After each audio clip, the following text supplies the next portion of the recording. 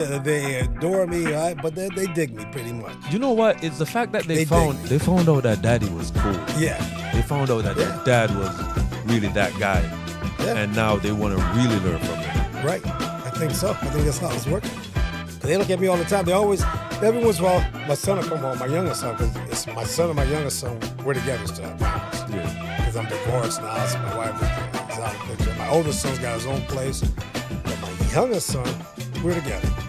He goes, damn, man, all my boys, all my high school buddies, man, and stuff, man, they talk about you, man. He was also talking about some of his friends from where we were.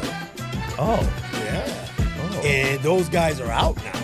Okay. And those guys have been saying to my youngest son, man, your dad was a real cool dude. He was straight up in there, man. And that was one of the best compliments I could have gotten. You know, guys coming out of jail and they're going, your dad, he was a real dude. He treated us like men. He didn't give us anything, but he treated us with respect and like men. See, people think you didn't give them what they ain't supposed to get, but what they supposed to get, everybody you thought gave I was them. giving up the house. Everybody thought that, but I wasn't giving them. I wasn't giving them nothing. No, you didn't. The lieutenants, the captains, everybody. I said, dude, I don't give them nothing. You know what I give them? You know what I give them? I give them respect. Respect. That's it. Treat them like men. men. I guess there's not animals. I had an inmate came up to me, goes, you know what, Taylor? The one thing that we like about you, because you're one of the very few SEALs that talk to us like we're men. And that was one of the best things I've ever heard in my life. They would call me Unc in the unit. Yeah. So you, as a black man, people got to, the white boys don't get it, but when a black kid calls you Unc, that's like one of the best compliments you can get. When they call you Unc. I walk in and you, hey, Unc is here, and they know they're gonna get treated fair. And I don't somebody give a that shit. they could listen to. I don't give a shit how somebody these guys that talk to them like yeah. a normal person. Simple as that. You know, you show respect, you get respect. I do believe so. And that's one of the things where a lot of people don't realize that it's very simple. But everyone has a different agenda. You know, some people just go in there and be able to abuse somebody. And everybody's definition of the word is different. See, what I might think is respect, which to me is everything's cut and dry. That's the problem I have. Everything to me is like either it's right or it's wrong. There ain't no in between with this shit. It's like it's right or it's wrong. You do this, you're wrong, dude. And I used to talk to those dudes and say, I said, dude, what did you do? What'd you do? I said, you gotta pay the price. Yeah, that's what you're doing. Simple as that. But I don't need to make it worse for you. Right. You already need it. Can you imagine being I'm not sure when you started. When I started, they still had all the heavy shit going on. They used to lock us up in a cell for a couple hours just to see what that feels like. Dude, I was ready to get out of here in 15 minutes. Right? 15 minutes, I was ready to get out of here. I don't like that shit, man. That shit that got clink. You hear that door slam on your ass? I wasn't feeling it. I could do jail. I would put my mind to do jail, but I don't want to do jail. Not even my mind, like I know I could do jail. I know I could do jail. Yeah. Which is it might sound bad, like I'm saying that I could do jail, cause you ever done an MRI? Would you want to do jail? Oh hell no. That's the question. But I'm saying if it came down to it and it's like, hey, you going to jail, I'd be like, all right. Okay, I got you. All right. That's all right. I earned it. Yeah. I'm not gonna cry. Right. You know what I mean? I don't think I'm gonna cry either. No. I mean, like I would settle in. I'd be up. I would settle in. Damn, you know what I'd be doing? Like, man, what did you? Come on, Taylor. Cause what you do wrong? Cause honestly, I'd be like that dude that have the job there, fucking a nurse. Right. You know what I mean? I hear you. If you want something, you could come to me. Okay. You know what I mean? All the time I'm out of the units. You know what I mean? I'm the yes sir, yes sir, yes muscle. How you doing, muscle? How you going? What you need? How you do? Right? While I'm fucking a nurse, and I'm getting things in, and I'm doing the moving and shuffling, and they be like, "Yo, Cope, there's a CO. We think you could get him," and I'm like, "All right, I'll get him." I'll be that inmate. I'll get him. I got you. And then I'll smooth talk and I'm like, yo, officer, what? You been working out today, yo? Right. Oh my God, yo. All right, pecs. Give them a compliment. You know what I mean? Right. I feel like I be that inmate. You know what I mean? Oh, yeah. Cheers. Fucking glad to see you. Man, this is some on point. Glad you see. stuff. You like it? This is the first time I had some Four Roses, but this is some serious. How you know if I can afford this stuff? But this is some good stuff. Here, listen. This is some serious shit. I haven't seen you for 50 years, so it's been a long fucking time. Yeah, it's been a while. And honestly, if I'm going to chill with somebody and talk with somebody on this podcast, on this stream, thank you for joining us on No Script Channel. This is your man Malware, and I'm here with my man Taylor. Say hey, Taylor. What up? I'm so glad to be here. I can't even tell you. Oh my God. T and I have been friends for over 10 years, right? Yeah, over 10 years. Over 10 years. And I ain't lying. I love talking to this man. I love his stories. I love the fact that he has traveled. I love the fact that you see both sides being Black American. You know, he's a real American. You know what I mean? Thank you. Like you were born and raised in America. Buffalo. No, Binghamton. Binghamton? I don't even know where that place exists. Yeah, you do. I'll tell you right now. You know where Syracuse is? Oh, yeah, I heard that. So if you know Syracuse, New York. Syracuse, New York. Right. See, people look at, when they hear New York, they think of New York, you know, the Big Apple. Binghamton, New York is just a little country, it's a city, but it's a little country city. You know, the black folks, the white folks, the beauty of Binghamton, here's the beauty of Binghamton, I'm gonna tell you, it's the best place in the world. Way before civil rights even came about, black and white people were mingling in Binghamton, doing what they had to do as brothers. So you're saying, you gotta give the year.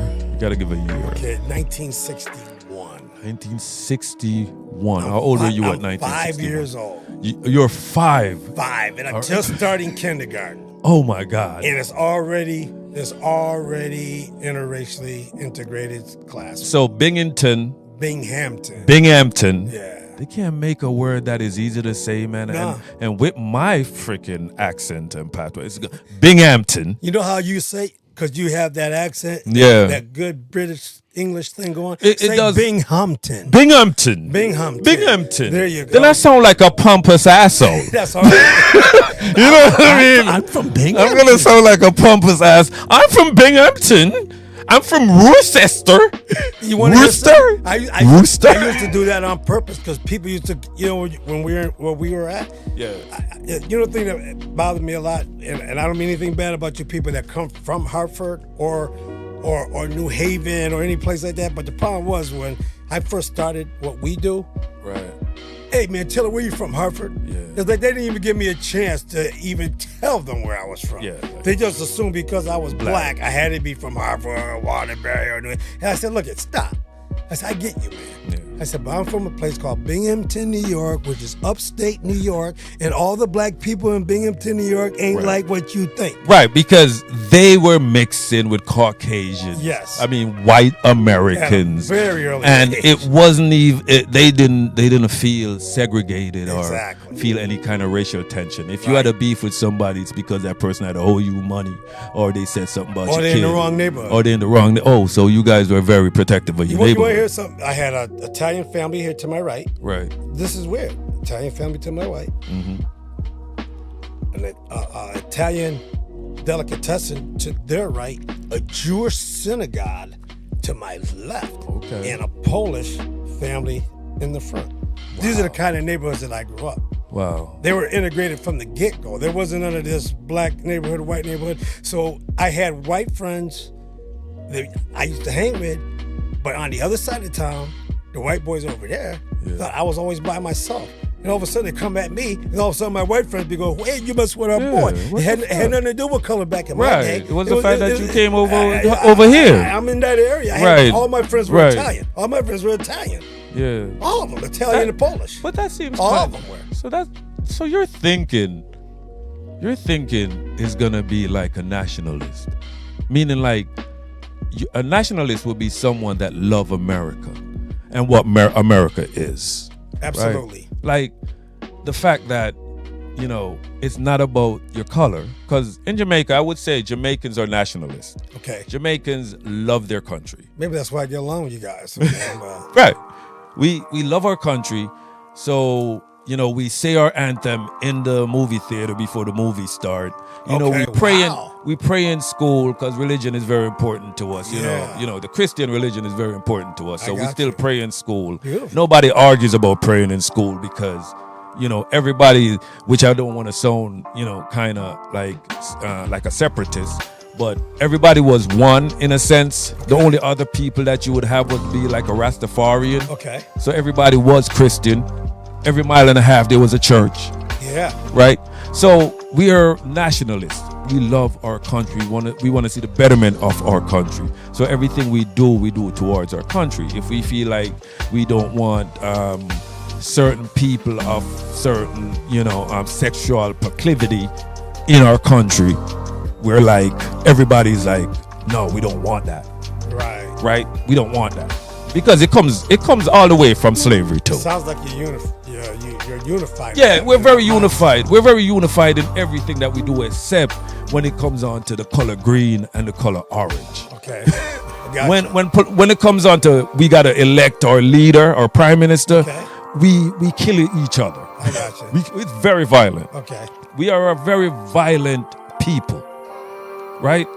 We are also the type of person that your culture, I mean, we will fight first before we argue. Yeah, I got you. Yeah, that's us. Hot-blooded. Because when I was inside with the brothers, man, I don't know, I did pretty well with you guys. Oh yeah, man, we chill. We chill until you say something to piss us off. Yeah, you're pretty chill, but you stand up for yourselves, which is damn sure what some people should. Yeah, but that's just the thing.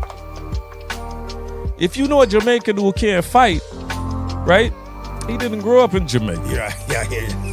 Right? That's who we are. Right. But we're also very loving because we're also human beings, right? But our nature and culture, I mean, I shouldn't say nature, but our culture and the way we live, you know, it usually, you know, we can be violent. See, I never picked up on that. Yeah, we have a lot of violent areas in our country also, but we're also even more so than in this country with the blacks in our country. Downtown Kingston. Oh yeah, I heard about Kingston. Kingston? Yeah, I heard about Kingston. Yeah. These people don't know what violence is. Yeah, I heard about it. They don't know what violence I heard is. about it when I was out there. I always say Americans don't know what real violence is. Yeah, I heard about Believe me. We don't do drive-bys. We do assassinations. Yeah, I heard about Kingston. Yeah, we come in like the criminals. They come in like the armed forces when they gonna kill somebody. Yeah, I got you. You know what I mean? When we have bad men, like they said, bad man, like the bad man, the one that run the garrison area, the Don. Okay. That dude earned it. So you were dealing with those dudes when you were a police officer? Oh yeah, as a police officer, man, the mobile reserve. Ooh, that had to be rough. The mobile. You see, we're not here to talk about me as a police officer. In Kingston, Jamaica. I did 3 years in Kingston, Jamaica. No wonder you were so chill. Oh my God! I was home. I was home. That was like nothing. It was nothing. It was like a resort. It was nothing. No wonder. It was nothing. I was 19 years old. I get it now. I was 19 years old with a Uzi and a 38 special on my hip. A Uzi and a 38. 19. I joined when I was 18. So where we're from, that was just a cakewalk. Nothing. That's absolutely nothing. Nothing. Yeah. We have a prison in Jamaica called Gun Court, and that is for gun cases. Jeez. When you go down, because it's built like down in the ground, when you go see those cells, there is no toilets in the cell. You get a bucket filled with water for you to shit in. Just like the movies. And you don't get a cot or a bed. There's a concrete slab that's supposed to maybe sleep one person. Right? How is it that a cell for 4 people? No blanket, no nothing? Blanket? What blanket? From who? Who's gonna give you a blanket? Where you gonna get? You might get a newspaper. Oh my. Newspapers are very, very valuable in the prisons in Jamaica. I don't know if it's changed because I was there back in the 90s. I was back in there in the 90s. That's still like 90s. I don't know if it's changed. Okay. I don't know. I did from I think 97 to 97, 98, 99, Yeah, 2001 I got shot. 2025 now, so it might be a little different. Yeah, it might. Yeah, it's way different now. When I was a cop there in beautiful Jamaica, I had to work 6 days a week. I get 1 day off, and I didn't get no overtime. So if I was on the if someone didn't show up for the shift, I'm doing 16 hours. Got it. Making $400 a month. Period. Man, how many hours you do? Don't matter how many. It don't hours. matter. Wow, I got But you. now, cops in Jamaica is doing their 40 hours, getting 2 days off. Okay. I think they could do overtime. I don't know. It's beautiful for them now. It would be beautiful. great for me. I loved it then. Oh my God, I loved Are it. you ever planning on going back? Oh hell no. Oh, you ain't trying to go No. back? Okay. No.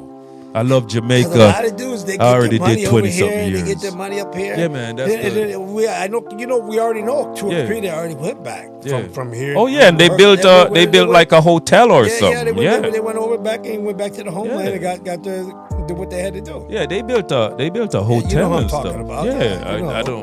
I don't remember their names. But Yeah, but you know who I'm talking Yeah, I know about. exactly I who don't you're remember their names either. But isn't that bad? Isn't that bad? Like you with them at work and you're like, you know their names, you work in the units with them, you're like, you even have that rapport, that like work friends, you know what I mean? Like good co-workers. It's a weird job. And then man. when they leave, it's like they died and you got your mind erased. Because you always say, You're not trying to think about that no more, bro. when you're talking about them, you're always like, remember that guy? The one with the red beard. Right. And you and him did 5 rotations together. Right. And as soon as he retires, that's why I'm glad for Facebook, man. But it's not just that, man. Think about this. Big up Facebook, you 'Cause fucker. You just rang a bell with me with that. I remembered you. Yeah. I remembered a couple other people that we talk about. See, there's some people that stick with you. And I didn't need this podcast to remember you. I know, and we should have been linking up a long time, Yes, without yeah. the podcast. I really We're think gonna do it. We're gonna link up. We're gonna link up after, not on the podcast. We're gonna, Right. because I love talking to level-headed, like you see 360, right? You know what I mean? I You're do. not tunnel vision when it comes onto the world. No. You're not just like one track mind, like, oh, you're not acting like you're in a cult. Right. You're acting like a free human being who realize that I'm free. I don't need to be tied down to any little thing that you say I gotta be tied down Right. to. You know what I mean? Do you know what you mean?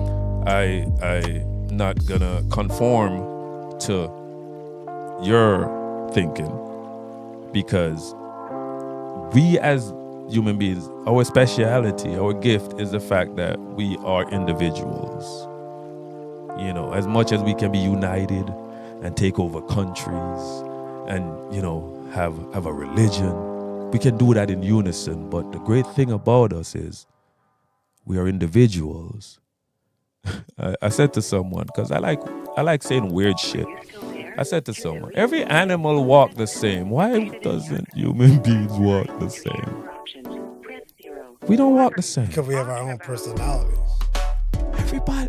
We all have our own little groove going. See, even all the cultures and stuff like that you're talking, I was saying, the reason why people think like that, see, the reason why we probably get along, you and I, because we've been outside of our own damn neighborhood. Oh my God. See, when I went to college, you want to hear something really crazy? It didn't even dawn on me until I got to college. Okay, I was 18 years old, and I walk into school, and all the people that look like me, they all came from Harlem, New York, Oh wow. and they never Which college? You want to say what college? Albany State University. Oh, Albany. And they all, which is an upstate kind of college. The reason why so many black people went there, black and Jews went to this college. Oh jeez. Okay, for the exact same reason, which is crazy. Jews do think they black though. No, but they went to That's how I feel. But you know why they went to this college? Because it was cheaper to get a good education. The blacks went to this college because we were getting. What year was that? You got to tell me that. 1974. 1974. They were getting equal. It was called the Equal Opportunity Program. I was on EOP. So who came up? All right. Because the thing is, like, we don't realize that there have always been things.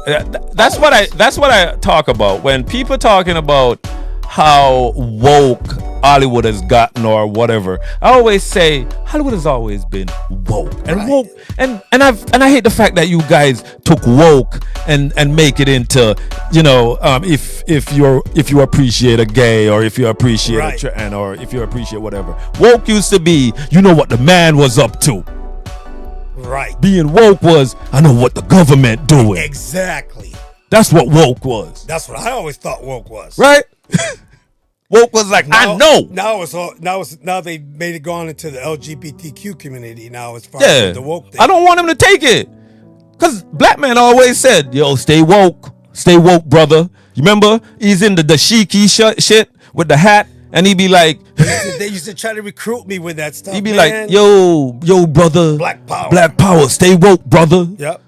And he meant, know that they out to get you, man. Yep. You know, we make this world so black and white, so it's too much for me. I'm just being honest. I mean, it might even be a contradiction how you think, but I'm Mr. Gray. But for me, you wearing gray. I'm Mr. Gray. You know, the world isn't black and white to me. No. And I'll tell you why it's not, because I had a chance to see the world. Right. Let's talk on that. Let's talk on that. Because No Script Channel, when it comes on the No Script Channel, we have no real like topic, and we don't have something that you're like, oh, we're gonna hear something about ghosts all the time. We're gonna talk about ghosts. Nah, we jump into everything. So this is what I want to do. Because while we were talking, I was thinking about it. You know what? If you don't mind, I know we're on the podcast. Oh yeah, no. We streaming. Be yourself. Yeah, I want be yourself. This man turned me on to some Four Roses. This is crazy good. Be yourself. And I'm doing what I gotta do because I'm loving this. My boy Cope. I don't want to over it, man. My boy Cope. That's all. No, go. I'll let you see. This is for us. This is for us. Okay. This is for us. Thank you. This is for us. Yeah. This is for us. We celebrating. Yeah, man. I haven't seen this gentleman in a long time. I love and respect this dude, man. We celebrating because it's been a minute.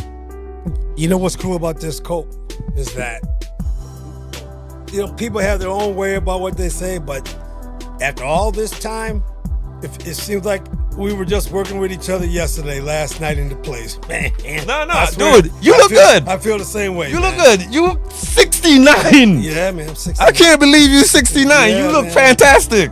I appreciate it. I'm honest to God. Thank you. The built up. Somebody told me, and then I googled it, and they said that they said that Puerto Ricans was the perfect human. Okay. Right, and I said, fuck no, because we do all the athletic shit. We're not talking about intellectual shit. I'm talking the fact that we are more. How can I put it? This gravity suits us more than anyone else as a race. I'm talking sun children. Right, we're sun children. This gravity. That's why we run faster. We stronger. This gravity is us. It's ours. It seems like we came from also here. That melanation is all about it. People don't seem to understand another thing that I have to point out because you're talking about it.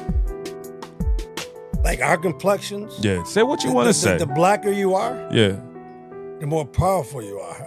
I know it sounds crazy as shit, but it's that true. I'm just starting to learn. I'm 69 years old. I'm starting blacker learning, you are, and I'm starting to learn about this melanin. Greatest time to fight somebody in the dark. It fights off diseases. It fights off viruses. It fights off infections. It fights off all kinds of shit. And for years, they were tapping into our melanin.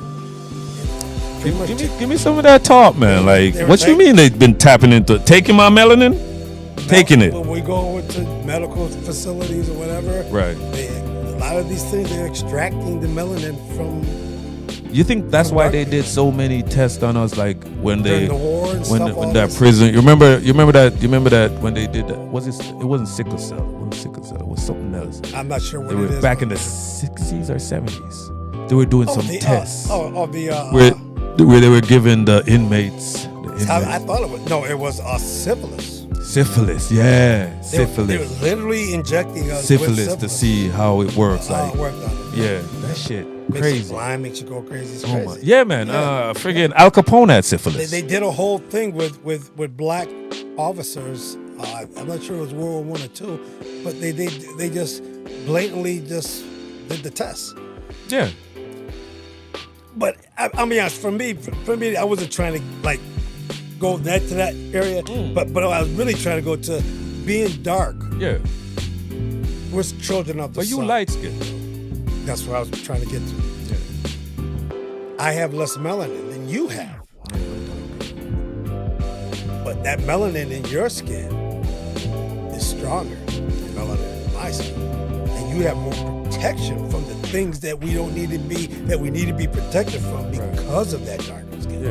And that's why when slave ships came over and they grabbed the big Mandingo warrior, the big black warrior, there was a lot of reasons behind that, because with the melanin in our skin, we can work in that hot 115 degree sun and not drink water every 5 minutes and all that stuff because of the melanin in our skin. The sun.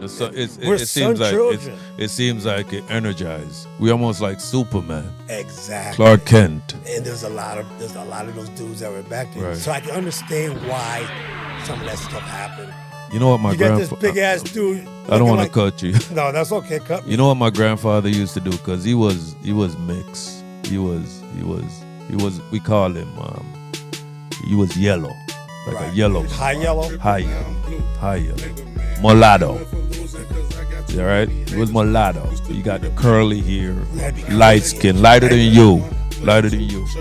He had like 12 kids.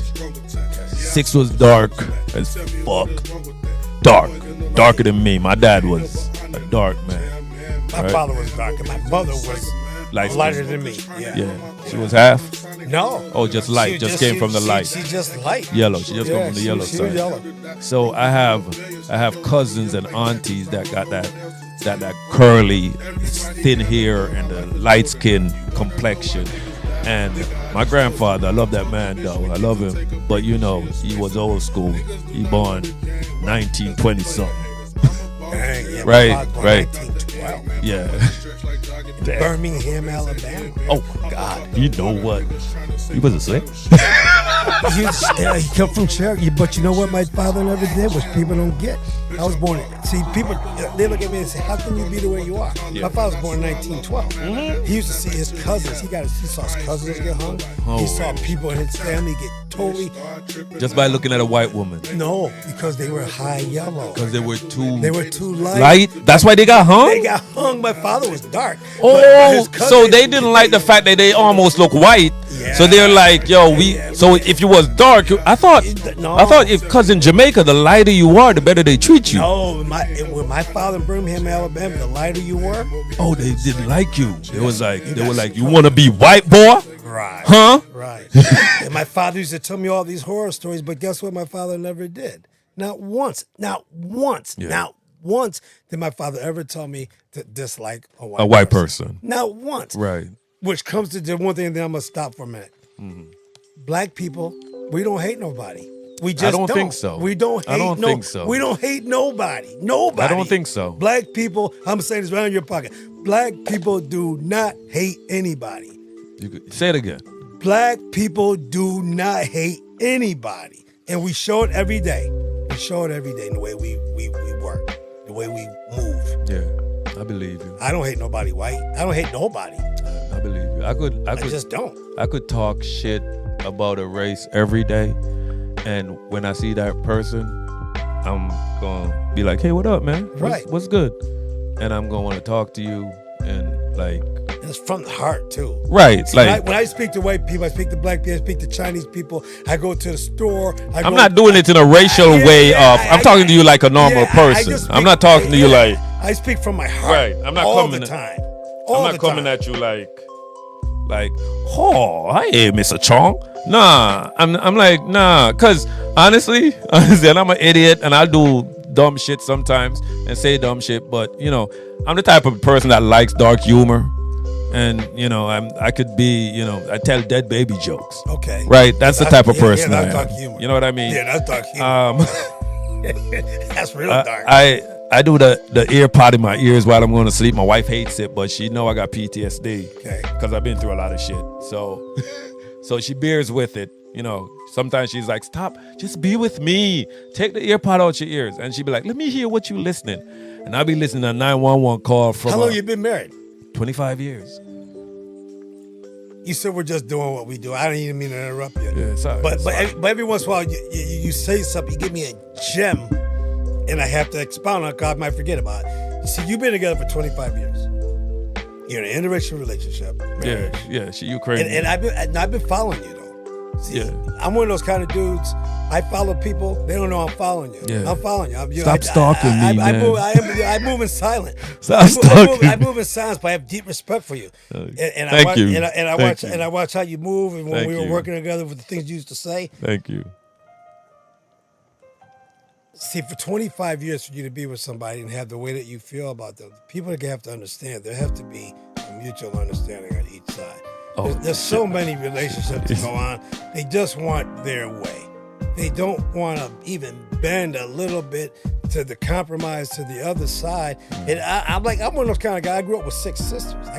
I'm the only boy in my family. I got 6 sisters, 5 older. God damn. So I don't have no problem with women. Wait. Yeah, Sorry. man. People don't get Sorry, that. I was listening but not listening. Yeah. And I just listened when you said you had 5 sisters? 6 sisters, 5 older.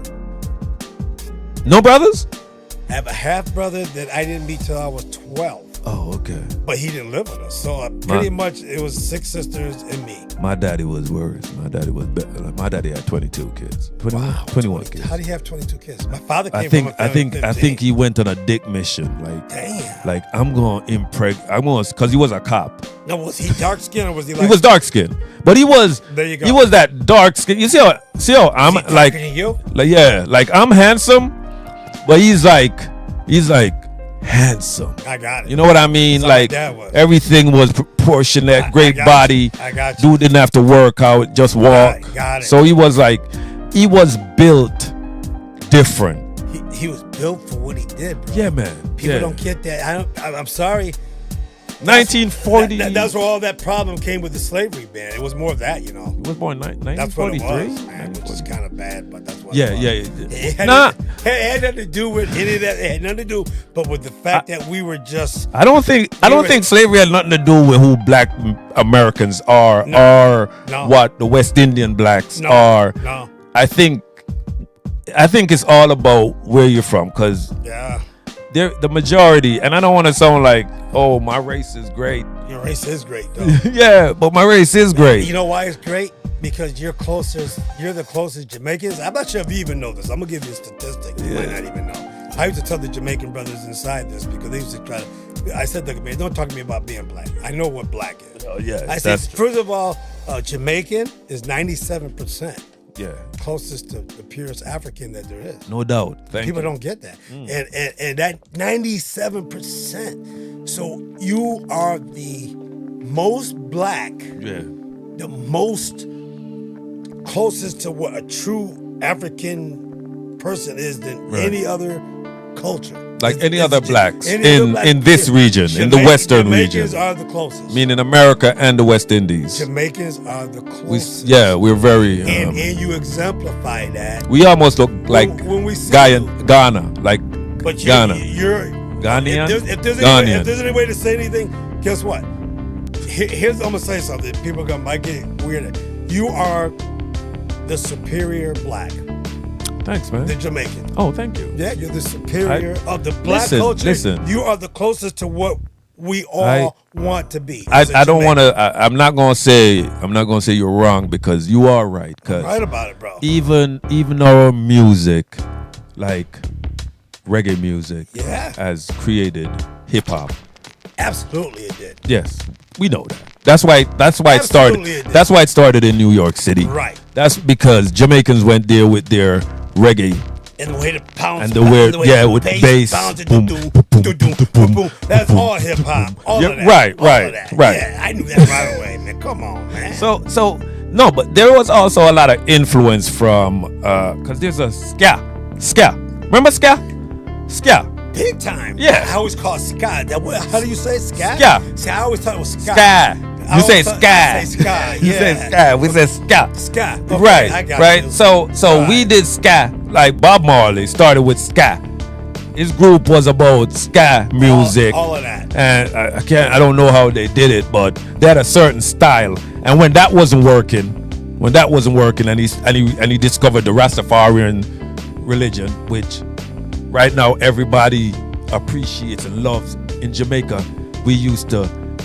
Cops Right. back in the 70s and 80s, they used to ride down Rastafarians and cut their hair off and put it in a plastic bag and burn it in front of them, or believe just it. burn it. You know, Yeah. they would beat them up. Yeah. They would treat them like shit because Rastafarians were seen like these people that did not love God.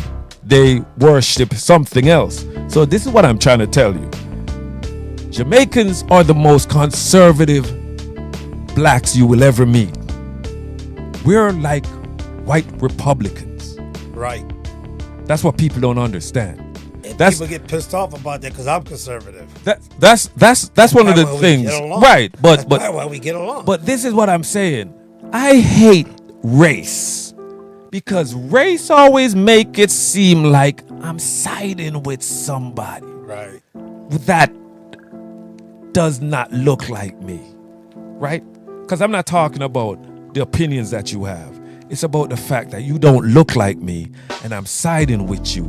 And because we have this thing that if we look like each other, we only deal with each other. We only love each other. And when that person looks different, we say, fuck you. But I'm saying it, never with black people. Because as much as we've been persecuted and treated a certain way, and I'm talking everywhere. Yep.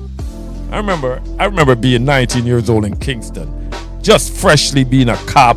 I got my badge on me, feeling good. I went to buy a shirt at Uptown Kingston. Okay, So I Uptown got it, Kingston, it's where the light skin and the Indians, from India, we call them coolies. We used to call them Sadiddy in my time. Sadiddy. They're Sadiddies. We call them coolies. Okay, you call them cool. We call them Coolies. Sadiddies. So they get the good jobs because Right. they lighter, Right. right? And either if you're not an educated black man like dark like me, you ain't getting nothing.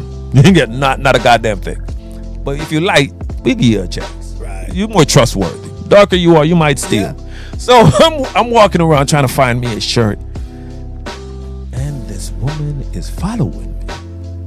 She's following me. She works there and she's following me. She's thinking, You're gonna steal. I'm gonna steal something. Yeah, automatic. And I'm dressed nice too. You know, I'm wearing nice clothes. Yeah. But I'm too dark. In my country, I turned around. How do you get too dark in Jamaica? Can you believe it? How is that possible? It is possible. It is possible. And which people don't even That's crazy. realize That's that I tell people that, you know why when people say you feel like the main character, like, oh, that dude feel like he's the main character, and then something bad happened to him? Right. I'm telling you why, if there is reincarnation and I had to come back, I'm coming back black. Because everywhere I go, I'm the main character. Right. If I go on a cruise, and when I go on a cruise, I'm taking a nice cruise. I'm not taking some $300 room cruise. I'm going to be in the penthouse cruise. I hear you. Because if I'm going to travel, I'm going to be comfortable. And if I can't be comfortable, I ain't going nowhere. Ain't going. I ain't going nowhere. I ain't hear going you. nowhere. If I can't afford the Right, first class ticket, right. I'm not going. Exactly. I'm not going. I'm sorry. I get I'm it. sorry. I'm going to wait till I save up for it. I And get then it. I go. I get it. Then I go. All right, I'll be like, all right, I'm not going to pay See, this light bill. and you just said something that I have to interject. I don't mean No, to. you could. I'm telling you, we talking. You said I have to work for it. Yeah. Why is that so damn hard for people to understand that you Just gotta work for it shit? and just chill. You gotta work for shit. You got. I never understood I get that. tired of people thinking that you're supposed to just get shit. But you wanna- gotta work and be earn that shit. Honest, Damn, it bothers me. honestly, I feel like, and I gotta say this because I grew up in Jamaica, but I grew up with a mom and a dad, right? No fathers in the house. My dad was married to my mom. Yes, Yes, he stepped out a bunch of times. He even had a second family in another town. But I believe it. But when I went to primary school, which is like middle school, right? Like in middle school, right? And I started to make new friends because I left from my hometown. Because what my mom always wanted, my mom never wanted us to stay one place or just have this small town mind. So we lived in Old Harbor, and Spanish Town was right next to us, and Spanish Town was like an hour drive. Do they speak Spanish in Spanish Town? Yeah, no. Okay. No. I was curious. But if we want to, I'm going to jump in a little bit of history. Before the English got Jamaica, the French and the Spanish was pretty much rampaging through the West Indies. Gotcha. And the Spanish had it for a minute. Right. And then England with their great navy just said, hey, we gonna fuck up the world. The Spanish were the first traders of all. Right. They were the first slave traders right from the get-go. Yeah, the Portuguese and the Spanish. Yeah, people don't understand that. That's why. That's why when you go to Spain, if you get some mad hate, it's coming from a very. Also, the Moors ran through Spain and did a lot of atrocities. Right. Because, and when I say Moors, I mean black Moors. I'm not talking light-skinned Moors, because people always hear Moor and think only black Moors. But the black, even the light-skinned Moors are still black. Right. And the Moors ran through Spain, ran through Italy, ran through England, because some of them even became kings for a little bit. Right. That's where tall, dark, and handsome comes from. Exactly. That's where the women start to wear those metal butts, where you see how they in the whole dress. The chastity belts. And the chastity belt, but chastity belt, but there's a dress where the Victorian or back in the day English aristocrats, women, there's a metal, like how a woman would get a fake ass. Wow, okay. They would have a metal friggin' device or whatever that goes over. So when the dress goes over, they have that shape of the butt. I didn't know what that was. Right. Yeah, okay. So the African woman had that shape without that contraption or whatever the fuck that is, that device. Yeah. So when they saw, because there were a lot of people don't understand, there were black royals and stuff that ran through and things, color change real quick. You would be surprised how you could create a nation. Right. Look at the Puerto Ricans. They just started like yesterday. You know what I mean? Right. They just came around. They weren't back in 16. A lot of people realize though everything comes back to the black culture. Right. And I know I got some Puerto Rican friends probably looking at this right now. They might well look there, but you gotta understand something, y'all. You come from Africa too, bro. Yeah, man. And I'm just we got a lot of black in there. We got a lot of people. A lot of black in there. We got a lot of people. They tan so well. Why you think you tan so well? A lot of people want to come and say, we did that. They want to adopt our culture. They want to adopt our. They dress. have. They want to adopt our talk. They have. want to adopt our music. They say nigga to each other. You're right, but they don't want to adopt us. Who is it? I got a coworker. I got a coworker. He's Dominican, but he's real light skinned. He looks Italian. And every time he says nigga, I said stop it. Right. I feel uncomfortable when you say it because you're too light to say it. I told him, you too light to say nigga, man. You know what I mean? And I was joking. But a little bit serious, because I feel like, and when I hear light skinned Puerto Ricans do it, because I feel like you could say it either if you're a little bit dark or if you grew up in the hood. But there's a good chance if you say it to them, they might get offended. Right. But they say it. But they'll say it to you. Yeah. Nigga, what's up, man? What's good, man? And I'm telling you, my nigga, right. And I'm saying, yo, just can't you guys find a word for y'all? Right. And I even say it to, because it makes me cringe, because you've made that word to make black people who kind of doesn't want to be put down, because I feel that word is a put down still. It is a put down. Right. And even when we use it, and even when I say it, because my kids don't say it. I didn't grow my kids to say it. I grow my kids to say it either. And when I say it, I even get a little cringe when I say it. I don't want to really say it. You know what I mean? Like, Well, can I ask you a question? How old are you? I'm 47. Okay, I'm 69. So let me just say something real quick when it comes to that word nigger. And I want people to understand this. I hope whoever's listening. When I was growing up, I grew up in my last name is Taylor. I grew up in, I guess I was considered one of the educated black families. Okay, whatever. However, we didn't have a lot of money or everything, but we were all socially etiquette and blah, blah, blah. So my uncles used to, I remember my Uncle James, he used to tell me straight up, I don't want you hanging out with them damn niggers. Yeah. I don't want you, See, black people we distinguish between a nigger and a black person. Right. There's a difference between the two. We do it too in Jamaica. There's a difference between the two. You want to hear a word? Yeah, I do. Nigger. Okay. Listen, my mom would be like, them dirty nigger they over there. Me no want to see you play with them, man. Cause all them do, man, I go over and then steal people food. Cause them don't know nothing good. Right. Them a whole nigger them. Right. We say nigger because they are bad.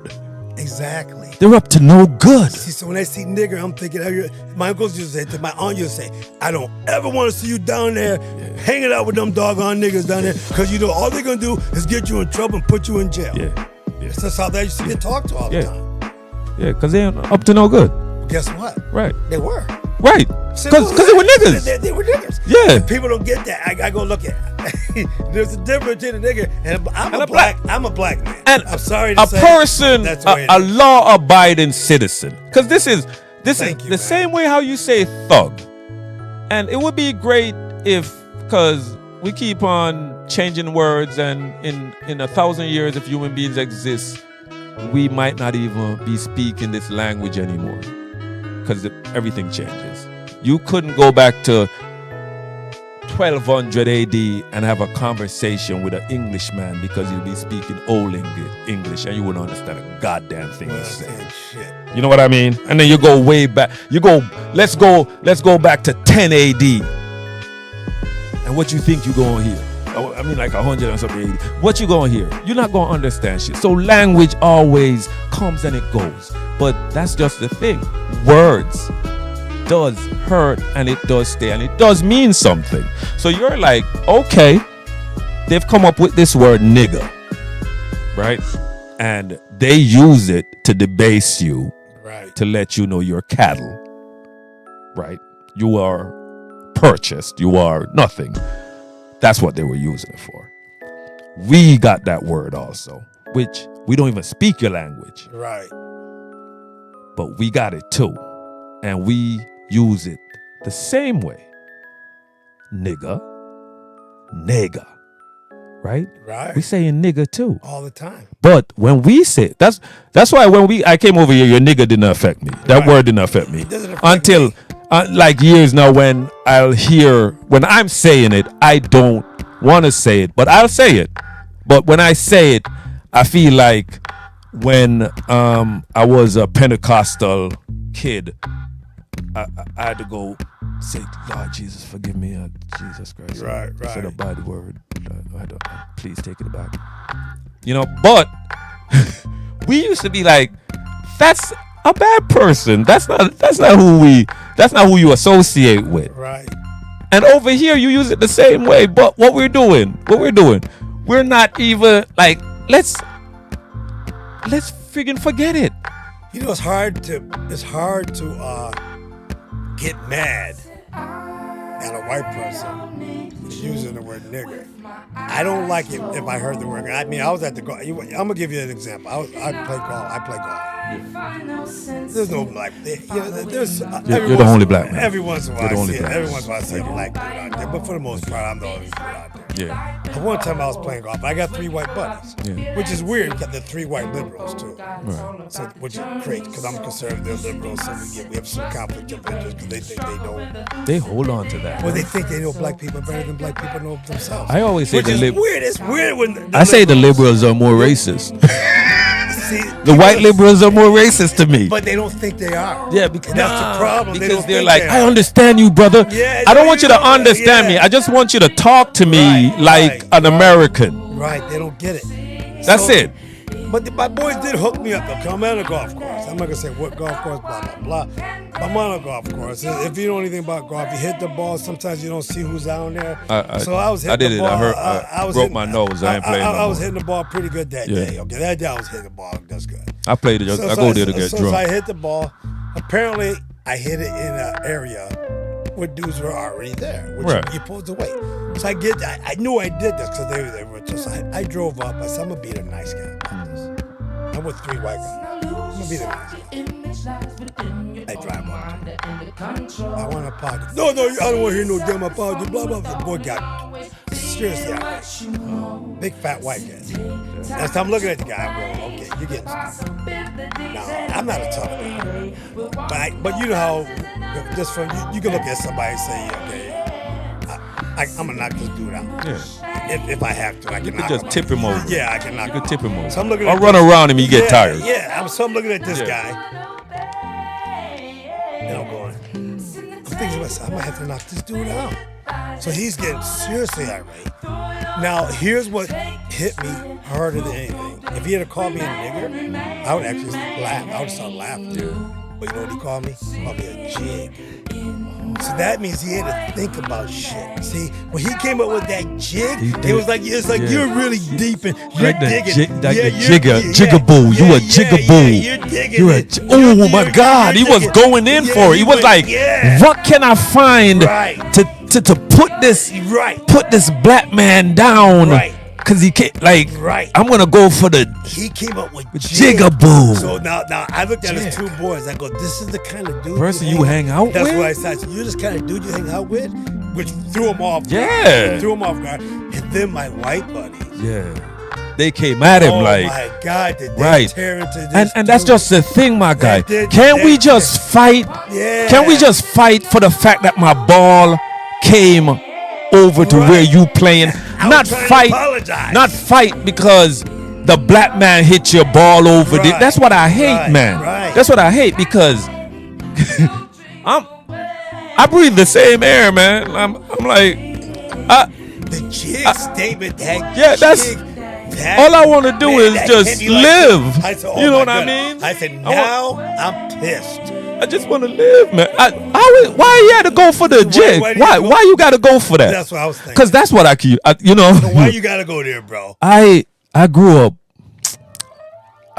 with a lot of brothers and sisters, and I don't want to even tell you about the bullying, but I got bullied a lot, and I got put down a lot. Bro. And the thing is, like, I don't want to be boastful. But I was the smartest one there. You know what I mean? I do. I was the one that was like, why the fuck am I here? God, why did you put me here? When my brain is so above these people. I'm sorry to say it. I was like, my brain is so above these people. I would be in kindergarten bored. Cause, you know, I already know how to read and that came to me like, you get what I'm saying? I was in kindergarten doing 1st grade and 2nd grade work, right? And that sounds boastful, and I hate to be, but I had people that kept on putting me down. You know what I mean? They kept putting me down, so I didn't want to succeed as though I should. I didn't want to shine like how I should, because if I shine, it made them look like shit. So I made myself look like shit, so they would look better. Did that shit for years, my guy. So did I. Years. You can actually boost me up just a little. Yeah, I got you. You know what, dude? No. I'm glad you said what you just said, because you know what? I'm tired of that shit. It took me 69 years to get to this spot. 69 goddamn years. It's weird, huh? 69 stinking ass years. It took me to come to the point, you know what? I'm telling everybody right now who's listening. I ain't shrinking myself no more to fit your insecurity. I ain't doing it. 35. When I hit 35. I used to not play as good as I could play. Yeah. I used to not sing as just good as I could sing. Just because you didn't want to, I like outshine. Outshine nobody. Exactly. And I ain't doing that shit no more. And I'm telling you, all y'all out there that know who I am, I'm coming for you. I'm sorry, I'm coming for you, because I ain't shrinking myself no more. When I come for you, I'm coming with everything I got, y'all. I'm telling you right now. You look fantastic. I'm tired of this shit. You look fantastic. I work out. You look fantastic. And I don't just work out my body. I work You out got my a great brain. complexion. Thank Your complexion look Thank fantastic. You want to know how that is? You want to hear something stupid? This is the stupidest thing. It sounds stupid as shit, but it's true. I was 5 years old. Mm-hmm. I was always, just like you said, your kids love you. I adored my dad. I was always underneath. Yeah, I worship mine too. I was always under worship his. mine too. See, that's what these brothers are missing. I No worship. more fathers in the home, and that's the worst thing that's happened to it's the sad. black I can't. culture. No fathers. I don't care. Get mad at me. They could get mad. Get mad. Listen. I might be a sucky husband because my wife calls me Buka, and that means miserable one. Because I love you. I get mad. I love you to death, bro. Right. But when I grew up, I went to school and I met some kids and they were talking. You know, my mom. You know, she haven't did so hard. So I said, "Where your dad at?" I'm a kid, and honest to God, I said, "Where your dad at?" And he said, "It's just me and my mom, and your mom with all the kids." I said, "You ain't got no dad?" He said, "I got a dad, but," I said, "Where is he? He doesn't come around." I wasn't used to the concept of not having two parents. And my dad was the old school dad where you had to, the wife stayed home and took care of the kids. And I mean, like, all that. His father made all the money and brought it to but his the wife. thing is, brought to the wife. Thank you very much. Because I was going to say, to his wife. He made the money. My mom was the boss. He gave all his money. He gave all his money, and that's what people don't understand. That's why, like, if my wife is gonna ruin me, she's gonna ruin me because that's what I was taught. Right. And when I asked my wife, which it kind of like she asked me, we both asked each other. We was like, "You want to get married?" We went on a hike, and then we was like, "You want to get married?" And she was like, "Today?" And I was like, "All right." I like your relationship, man. I like it.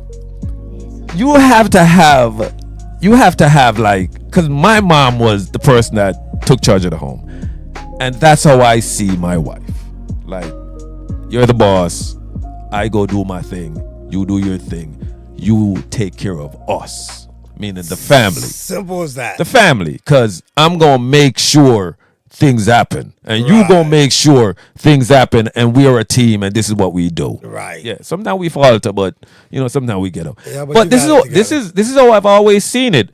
Not me giving my money to a woman that is buying clothes for herself, neglecting the kids, going out, whatever. Right. You're doing this constantly. Like, why I'm with this person? No. You build a partnership, and this partnership is built on love and trust. And no, because when I proposed to her, I said, I only get married once. Right. I'm not that guy. I'm that guy too, man. That's you know how hard it was for me to not be with my wife after 31 years. It had to go down the way it went down. But the problem with that, I got involved with another person because of that, which I should never have gotten involved with. Man. And I'll leave that one. I'm going to leave that right there. Listen. That's some of the things you don't understand. There will be people that come around you, and attraction is. When they see you're this susceptible, and you're comfortable. You're nice. They see like me. Right. I've always been the nice guy. Right. That's been my week. I grew up with women. Yeah. But I had a father figure in the house, so I still got the G.I. Joe. I still got the guns. I still got the guns to play with. I grew up respecting women. I respect honestly. women. I respect women so much. It's ridiculous. But that gets you in trouble sometimes. And the thing is, I never grew up with the woman paying when you go out on a date. Okay. Or all of that. So I grew up with, I pay or I've been that guy. Never, like, if we do go out, but now if we just friends or whatnot, we splitting that bitch. I usually pay, but I want the woman to leave the tip. Yeah, well, that's how I do it. For me now, it's changed. If it's friend thing, we splitting it. Because if it's, I have a person where when we go out. You know, and when me and my wife go out. And they'll see it too. You know, when me and my wife go out. And I'll sit back, right? And then the woman, especially the white woman, taking out her card. Paying for that shit. And they'll never think we're married. Right. They'll never think we're married. Right. They'll never think we're married. And I'll sit back and I'll be like, all right, bill comes, and I'll be like, they'll be putting it over there. And I was like, what you doing? Put it over there. Right. And they look at me. They look at me. No, put it over there. And she'll take it and she'll pay for it. Because you know why? Because it's ours. It's ours. Another thing too, I don't have a problem with the women paying for stuff. Oh no. What I do, there's another thing with this dating crap and blah blah blah. You know, I did take a young lady out. I could put the mic a little bit forward if you want. No, it's okay, bro. We're good. Yeah, we're good, man. We're good. No. Don't do nothing, man. I got you. I'm a musician. I know how to work. I know, man. Because you came in, you fixed up my sound. Yeah, I know how to work the mic, man. I know. You get a little bit closer. If I get a little bit, I need to get something done. I get closer. If I need to get a little bit, just chill. I back up like this. You know, I know how to change my voice. You know, I know how to do all that shit. But cope business, I could sit in this chair, I think, for about 24 hours. Man, this ain't gonna never stop. I can do this shit all damn day. Look, is there any way we can take a pause right now? Oh, yeah. If you want to take a break, you want to go use the bathroom. Yeah, man. We're going to take a break. We will be right back.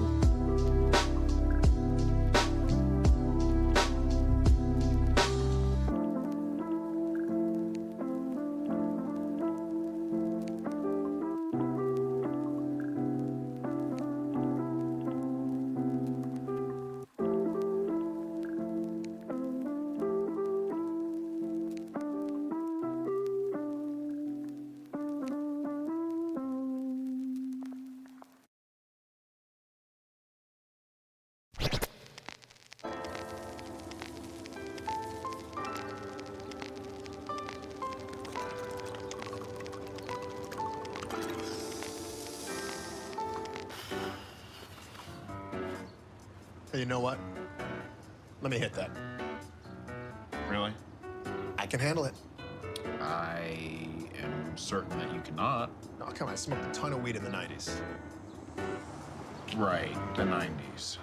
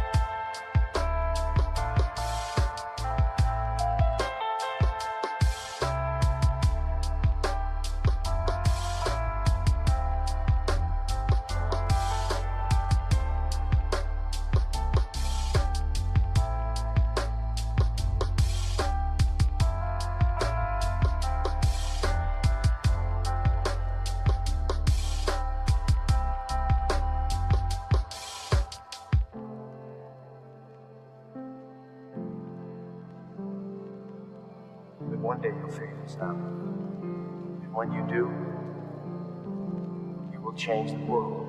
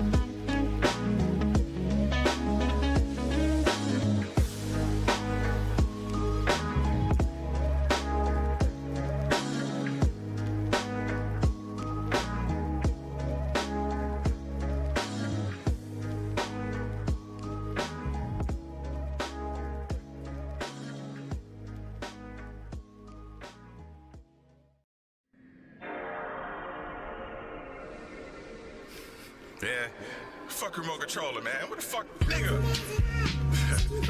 It's PlayStation music. That's the mixtape, PlayStation music. 1110 music. Yeah. Well, yeah. Look, you rap niggas is orphan. That's about an abortion. My all-time greatest like Serena and Jordan.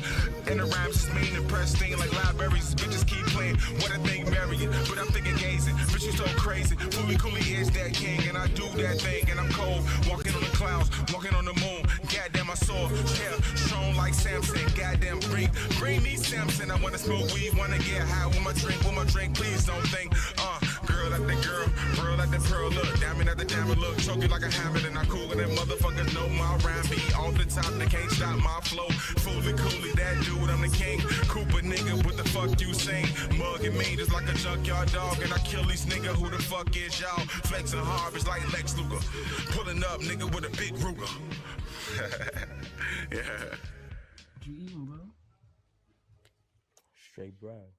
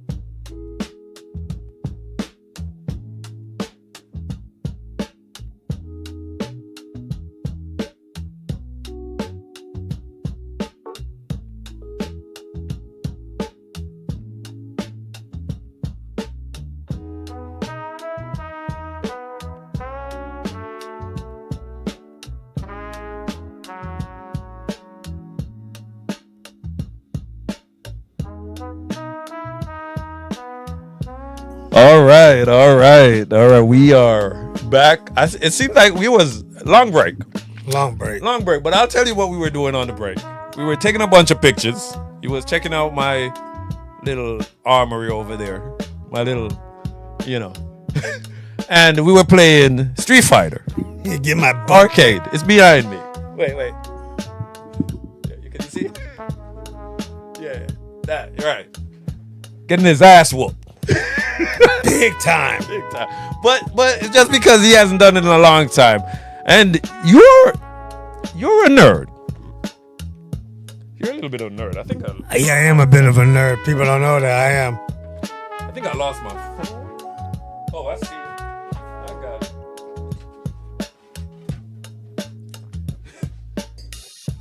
it. There was more room. You know what? Being a nerd that used to get me a lot of girls. I used to get a lot of girls being a nerd. I remember I was in high school and a dude came up to me and was like, "You skinny little motherfucker." He didn't sound like that. He was like, "You look a maga." Look a maga boy, because I was skinny. Okay. I was nothing but dick. Right? And all the girls loved me because I always had something new to tell them. Always was able to listen to them, and I always had a position of power. When I was in high school, I was the class captain, right, and I was the student counselor. I held both positions from 7th grade to 11th grade, right? Believe it. So they were always able to come to me, and yes, they liked it, and I love being a nerd. The jocks didn't like it though, because we grew up in a time when being a nerd wasn't cool. Right. Now when I see nerds being free to be themselves, I was like, what? I don't like this. You know what I went through? Right. I was telling somebody about this anime, which we call Japanimation, back in the 90s. And they was like, what is that? And you know how I get to be in Jamaica and be exposed to anime? My brother and I, we didn't have cable. And it was the 80s. I want to say like 88, 89. We didn't have cable. 89. I was still in Miami. Hold on. We made a satellite dish out of old fan radio receivers. That's in a radio. We found an old radio and we took the receivers out of the old radio because we know what the receivers were on the circuit board of the radio. And we attached the receivers to a metal hanger.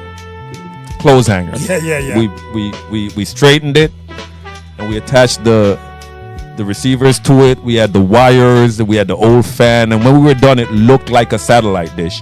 And then we attached it to the back of our black and white TV with the knobs. And we turned, and we didn't have YouTube or anything to look at or reference to. We saw what the satellite looked like. We know what receivers were because we weren't dumb. And we turned it to the rich man's satellite dish. And we started to receive channels on our old black and white. Oh, yeah. And we found anime. And I fucking just was attached to it. I just loved it. I wanted to know new things. Then my mom bought me an Archie comic book. Archie. That's what I started with. Archie, Veronica, and Betty. Oh, I know that. How the hell you know that? That's old school. Archie? Reggie? Yeah, Jughead? I got you by 30 years, yes, man. I know, but this is the thing I keep telling people. When you're a seeker. Right. Because Truth seeker. I can't stop learning. Archie, Veronica, Betty. I want to know everything. Jughead. He loves hamburgers. Hamburgers. I love Jughead. Hamburgers. I love hamburgers. That dude could eat. Yeah. And Archie, he was a nerd. He wasn't a jock. Big time. And he was running circles around Betty. and Veronica, and Reggie hated it Reggie because hated Reggie had it. everything. Reggie was the man. He had money, Car. Archie didn't have shit. They did a reboot on CW. Yeah, that's good. It went on for it went on for a few seasons. Wow, I like to see that. They made it more adult, like Real people. real people, Oh. not a cartoon. Oh, that'd be good. Real people, but they they made it into like a murder mystery, Wow. drugs. Gee, they Betty took it fell for outside. Jughead. Oh wow, they took it outside. Yeah, the they did. box. And I ain't lying. I liked it for a little bit, and then I was like, Nah, that's right. That's sometimes you just. That's why you can't have certain people in power for too long, because their mind doesn't really do a reset. They'll always have a certain thinking. You get what I'm saying? I do. It will never go with the times if you keep on having someone that wasn't born in these times. Well, a lot of people don't know even what like me. Look at us right now. There's 30 years difference between us. You're talking to me about a cartoon. You're talking to me about a comic book, Archie Comics, which Yeah. I grew up when Archie comic books were Was the shit. actually being produced at that time. Yeah, what's the shit? But yet, like my boys are like this, which makes them above the spectrum. My youngest son, 27, and my oldest son at 30, they know more about where I came from than any kid their age. Yeah, no So doubt. I introduced them to black and white movies and all like our favorite actor is like Paul Newman. Yeah, I grew up with Paul Newman. Cohan Luke. Cohan Luke, The Hustler, Hombre. Yeah, See, I grew up Paul with Newman is the I grew man. up with Charles Bronson. Yeah, see, I that's grew up after. That's after. I grew up with Lee Van Cleef. That's after. I grew up. Listen, Obviously, Clint Eastwood. my dad had an 8-track Yeah, stereo right. So you know back in the that. 80s. Right. And he had it all the way up to the 90s. I remember because I grew up in Jamaica, and I grew up pretty middle class. Right. You know what I mean? I do. My I dad get was it. a cop, and he he was no joke. was You- also a you- farmer. You were making He had decent amount of So we money. were comfortable. You weren't poor. We had a share though. We had a share. I share a lot. So if my mom bought a bike, me and my brother had to share the bike. Right. You know what I mean? That's how I was. But I and had my dad, a girl's bike, man. my dad was old school. 6 sisters. I had a girl's bike. Oh Jesus. I had to share it. Boy, I got 6 sisters. You know, the girl's bike back in my day, yeah, it was just definite difference. Listen, when my mom and dad used to leave, I remember like I had to drive 6, my, 7 I had to years drive old. my sister's bike. My brother used to beat me up, put me in my sister's dress, and push me out of the house Oh on the my street. goodness, that Yeah, never, oh yeah, my yeah. God. Traumatized. Oh, that's trauma. Yeah, now I just get dressed up by myself, you know. That's trauma, bro. now I only wear the dress by myself and say how pretty I You want to am. hear something crazy? The guy across the street from my house, Back in the day. back in the day, Yeah. his mother wanted him to be a girl. So see, so people don't understand it. Now you're looking at It didn't just start it. They don't understand. 1961, people. Yeah, it didn't just start it. 1961. It just started. I already You like to act like it just started. Right. I already saw cross-dressing. I already saw transsexualism. I'll tell you at right now. 5 years old. I'll tell you I'm right now. 69 now. They were doing sex. Yes. They were doing Yes. sex exchange. Yes. Your sex change surgeries back in the 1930s. Absolutely. You hear what I'm saying? You do. had surgeons performing sex change surgeries in the 1930s. This is what people that are not really educated they don't know. in the world. I told people, when you're talking about, oh, we need woman empowerment. And all No. that, listen, on TV or whatever. Feminism started in the 40s. I was watching Murphy Brown. Strong, powerful I loved woman. her. Yeah, I loved her. Dude, and I used to watch every episode as a kid. Right. Was I a kid? Yeah, Was you the were- 90s, right? I was no, a teenager. You were a kid. Teenager in the 90s. I was a kid, damn near, when Teenager I was in the watching Murphy 90s. Brown. And I'm older than you. So, No Script Channel. We chill. We talk. Murphy Brown. We go back, and I'm with my man Amos Taylor. He's a musician. Shit, you have a few careers. Yeah, I do. Yeah. The more I think about it. Correction officer at one point. Used to haul metal and shit. I was a scrap Scrap dude. master. Boy, did I know. I still know scrap. I still do it. Yeah. Because I tell one thing I like about scrap. If I lose everything I ever have, right now, if I lost my house, I lost my car, I lost every damn thing I have, even the clothes on my back, I could go out there and do some scrapping and get some money and get it going. I could get it going. I'm telling you right now. Give me 3 or 4 months of hardcore scrap. You gonna scrap and make some money. By the time I get done, I'll have a truck. It'll be a beat up piece of crap, but I'll have a truck. I'll be out there doing it, and I'll have an apartment. You give me 6 months, I'll be back on my feet. You know what? Because you know that there is always a way. Always. By working.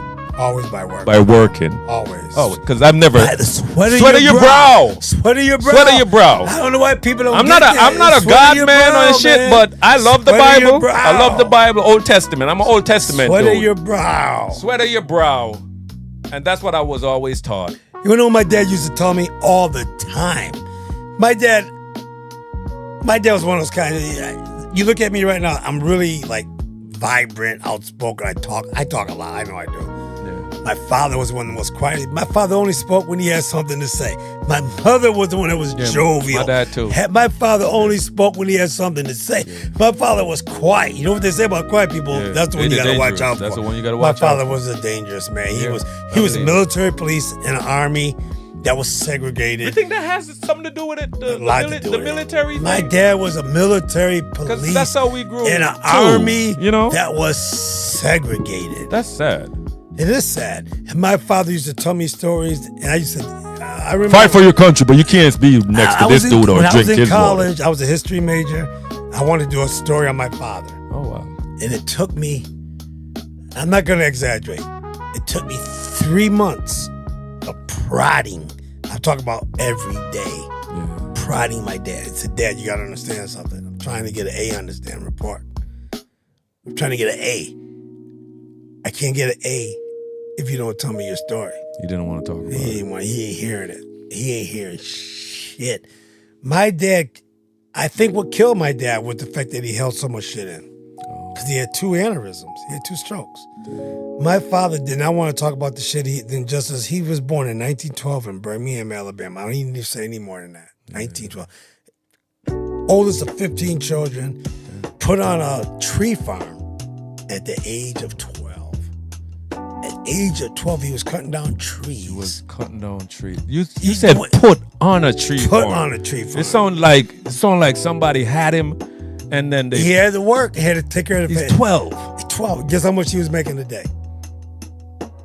Guess. 30 cents. You are pretty close, but it's less than that. Get the fuck out. Yeah. 15 cents. 15 cents a day. 15 fucking cents a day. Excuse my language, people. Yeah. 15 cents a day to take care of a family of 15. He was the oldest of 15. God damn. You understand what I'm saying? Daddy wasn't there. And no, his dad was there, but his dad was running it's a crazy dynamic. They had to send him on the tree farm. Right. The daddy was there at the place, and they're sharecropping. I get it. I understand. People don't understand. People don't understand that. They had to send him away. When you had your kids, your kids was there to go work and bring money in. Which was you think about it. That's what farmers. That's why they used to have a bunch of kids. My mother was 9 years old and picking peaches in Georgia to make ends meet with the family. Right. 9 years old. My mother only went to the 8th grade. My father went to the 5th grade. Yeah. My parents were the same too. My parents. But my mother freaked me out. Because once we got up north and she migrated, my mother went and got her GED. Yeah. She went and she started a business doing upholstery. And she used to my mother used to take, because in my day, black people and poor people, or I wouldn't call myself poor. I would say I was lower middle class. I didn't do without anything, but we didn't have what my boys did in school. But that's another story. But my mother used to take her upholstery, but she went and got her GED. Then she did a vocational night training thing to do upholstery. And my mother could take a black people, we got this old damn couch. Get a chair. The couch, the springs are broken. Yeah. And the thing is just a piece of crap. Yeah. My mother could take a piece of crap couch, a piece of crap love seat, and reupholster it and repack it with the stuffing or whatever she used to do. And my mother used to make people's furniture look like it was damn near brand new again. I love that about her, man. That's one of the things I love. I love when you have these small businesses that they take their time because they know they want to make their customers happy, and their workload isn't enormous where they're not gonna care. Right. Because I love Stephen King and I love Buddy Rice, right? How do you like Stephen King? I've read every book. I've read every book. You don't love him more than I do. I think I might, bro. Nah, dude. Okay, that's good. We got a good one going here now. If we go there, I'm a Stephen King because I'm older than you. If we go there, I'm going to embarrass you. Okay, what about Salem's Lot? Don't go there. Don't do that. Don't do that. Salem's Lot. Don't do that. I'll tell you that's right now. That's my favorite one. I'll tell you right now, and this is how I'm going to beat you. And then this is how I'm going to beat you. The Three Kings. This is how I'm going to beat you. I'm going to say a book, and you're not gonna know it. Okay, that you might beat me on this. Let me see. All right. Song of Susanna. No, you got me.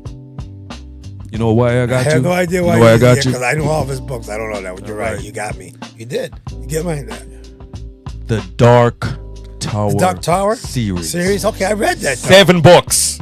Right. Okay. 7 books. I didn't see the Sons of Susanna though. If you read the Song of Susanna. Okay, I got you.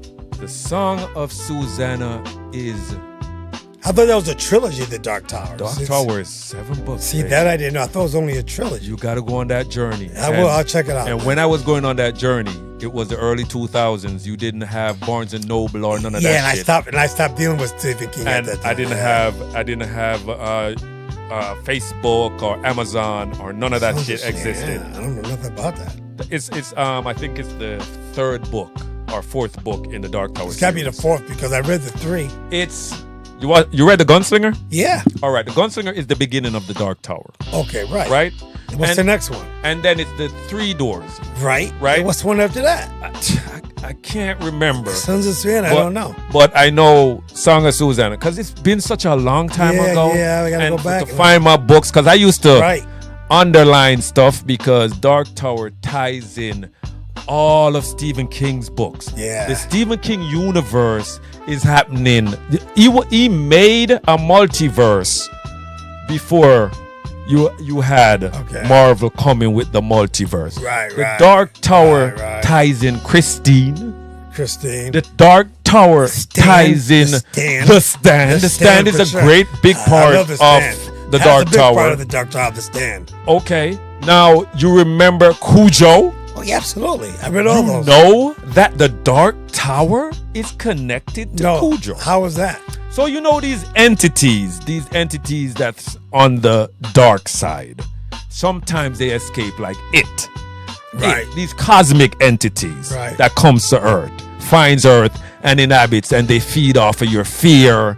They feed off of your selfishness. See, that's a narcissist. Yeah.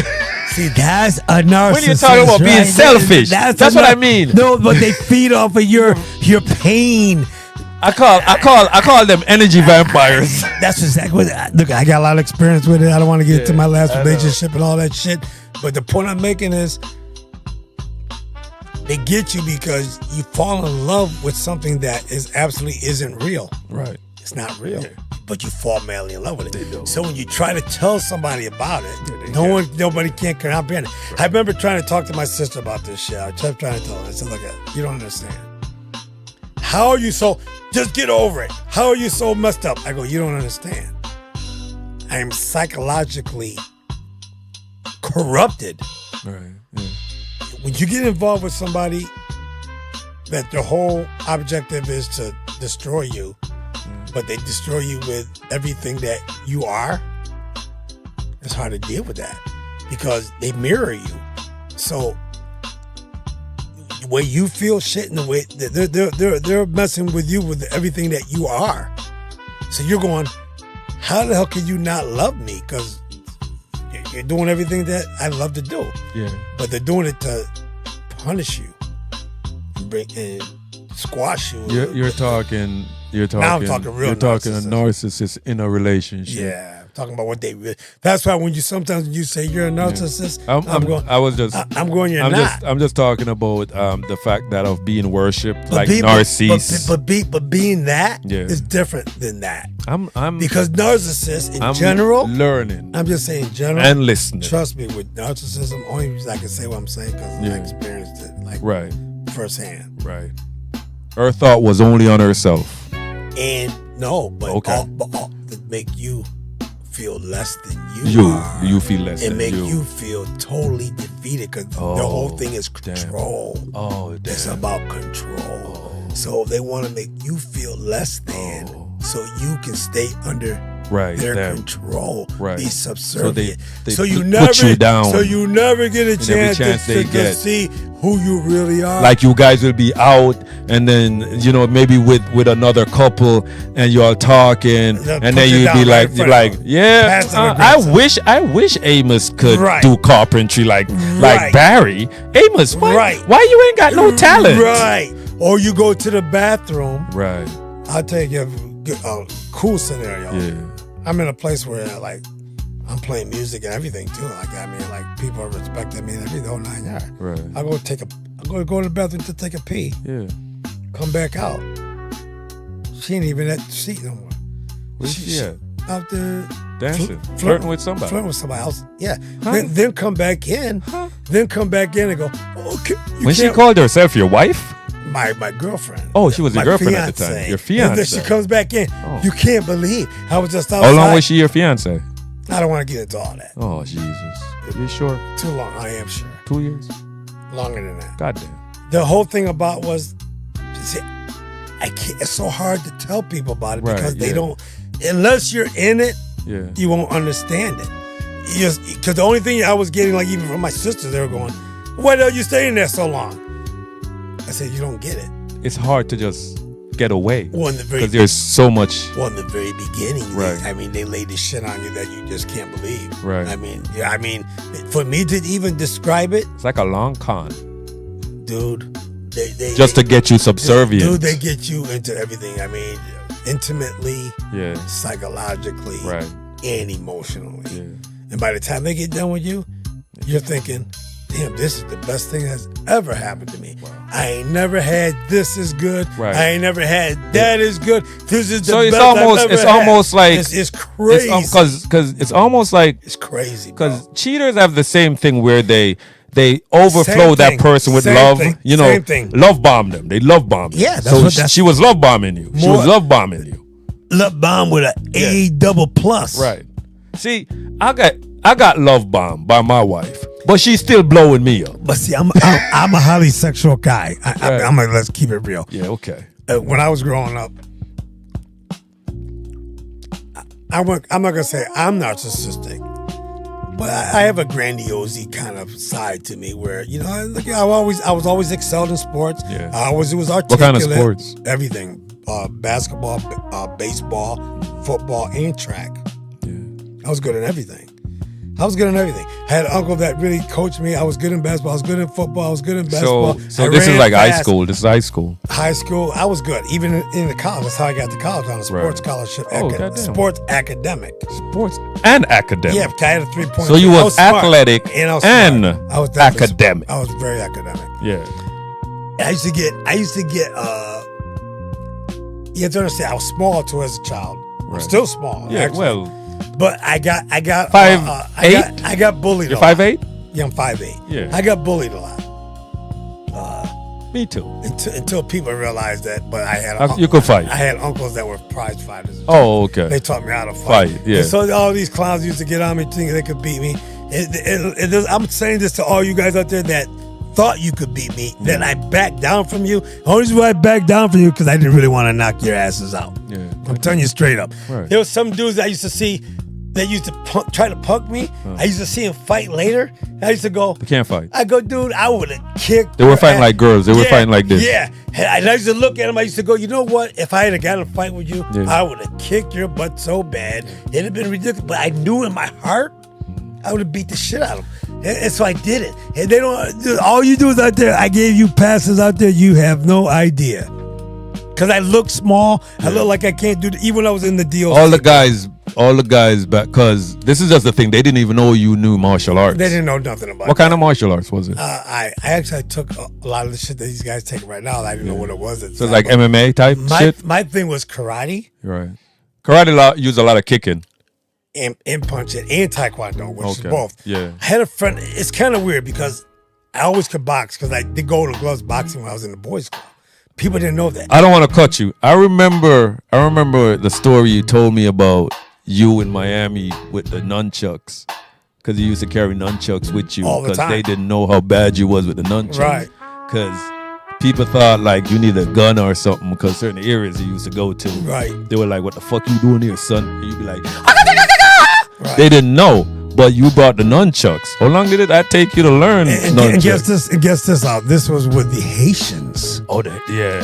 Haitians. Let me tell you something about Haitians. The Haitians are, I'm not going to call them evil people, Yeah. but they're the kind of people that Don't get them mad. If you don't come correct with them, Don't get them mad. you're going to die. They created hoodoo and voodoo. You're going to die. So be careful. And I could tell you stories of me walking in Miami. Zombies with are the real. Haitians, they're very real. Zombies are real. And I remember coming up to this old Haitian lady, and I was looking for something. I was in a neighborhood I shouldn't have been in, looking for something I shouldn't have been looking for. Okay, we'll just say it like that.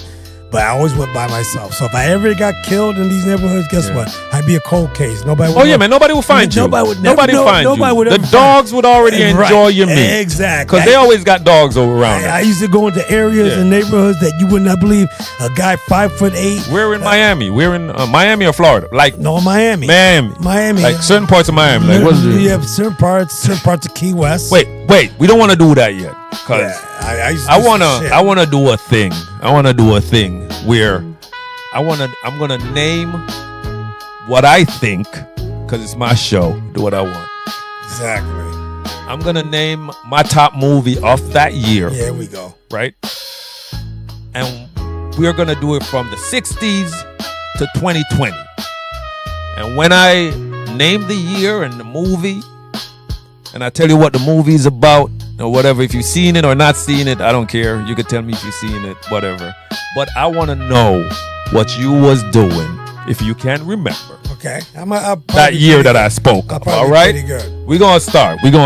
All right? This is big things.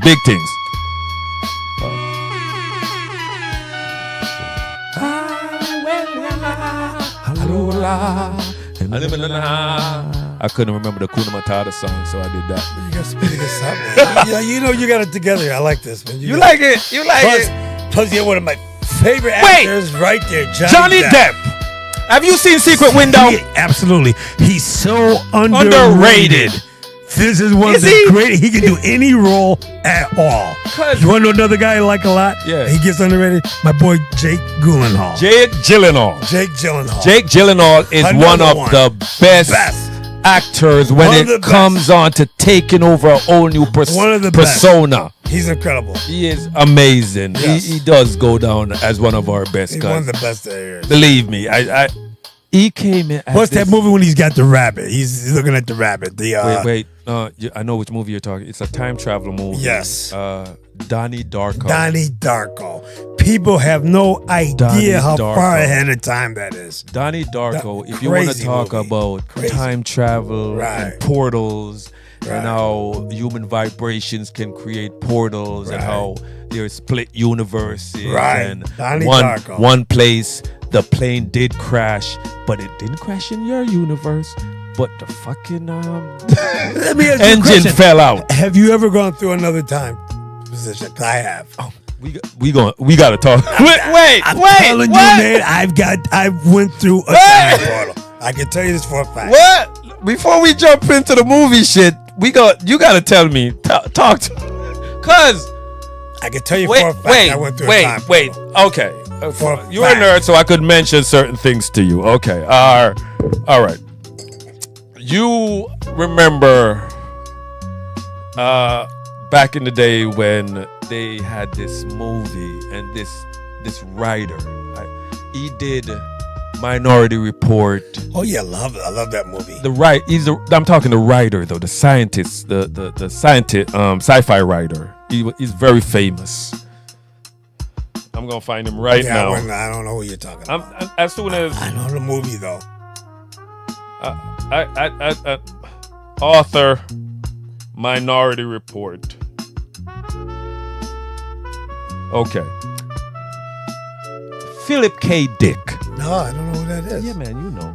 I know Kubrick. Stanley Kubrick. Stanley Kubrick is one of the greatest directors and writers of our time. I like Kubrick. Right, and that. But Ridley Scott, great sci-fi writer, and when you Ridley Scott, Ridley Scott is the sci-fi director also. Aliens. Yeah, I know But him. Philip K. Dick. I don't know who that is. Philip K. Dick has written all of those awesome Spell the last name. Dick. D-I-C-K. But you said Dick. K. Dick. Yeah, his middle name. K is K, Philip just K? K, just K, Okay. not K-A-Y. Philip K. Dick. That's his actual spelling? That's his name. Gee, that's crazy. He is very famous.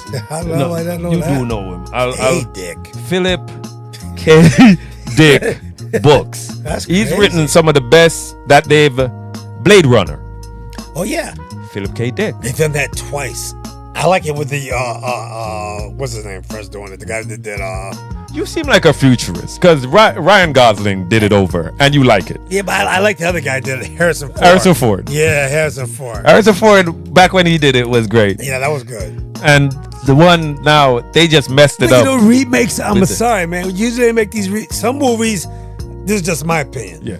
Some remakes they should never remade. They should leave the shit alone. Just leave the damn thing alone. It's the same way you could say. leave it alone, man. It's the same way you could say.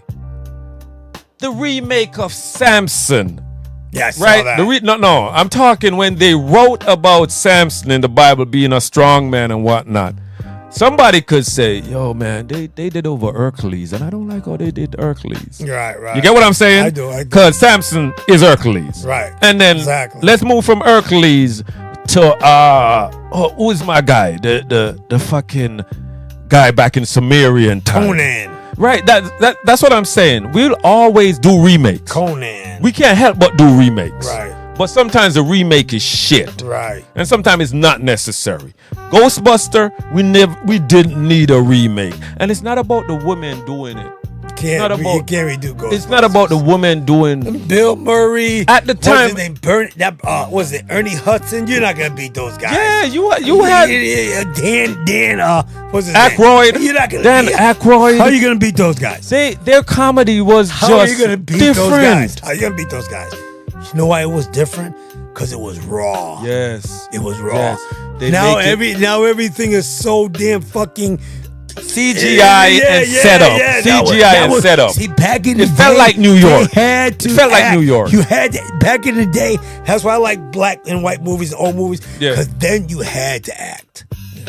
They didn't have CGI. They have special effects. If you couldn't act, guess what? Get your ass out of here. That's You true. can't act. That's You're true. terrible. Get out of here. That's how you keep. Get outta That's here. how you keep the attention Yeah, because get this outta person was a here. movie star. That's why it's hard for me to find movie stars nowadays. Because Old movies are the ones you find them. it seems like the movie star. And I'm a lover of movies, and I I love will always movies, I will man. always love movies. I will always love movies, and I won't put down a decade because I'm a lover of Well, let's do movies. this thing that you're talking about. 'cause I want to have this shit. I want to do it. Let's jump Yeah, jump I'm into curious it. about this Let's jump into it. Right? So I'm going to say the number one movie for that decade. And you're going to tell me what you was doing during that decade. All right? So we're going to start with the 60s. And the number one movie I picked because I think back in the 60s for them to create this was Miraculous. And it was one of your directors, you said his name, Stanley Kubrick. Right. Stanley Kubrick, and he did 2001 A Space Odyssey. Now this movie, What year was that? this is 1968, Right. right? I'm going to tell you. Stanley Kubrick's sci-fi masterpiece redefined visual effects, storytelling, and philosophical scope in cinema.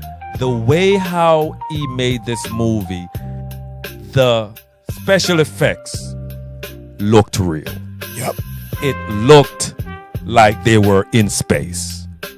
Everything, the aesthetic still holds up today. They even have released like the longer version, the extended version of 2001 Right. Odyssey. And people still look at it and go, oh my God. Because they went, oh my God, so much. They thought Stanley Kubrick was the one that created the moon landing. Right. Right? But tell me what you were doing in 1968, if you remember. I do remember exactly what I was doing then. You serious? I do. How old were you?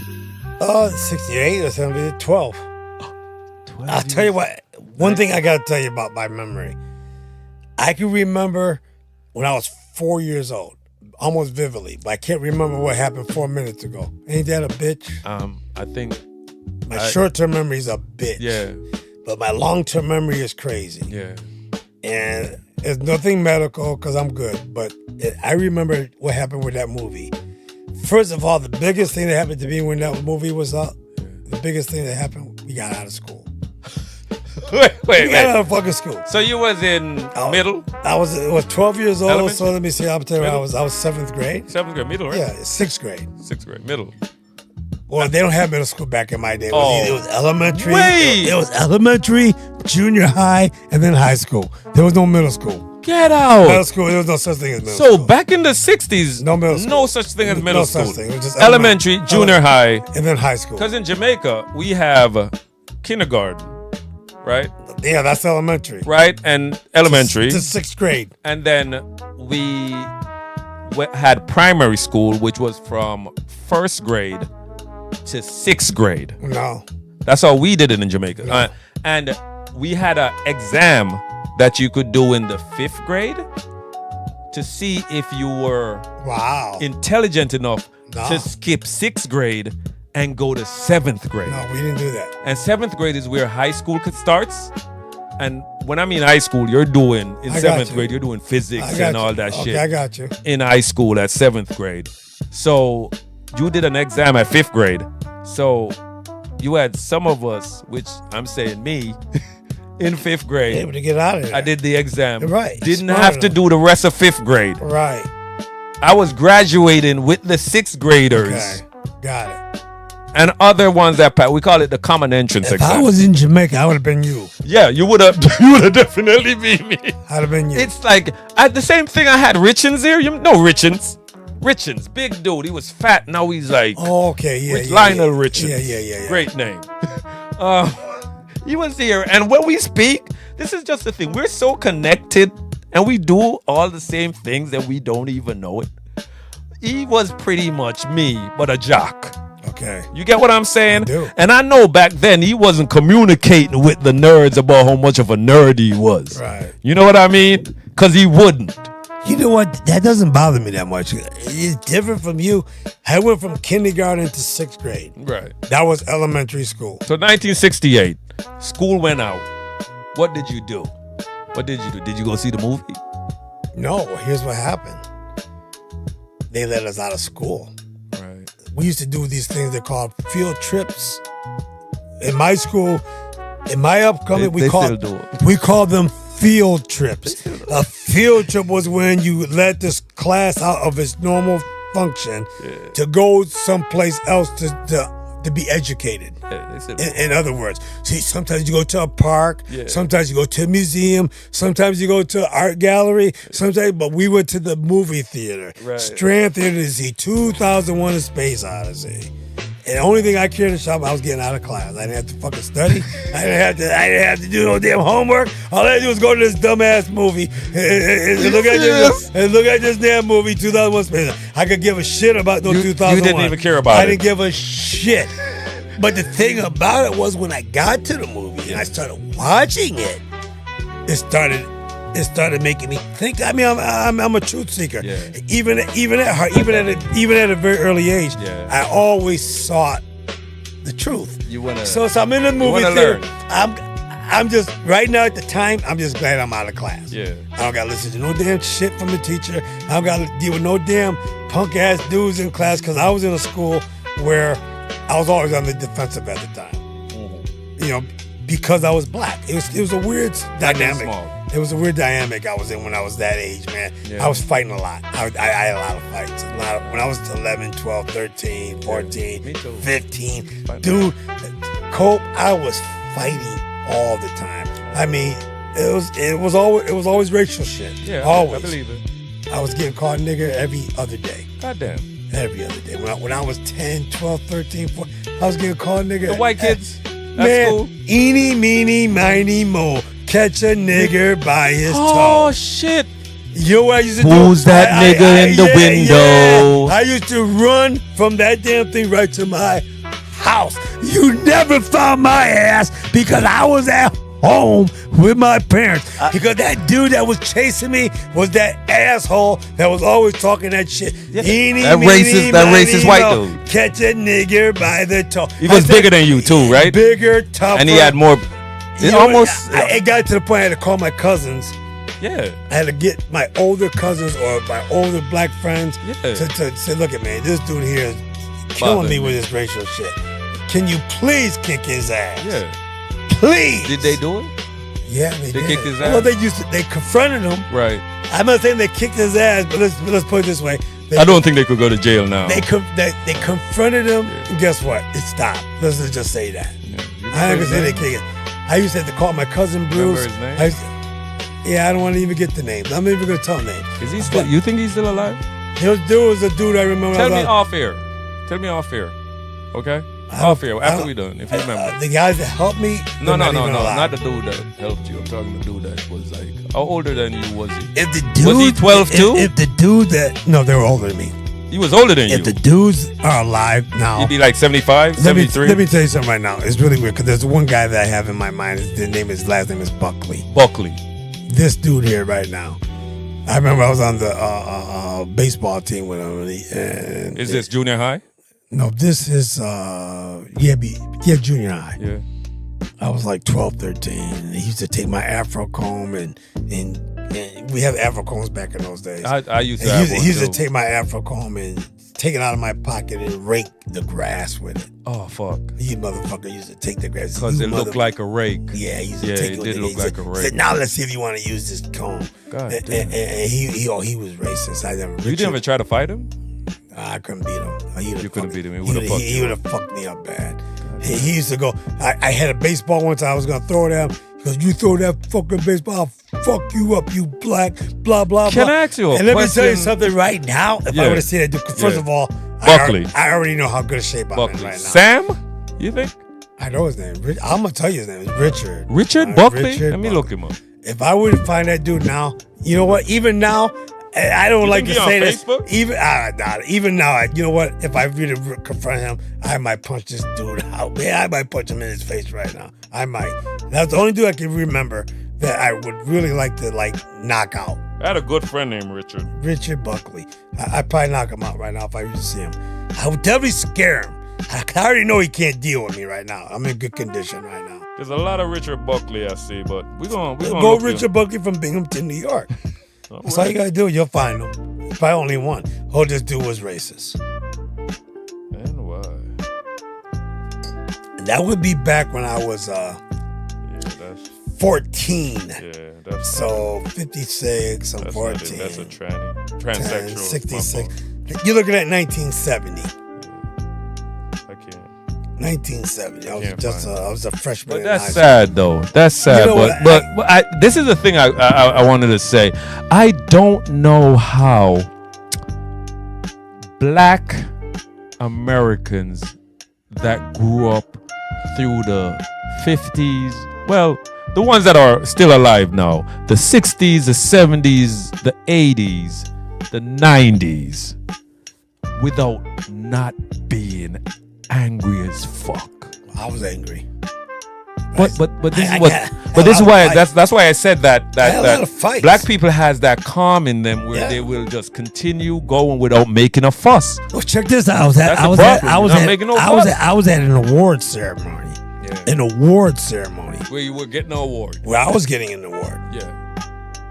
And they were showing films of the team, of a junior varsity football team. Yeah. Now I'm not trying to hear the pat myself on the back of the head, but I was a pretty badass when it came to sports. I was a badass. I was a badass. I really was. Still in great shape right now. I was nasty. Yeah. So they were showing films of me making touchdowns and shit, and I got the white boy in the background, Sam Sheen. I never forget it. And he was the vice president, and I was the president of our junior high school. I was the only black kid in the school. I was the president of my school. I was the president. He was the vice president. And he was saying what? But he's in the back. What he going, whispering? No, he wasn't whispering. That's what pissed me off. He was saying where everybody could hear it. You're looking at maybe at least 100 people were in the room. At least 100. And he's in the background going, hey, miss, why don't you smile so we can see you? And you light-skinned though. You're not that dark. Yeah, hey, miss, why don't you smile so we can see you? I said, okay, I'll see you tomorrow. He goes, yeah. I was laughing, thinking I was joking. So on the way, in the morning, I'm putting on my black leather gloves from winter. Yeah, no doubt. I'm putting on my black leather gloves with the rabbit fur inside that my father would only let me wear in the winter. Yeah. And I had to do it secretly because my father would know exactly what was going down. I could tell you a lot of stories like this, millions of them, but this is one particular story. Yeah, I'm 13 years old. I'm putting on my gloves. I'm going to school with the gloves on. You lived in a small town? It was a city, but it was still a small city. Yeah, a small city. And it it's was scary. Those American small cities are very scary for black people. And it was integrated, but at the exact same time, you had some areas where it was straight up racist. Oh, I believe. I went to a racist school. I was on the west side. My father got a good job, went on the other side of town. Right. Well, all of a sudden, I'm the only black kid in school. All of a sudden, my father just like moving on. He elevates up, moving on and you gotta go to a better school, and the better school is a white school. Right. And we could make a movie about you. All of a sudden, dude, I'm gonna tell my story. Cause all of a sudden, I'm in a white neighborhood in a white school. Here's another thing that's fucking everybody up. I ain't even trying to do this shit. This is back now. You're looking at 19. Okay, yeah, I'm 13, 15, 69. White girls are digging the fuck out of me. Yeah, man. I'm 13 years old. Fit. I got white girls looking at me. You're cute. You want to hear something crazy? Because I was real articulate. Because my parents and my always told me, you have to speak so properly. well. Speak properly. Yeah. You want to know what's happening? Properly. White girls, 13-year-old white girls, loved it. Were inviting me to their houses. Oh my God. And their parents loved me. Of course. The parents oh my God, he speaks so well. He speaks so well. I didn't know. I cannot believe I thought he was going to steal my TV. I was a monkey. I was the monkey in the cage that everybody looked at. I was invited to so You know what? You wasn't the monkey. Many White Houses. You wasn't the monkey. I was eating so many dinners. You was the main character. Yeah. You was the main character. It was incredible. You was the main character. And that was the thing. And the white boys hated me for it. Because you was going to be fingering their white girlfriends. Yeah, and they hated me for it. Back then, a lot of fingering. All the beautiful white girls were loving me. When I was in junior high school, Donna Sokolinsky, Cindy Palmatier.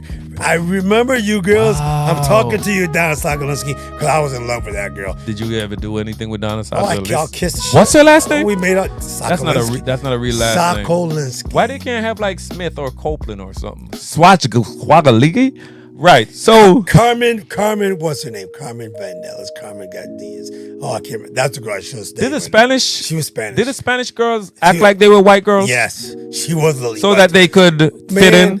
You don't want to hear something. If they were lighter, when right? When you're 13 years old, you're checking them out. I had I ain't gonna lie, about 6 or 7 white girlfriends. Then I got to my senior year in high school, and I messed up. You know, I cheated on them. I was doing all kinds of shit. Hey, but when I saw them, but when I saw them in their senior year, I was going, "God, Carmen Gonzalez." Oh my goodness, titties. Carmen Gonzalez. No ass. Ass. No titties. No. She had titties. Little titties. I like little. Little titties. I like that. You like little titties? I like little. I like big titties. See, so that's cool. Yeah. See that was See, that's why we could roll together. Yeah. Because you're looking for the girl with the big titties, and I'm looking for the girl with the little. I already got the girl with the big titties. So, but my point is, like when I used to hang out, when I used to hang out with my boys, there's difference. I used to say, "What do you like? What kind of girl you like?" If they like the girl that was opposite of mine, then we could roll together. Because you know he's not gonna go for yours. I got it. That's smart. You get it? That's smart. When you go hunting, even when I was in a band, we had a rule, and that's what pissed me off about you assholes now. I got some dudes out there that they don't have no rules. No rules. There has to be rules. No, man. Here's a rule. What? Here's a rule. You don't go out with a girl that your boy went out Yeah, with true. before. You don't. Facts. You don't. They don't have that. I don't. They don't have that I now. don't even care if you broke up I with don't- her. I don't think they have that I don't care now. if you broke up with her. You don't go out. Right. I know there's a couple of you out there, and I know this for a fact. Yeah. My ex-girlfriend, she didn't give a shit. She was not just said she's always going after one of my friends. Oh, she was your girl. But I didn't know this at the time. Oh, she was one of them creepers. She liked to creep. She's narc. I didn't figure this out till 3 years after we broke up. I know you, girl, out there. You were going out with my boys, but the shit that pissed me off more than anything was my boys. You got it. I know you did, and you let her do shit to you. I know you did. Why not though? I get it. We're men. No, but I'm gonna be honest with you, Cole. Yeah. If I know, Yeah. I don't want to get that personal. No, but that's how it's supposed to go, though. But I'll go away from that. Yeah. Hey, listen. Ex-girlfriend. Listen, I had someone. Ex-girlfriend of yours. I'm not going out. I with had your someone. I had ex-girlfriend. someone. I had someone that was working on my house. I'm not doing it. I had someone that was working on my house, and this is like years ago. And he was, admiring my wife, and he was Right. saying certain things. Right. Right. But he didn't step out. But I knew he was the type of dude that would try something. That would. But the fact that he liked her, you remember that weird storm back in 2011 in October? That weird storm? Yeah, I had to run out and buy me a generator. Yeah, dude. And- Me too. I borrowed one. You borrowed one? I was working at Northern. Listen, at the time. I was at Northern. the CEO of Yeah. Eversource Yeah. lives across the street from me, borrowed around the corner. I'm talking right now, around the corner. That's where he lives. The CEO of Eversource at the time. okay. He might have moved or something, but that's where he lived at the time. And we didn't have no power for a week, or 2 weeks, some shit. It was 2 weeks. I But was out. because he was admiring my wife so much and whatever, he helped me put that generator up, and Right, I get it was it. a good look. But I get that. We used to do that too. There has to be rules between men when you go out hunting. There's gotta be rules, bro. I'm sorry, man. If you know you the titty man, if he Right. spot one with titties, that's for him. If she ain't feeling him though, what about if she ain't feeling him? Can I got a buddy right now. he jump on? We're getting ready to do something. Yeah, He is a extreme breast man. yeah. He love titties. He's extreme. That's titties. Me, I'm more. You know what my thing is? Yeah. I'm gonna be real, which is unusual for a Yeah, black it's man. all And people ain't gonna want to hear this about a black It's man. all right. I don't care about the butt. Yeah. Oh. I don't even care if it's flat as fuck. Oh shit. Which Would be is a fucking unusual. iron board. I don't care if it's a fucking iron board. Shit. But you know what's an absolute necessity? Yeah. No, across the board. I don't even care if you're heavy. If you got nice legs. Oh, Thighs thighs no, and no, leg. no, Oh. no, calves. Calf. I like the calf with the line. Oh, I know what you're talking. Fucking When they're in the line, that heels, line when they're in the and heels, that line, and they got that line. Oh, fucking get the line. fuck out. That shit fucks me up Wow. more than anything you say. That's why a girl, even though I haven't seen her that way yet, Yeah. I know that's what she's gonna look like if she puts some fucking heels on and a fucking skirt. So if you see her in a skirt, if I see her, I don't care if she's fucking ugly. Goddamn. If she got nice legs, which is what my ex did. My ex wasn't extremely good. Here's what I did. I gotta be pointed. I'm glad. I want to go on the show to tell this one story, and then I'll be done. No, don't be done. I had an That's not what ex. we here for. I had an ex, Continue. and what attracted to me was she was just fucking skinny as a fucking rat. Yeah. But the thing about it was her fucking legs. When she put on a shoe with a heel, Yeah. she had that calf that calf. went on the outside, and that fucking line just fucks me up. No, I'm being serious. You could be ugly as fuck. Yeah. I have to say that word to make you understand. Understand how You much could be that ugly. Yeah. If you got a leg like this, I fall in love with you. You know I what? fall in fucking love with you. I think and her every legs fucked me up. every man has that Her because legs. you want to know, honest to God, what is my weakness? It's hair and pretty eyes. Okay, there you go.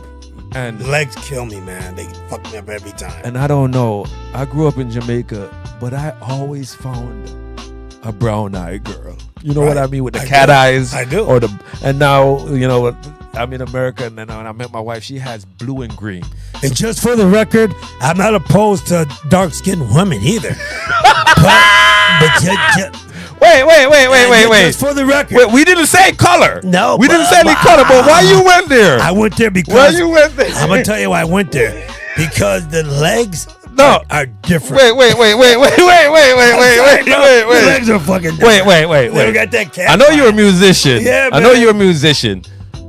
Why you said you don't care? Like you do like dark women too? Because is I went it out with a lot of- mostly white women? Did you feel like you were they gravitate to you mostly? What is it? No, I gravitate to them. Oh, you like white women more? I absolutely do. Okay. Even Why? with even with 6 black sisters. Oh shit. I got 6 black sisters. So why not? Why? Okay. I'm gonna tell you why. Yeah. I can make it real plain and Real simple. quick. Real Yeah. quick. This is real quick. It's gonna sound kind of messed up. Nice eye. Because I've had black girlfriends. Right. But the black girlfriends that I've had, Yeah. they always want that other guy. Huh? They always want that other older, whatever fucking Oh, dude. so that you they- were never enough. They want that hood dude. Huh? They never wanted the nice guy, the nice intellectual. I was The ones that you met. I wasn't quite like Urkel. Okay. I wasn't Urkel. I was But pretty you was cool. kinda Urkel. But I was kind of Urkel. Oh, but I was at the time. But I was talented as a motherfucker, dude. I could sing, I could play, I did good in So sports. the black woman didn't appreciate your Urkelness. No, you know what? I found out later. Here's what I found out later. It was weird as shit, man. It was the weirdest shit, Cope. What? I went away. I thought the black girls. I was in love with so many black girls when I was growing up. Yeah, I can't even tell you. I didn't even know what a white girl even looked like. I was in love with Paula Schuford, Robin Robbins, Shirley fucking Harris. I remember those 3 black women. Shirley Harris finally gave me my respect. But She Robin, light skin, right? She was real light skin. Pretty eyes. I like With yeah, hair. Hazel. She was the first black Hazel. woman Shirley Harris. to have a series. I took her to the I took her to the Who? took her to the Boy Scout Who? the Boys Club prom. Shirley Harris. I went to her house. You know what? It's a weird story because Shirley Harris. Shirley Harris. She was Talking that famous chick, actress. no Shirley Harris. Am was I messing her up? Yeah, you're messing her up. I'm messing up. Shirley Harris was this. Oh my God. Her. Oh, she was just somebody. Yeah, she was in my hometown. Oh, okay. Her color was this color of sand on the beach. Okay. Beautiful red bone. She was. She was red bone. Oh, she was a red bone for sure. Okay. And I gotta be honest with you, man. I like red bones. I mean, They kinda close to white, though. Yeah, I like those fucking. I like those red bones. I like them. Yeah. So I go out with a red bone in them. What about the darker ones? I had black as. But you don't really prefer those, though. You know, I'm gonna say something. I've only said this. I've never said this. You've lived a long life, man. You I can say whatever you want. but I've never said this to Live a anyone. long life. I have 69. I have a song that I've written. Oh shit! But I never said the lyrics to because I don't know how to fucking put it out there. But here's the lyrics. Can we hear it? Yeah, I'm gonna tell you right. The first time ever. This is a first time ever me ever letting anybody tries to steal this, you can't steal it because it's mine. Yeah, it's already here. You know. I've had them all, big and small, from black as coal to white as snow. That's my line. That's a song that I've written. I've had them all, big and small, from white as snow to black as coal. And that's a true story. Because I've been to Sweden, I've been to Finland, and I had girls that were so goddamn white, their veins were showing through their fucking forehead. Yeah, they couldn't stand in the sunlight because they Good were blind Lord, jukes. They were good so Lord, white. I've never seen, when you talk about Caucasian, Yeah. when you go to some place like Look like God took white off of them to put on white yeah, people. when you look at Scandinavians, they Yeah. are the whitest Yeah. people I've ever seen. I was with this one woman, I was 27 years old, 28. 27, oh my God. Yo, yeah, I was messing with this girl. I loved her too. But good Lord, this girl was so white. You couldn't lose her in the dark. I saw every vein in her body. and I know the titties, the blue vein. But and the it titties. looked weird. After a while, I was looking at her. I was like, God damn! I see every vein, even in her, in her every. head, in her face. She was so white. She was literally like paper, She was she was opaque, opaque. Opaque. You could see through her. invisible. Listen, I could see every vein. It was weird. It was weird. I could see the red. I could see the blue. I could see the green. I said, "This is." I said, "This is some weird ass." We gonna get to when you was 27, fucking Scandinavian bitches. Dude, I need to take a break right now. Yeah, you want? Yeah, man. We gonna take a break. Yeah, take a break. We're gonna take a break, and we'll be right back.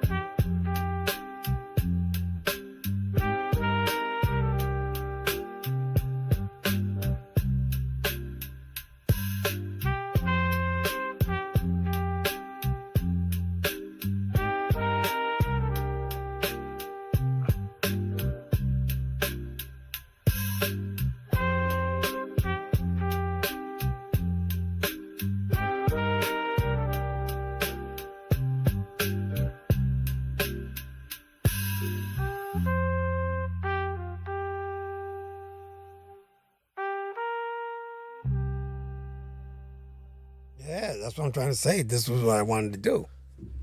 See, that's what I mean. There are a lot of people that did not take that journey where they could be on radio or they could be on TV. I graduated the valedictorian from Connecticut School of Broadcasting. I was valedictorian. You went to Connecticut School Absolutely. of Broadcasting? I graduated and got a job at WTIC within 2 weeks. Because they Just like usually they hire, did. because they used to advertise. Just like they advertised, I got the job at WTIC Radio 2 weeks after graduation. I was working for Arnold Dean, talk show, radio, sports talk. I was working with Joey D'Ambrosio and Ray Dunaway. Absolutely, I was. This was back, I'll tell you when I was 93, 94. I got a recommendation letter from Arnold Dean that I still have from 1080 Radio. Yeah, all that. I don't tell people all this shit. I just don't tell people what I did. I just don't tell. That's a long time. Yeah, I don't tell people shit in television. Yeah, I don't tell people. And you was valedictorian at WTIC. I used to broadcast. Broadcasting. I used to broadcast the Red Sox games live. What? Yeah. On Sports Talk, 1080. Sports Talk on 1080. the radio? On the radio. Yeah, I used to broadcast And this was the 90s? This was in the 90s. What? Right when I came off the road from being a musician. You went straight to working in radio. Radio. Yeah, went straight to work. Only reason why I left radio, because I couldn't support my family with the amount of money that I was making. Oh, it was shit money. It was terrible. It was worse money. And even the people that told me that were in there, they said, look, if you're here to make money, you're in the wrong business. And they were not lying. And there's a whole lot of fucking jealousy and enviness in there. Oh I get Joey D'Ambrosio as much as a pop. Joey D. Joey D. I think he's still there. Yeah, he is, but he's a fucking asshole. Oh, God, is he an asshole? Joey D. Oh, he's an asshole. What kind of asshole? He did everything he could do to undermine all the guys that came out of Connecticut Broadcasting. He didn't like you There guys. was 3 of us that came out of there that were really good. Right. I can't remember the names, but it was 3 of us. Me, another dude, Tommy, I remember his first name, and a girl. And we were all like, we were just good. Right. Arnold Dean took me under his wing. And I remember Arnold Dean coming to me. I used to hang out with Coach Calhoun, all these guys. What the fuck? Yeah, I used to go to sports, that's Coach's Bar in Hartford. I used to be there. Coaches, I yeah. used to go to Coaches. I used to hang out with fucking Coach Calhoun. I used to eat lunch with him on a regular. Wow. Sit right there like he's closer than I am to you. Yeah. Coach Calhoun, Arnold Dean. I used to set up WTIC 1080, set the thing up, the balloons, the stickers, blah blah blah. I was a workaholic. But Joey D personally, Arnold Dean came to me personally and told me, he goes, we got a guy here that is personally taking a personal vendetta against all you guys that are coming in here now from the from the School of Broadcasting, and he's saying you guys are getting your chances way too early, and he's protesting that if you guys don't get put back, he's gonna quit. It was that drastic. He was that fucking envious and jealous and insecure about it. Wow. That he was willing to put his job on the fucking line. Did he think you guys are coming for his job? Or? Yeah. That's what he thought. No, but that's what people that are jealous and insecure think. Right. Only thing we were trying to do is get a fucking chance. Yeah. I was just trying to get a chance. I remember being at WTSC, and this is a true story. I don't make shit up. I was at WTSC and I was working with this fucking guy. He's still on there right now, Glenn. I'll just use that. I'm putting his ass out there. Yeah. Asshole. Because he was an asshole and he said I wasn't ready. But there's a thing it's called white noise that you get on the radio. Downtown. Static. When the fucking satellites go down to shit and everything's fucked up, all you guys blink. So I was doing a Boston Red Sox broadcast. This is a true story. I heard the white noise coming in. I jumped in there because I was already a musician and entertainer and a front man. Right. So I jumped in and started talking some shit. Yeah. I just talked some shit. You have. You could ad-lib. Yeah, I just you could ad-lib I just real went in there good. and started talking Right. some shit. Hey everybody, we got a little breakdown in the little system here right now. But you got Mr. T over here talking to you right now, live and strong all night long, and we're trying to get everything together. So just hang in there with me because I got it all together, and I'll keep you entertained. You think there's any tape of you There back might be. in the 90s? There might be. That's another thing. There's a lot of things about me that were out there, but we didn't have the smartphones. Right. Now. You weren't. I've got pictures with me with celebrities that you would never, like when Deion Sanders first came on the scene. I was hanging out with him. I was hanging out with Deion. I was hanging out with all these guys before they even became famous. Just chilling like I'm with you. Yeah, because ESPN is really big here. It was nothing like that. I was hanging out with Charles Barkley. Yeah. Charles Barkley I was in Philadelphia at a Marriott Inn playing with my band called Phoenix. I was behind Manuel Ballena, who was a Julio Iglesias clone. When you say stuff, I'm putting a hashtag on the broadcast. Yeah, I can tell you stories all day like this. Because that's just the thing. Like Charles Barkley was hanging out in the audience, and me and Charles, and who else was it? The drummer. I can't remember his name. We were sitting back. Rick. We were hanging out with Charles Barkley. This was when he was a rookie. This was before he was famous like Charles Barkley. We were sitting at the bar. He's buying us drinks, and we're buying him drinks. And we're just chilling. He's just talking to us about all kinds of bullshit.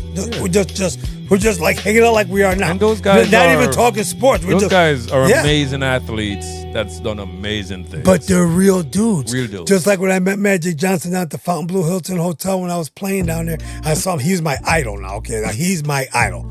I'm going to keep it real. Like Magic.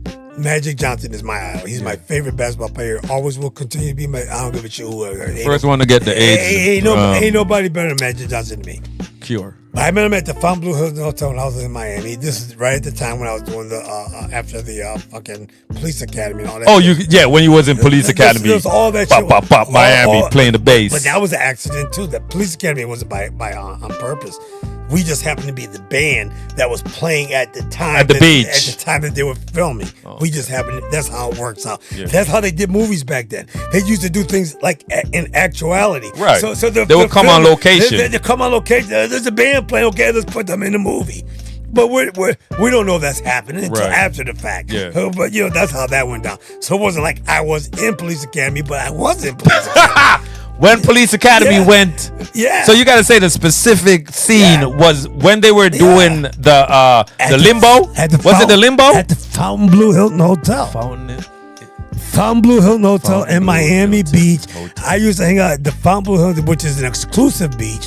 I also was at that same beach when they did Scarface. What? The hotel where you getting ahead. You getting too ahead. Yeah, I'm jumping. You're getting too ahead. Yeah, and you love Magic. You met Magic. Right. Magic. You and Magic had conversations. You love that dude because he's an entrepreneur. Right. He does a lot of things. Like you want to hear something about Magic? I met him the one night. He came in the club. I'm on the stage. He comes and he's dancing. He's beautiful. He's a cool dude. He's dancing, right? But he's 6'9". The dude I'm on stage and he's still taller than everybody on the goddamn. Yeah, the dude 6'9". He's standing up. I said, "That's my boy, man." I flipped. You don't And he understand. was like, "You don't understand." "What up, Heyman?" He's my idol. He didn't know me for nothing. Oh shit. Okay. I saw him sitting down at the bar. I couldn't wait to get the fuck off stage. I got off stage. Me, at this time of my life, this is when I had like ultra confidence. How old are you? 27. 27. Ultra confidence. Ultra like. You know who you were. Yeah, Like I was you the shit. I was the shit. Yeah. I walked right up to man. I said, "Magic." I remember this conference like it happened yesterday. I said, "Yo, we should have won." That's when he lost the playoffs to the Houston Rockets. Okay, yeah. And you know what he said back to me? "I know." Wow. Just like he knew me for life. Yeah. He was such a normal When I person. first met him, he met me. It was like we've been brothers for our whole life. Yeah. I said, "Look at Magic. I gotta have a picture with you, man." You have a picture with Magic? I got one. Do you still have it? I don't. You damn straight I got it. Did he sign it? No, he didn't sign it though. Because it couldn't be signed. Check it out. Okay, so I met Magic. I said, "Look at man. I'm talking to him. I'm talking to you exactly how I talked to him. It was like we were like been friends forever. I just met the guy. 5 minutes. Yeah. I go, "Yo, man. Very man." personal. I go, "Magic. Look at man. I don't got no camera. I ain't got shit with me, man. I gotta get a picture of you, bro." He goes, before I can even get there, he goes, "Look at man, you gonna be here tomorrow?" At the same spot? Same spot. I go, "I'll be here." He goes, "What time you want to be?" He goes, 7:30. I don't go on till like 9. Okay. He goes, "I'll be here at 7:30 at the bar waiting for you." Now I'm thinking, I've been here before. This motherfucker ain't gonna show up. He ain't show up. He's a superstar. He's a superstar. He ain't, with the Why would he remember? Why would he remember? Who the fuck are you? Yeah, because I got another story to contradict that. We still doing the list. Right. So We're still doing the I list. wanna We do going this, through the but I decades. gotta tell you this list. Yeah. I gotta tell you the story because I'll forget it. So I show up there. I said, "I'm gonna get there early, man, because I said I can't miss this." Yeah. He was already sitting there. Not only was he sitting there, he was sitting there with 2 drinks. What? One for me and one for him. Get the fuck out. Do you remember what type? I remember I drink Grand Marnier then. My drink was Grand Marnier. That's a sweet drink. Grand very Marnier. sweet. It's not even, it doesn't know when you're gonna hit you. It's a liqueur. Yeah, it's a liqueur. And Grand Marnier is my drink. And I remember buying Grand Marnier. That was I always had. I think we relate like this. I always look at myself as royalty. I don't give a fuck. You should. I look at myself as royalty. That's how I look. I belong in the fucking Fontainebleau Hilton Hotel. of This course. is the most prestigious hotel you can be in. Magic Johnson's got a room there. You know, he's paying even back then. And this is 19 fucking. God, what was it? 81, 81, 82. I think it was 82. He's in there with paying $1,000 a night. The king. I'm in there in the hotel. King. I'm a headliner in the fucking. I'm playing with the Platters. So I'm sitting. You there. playing with the Platters? Yeah, Van Presley Jr. in the Platters. Get out. Yes, I'm a celebrity. That's a good gig. Oh, That's dude, a good gig. You know what the problem I have right now? I didn't appreciate that shit. No, of course not. I was going to Puerto Rico. Yeah. I was playing in Fontainebleau Hilton Hotel for 3 months. I was in Puerto Rico for 3 months. I come back to Florida, the Diplomat Hotel for 3 months, where I met the Bee Gees and Barry Gibb, and he got me in his shit. That's when disco was. Yeah, disco Saturday Night fucking fever. I was with all of that shit when all that was going on. I was down in Miami Beach when they were filming Scarface. Oh wow. I was right there. Al Pacino. Scarface. Doing an awful Cuban accent. Doing this. he was so far from Cuban it didn't make no sense. He's so far from Cuban. But that was still, that's still the baddest one shit. of the baddest shit movie. One of the baddest shit ever. Yeah, like that shit is. I was on South Beach when they were doing that. Scarface was the shit. That's amazing. Like the fact that you were able to experience that. Right. But you 12 and it's 1968 and you just seen 2001 Space Odyssey, Right. Stanley Kubrick. Great. We're going to go to the 70s. I didn't give a shit about it. You didn't give a shit about it, but it still opened your mind. But it got me out of class. Yeah, got you out of class. That was all I cared You was about. 12. Yeah, got me out of class. And you get to watch a movie and then you kind of like the movie. Oh, I did like it because I'm visual. So I saw this dude floating in there. I said, "Wow, you guys are okay. Anti-gravity. Okay, that Looked looks like pretty. space. Yeah, pretty cool. You didn't see no wires. No, I didn't see no wires. There was no clay, I thought it was claymation, nothing. Yeah, I thought it Because was back pretty in the day, 60s, Right. 50s, they used to use that. Yeah. They still back in the 80s. Remember Right. Clash of the Titans Oh, I love that movie though. with Harry Hamill? Yeah. Hamlin? No, Harry Hamlin. Henry Hamlin. He was in L.A. Law. 'cause Yes. I used to watch Same him. Same guy. I remember from Same Clash. guy. What about Jason and the Argonauts? Jason and the Argonaut. Oh, boy. With the friggin' claymation shit. Yeah, that shit. They don't know. They don't They know. don't know. I'm surprised you know, because I got 20 years on you, bro. As I said, man. Like my son, he knows that shit too. I love fiction. Yeah, man. Jason and the Argonauts. I love every medium of fiction. Right. When I say every medium, I mean I love books. Kill Medusa with the Oh head. yeah, man. When Jason, Jason. bomb, boom, Medusa, Medusa. glass, shield. Yeah. You done. Done. But all of that, even Medusa's head, claymation. Right. Claymation was a big deal back then. Yep. And I honestly appreciated claymation special effects because it showed that you put in a lot of work. This was Right. although I'm not saying CGI in a lot of work, but you know. What was it? That was 70s, 60s? So we gon' Damn, I thought that was 70s. 68 was Space Odyssey. Okay, what's the Now next one? we in the 70s now, Okay. and I picked The Godfather. Oh, wow. I've This seen is- all of them. This is 1972. Seen them all. Francis Ford Coppola's crime saga is not just the defining film of the 1970s, but often argued as the greatest movie of all time. What year you got? 1972. Can you remember 1972? Yeah, I was a junior in high school now. You was a junior. No, I was a sophomore, my bad. sophomore. I Do you, graduated in 74. do you remember how it was in 1972? Did you yeah. even see the movie? I absolutely did see the movie. You saw the movie at the time, 1972? Well, every movie you named so far, I've seen in actuality. There's probably not going to be a movie that I haven't seen in actuality. I'm gonna believe you because every movie that I mentioned, I've also seen. Because I've also, back in those days, going to the movies was like a highlight of your life. Tell me about it. So I saw The Godfather in the theater. Yeah. And I remember, I'm not sure if this was Godfather 1 or 2. It probably was 2. When he killed the dude in the restaurant because they shot his dad. Yeah. And he threw the gun. Right. Threw the gun on the ground. You see, back in my day, when you're in the theater, Right. you see a cool scene, Yeah. especially with black folks. You made a song. Everybody screamed. Yeah, we did. So when he threw the gun, when my boy, when my boy threw the gun, when he walked out the restaurant, the Italian restaurant, then threw the gun because he had to get rid of the gun. Right, yeah. When he threw the gun down, the whole fucking theater. Oh my God! No, it was like you were at a rock concert. It just erupted. Yeah. It probably the claps and the applause probably lasted. Back in my day, I'm not exact. Probably 10 minutes. This was one of Al Pacino's, 10 minutes. Al Pacino's first movies. That too. movie was so incredible to us. It was. We erupted. I'm not sure that was Godfather 1. I think that was 2. No. It was. When did he kill it was the dude? Godfather. When did he get? When did it hit? They did the hit on his. Because father, remember, he had to and leave. He had to leave he had and to go to Italy Italy. for a minute. That was one. Right. Hit. Okay. That was one. That's what I saw in the Because some theater. people don't realize Right. that when it comes down to Godfather, you had so many big names in it that are Right. big now. Right. That you kind of forget that they were in the movie. Robert De Niro played the Godfather when he was young. We had Marlon Brando. And then Marlon Brando took over the role after he got older. Right. So that was Robert De Niro. Marlon Brando. Robert De Niro was the younger Marlon Brando in The Exactly. Godfather. In The Godfather, he was went on the streets. Right. Before he became The Godfather. Godfather, And right. created his type of Right. family. And Right.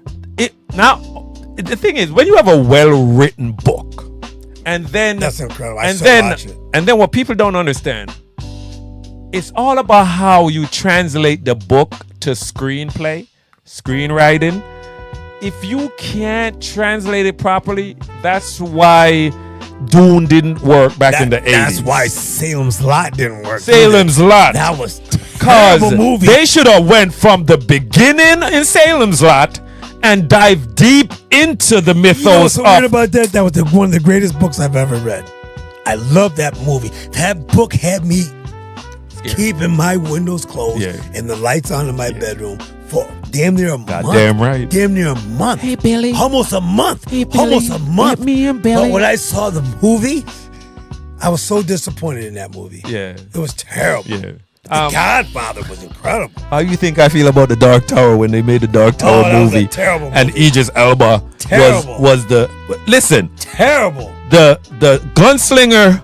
I love my black actors, and I've always been the gunslinger was Clint Eastwood. Okay, Yeah, he looked like Clint Eastwood. Yeah, right. he's That's who the good. gunslinger looks like. Right. So my thinking is, Idris Elba is a great actor. He could have been the dark one, and I'm not saying he should be the dark one because he's black, but he would have been played the dark one perfect.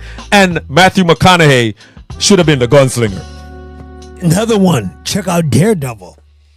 As much as I like what is his name? Michael. What's this guy? The big ass black dude that died.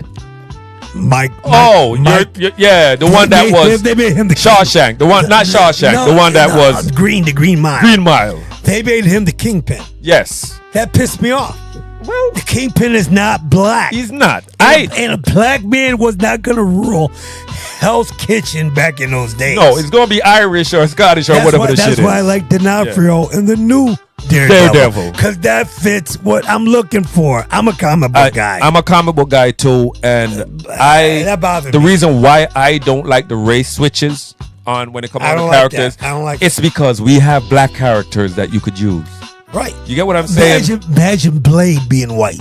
Oh, come on, See, man. see what I'm That'd be saying? crazy. See what I'm saying? That'd be crazy. So why are you making the Kingpin Yeah, black. We don't want that. I don't want I that. never asked for that. See, the I problem with don't want a Hollywood- black Superman. I don't want a black Batman. I don't want no black somebody that was white. I don't want them to be black. He's not black. So He's not. why make him black? Don't make him black. They got the black Green Hornet. Only reason why that does work They though. did a black Green Hornet? Yeah, because the reason why it works so when did they do yeah, they did. But gotta look I'll it tell up. you why it works so because the Green Hornet works in different dimensions. Okay. There's always a Green Hornet. I There's did not not know one, that. just one Green Hornet. There's like 40 Green Hornets in all Hornets, different yeah. dimensions. Okay. So you can have a black Green Hornet and get away with Different it. universe. You can't have a black Spider-Man. It can't be a black Peter Parker. How No. the hell you gonna have a black Peter Parker? You can. But you could have a Miles Morales though.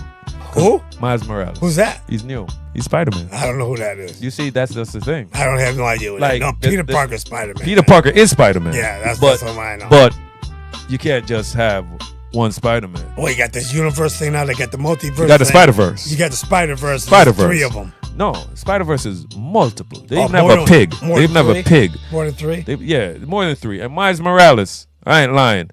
If you saw Into the Spider-Verse and it's animated, I thought I did see that. did you see Into No, the Spider-Verse? I might watch when I go home. You gotta watch it, cause I I'm will. telling you, animation-wise, they made it look like a comic book, Okay. right? Cause you could even see the little bubbles on the film, like you know, comic books had those little bubbles all Dude, over. I don't even want to get to my comic books Yeah. because I'm pissed off about it. If I told you about my comic book collection, I had every one. If I had my original comic book collection, my parents, it's weird because my parents didn't realize what I had. Do you have any Fantastic Four? Do you have any I have- Fantastic Four? I actually have one little mini booklet, but you don't understand. I had every number one of everything. Back in my day, we collected comic books. Yeah, 30 cents. We collected 15 cents. 15. Well, at one point in time, I was paying 10 cents. We also collected baseball cards. I had everything. Willie Mays, Hank Grant, I had them all. But back in my day, we didn't realize everything I had that I did have. I could tell you stories about this for even with records. I still have a gold record collection I'm trying to sell now. But comic books and I'm collecting records. just comic books alone and baseball cards Yeah. right now. Yeah, you could have made some money. No. If I had the baseball cards Right. and the comic book You collection, could make some money. no, I'd be a multimillionaire. I believe you. I believe you I'd be because a the number ones. I had number one Spider-Man, Get the number fuck one out. Daredevil, number Don't- one Thor. don't say number- that. I had them all. Don't say that. Number one Fantastic. You should have Four. threw that in plastic. As I- soon as you I- finish I- reading that shit, like lifting it, because this is how I read mine. right. And then I put it in. But the guess plastic. what? I can get back to how. I don't want to make it a racial thing, Oh no, but it's all right. back in those days, we weren't educated to anything, man. I didn't know shit. I didn't realize that this comic books that I was collecting were going to be, in another 20 years, they would be worth hundreds of thousands of dollars. And nobody even Told you. And I'm talking just about black. Even my white friends had the same comic books, and they lost them all. I sit back with some of my white friends right now, which is weird because I still have my friends from 5th grade. Oh, that's what's up. These are white boys. All mine are dead. You want to hear something? I had a group called the Raggedy Five. Oh shit. Me and 3 white boys. Now, ask me why. Wait. Right. That's 4. That's 4. But Who's the 5th guy? whoever decided to join us. Oh, what? was- That's what's up, man. Whoever wanted to be a That's part. what's up. That's who. That's what's up. Yeah, it was weird. That's what's up. We were 12 years You old. were definitely nerds. Yeah, I was You're definitely a nerd, We yo. were called the Raggedy. You know what? You know what? Yeah. If I saw you, I'd beat you up. Yeah. You were definitely a nerd. No, But see, no, for real. dudes for are always real. trying to beat my ass. No, I man. get it. I get it. 'Cause Yeah. I see that level of nerdness. Cause we kind of had the same level of nerdness. Cause believe me, I Check this get shit it. out. Wait a minute. I get it. Wait a minute. Check this shit out. We used to do this thing right here. Now, from my house, we all lived like in 2 blocks. From my house to the boys' club, it had to be 2 miles. Yeah. It had at least be 2 fucking miles. We used to walk all the way, the whole way from my house to the boys' club. Raggedy 5. The Raggedy 5. We used to do that shit all the way to the boys' club, all the way, and we only had 4 of us. So whoever wanted to be whoever wanted to be a part of us was the 5. So we always had a different 5, but the 4 of us, me, Michael Reed, Tony Drake, and Norman Waller, The Raggedy 5. I'll never forget it. Raggedy 5. Raggedy 5. Then we had the Raggedy 5. And we used to walk the whole way. It took us an hour for a 20-minute walk. We used to walk the whole way like that. The whole way.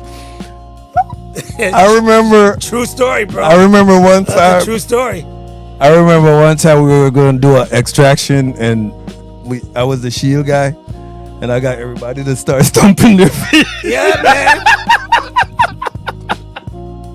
Oh my God, that's hilarious. That's the Raggedy. You were kids though. That was awesome, dude. I think 9, 10, kids 11. supposed to be allowed to Right. be kids. We're the And Raggedy one, of, Five. and one of the things about kids is the fact that we had such a great imagination. Right. And when you didn't have a phone, or you didn't have a tablet, or a video game, or multiple screens, or whatever, you had to use your imagination to create something to entertain you. And I think that imagination made us be more fulfilled as a person. You know what? Did you ever play the Lucky Strike? No, I've never. No. Lucky Strike was a cigarette.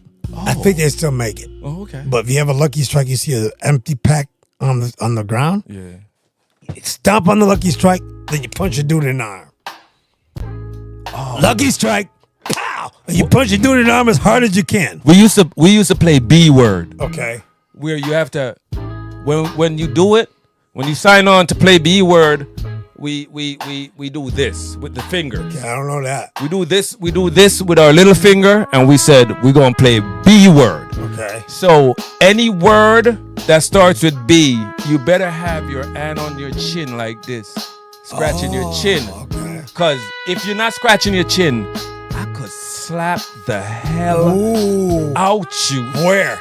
in your face. Ooh. Yeah, no, we it's didn't B play- word. So it's we call it I a was box. I was on the shoulder. We call it. We had a game where you had to do 10 punches, but I Yeah, can't remember what that was. yeah, But I I always think remember B word, because one time I tried to play it with my kids, and I said, "No, it's not gonna be good." Right. Right, but B word, Wow. you could sign on forever.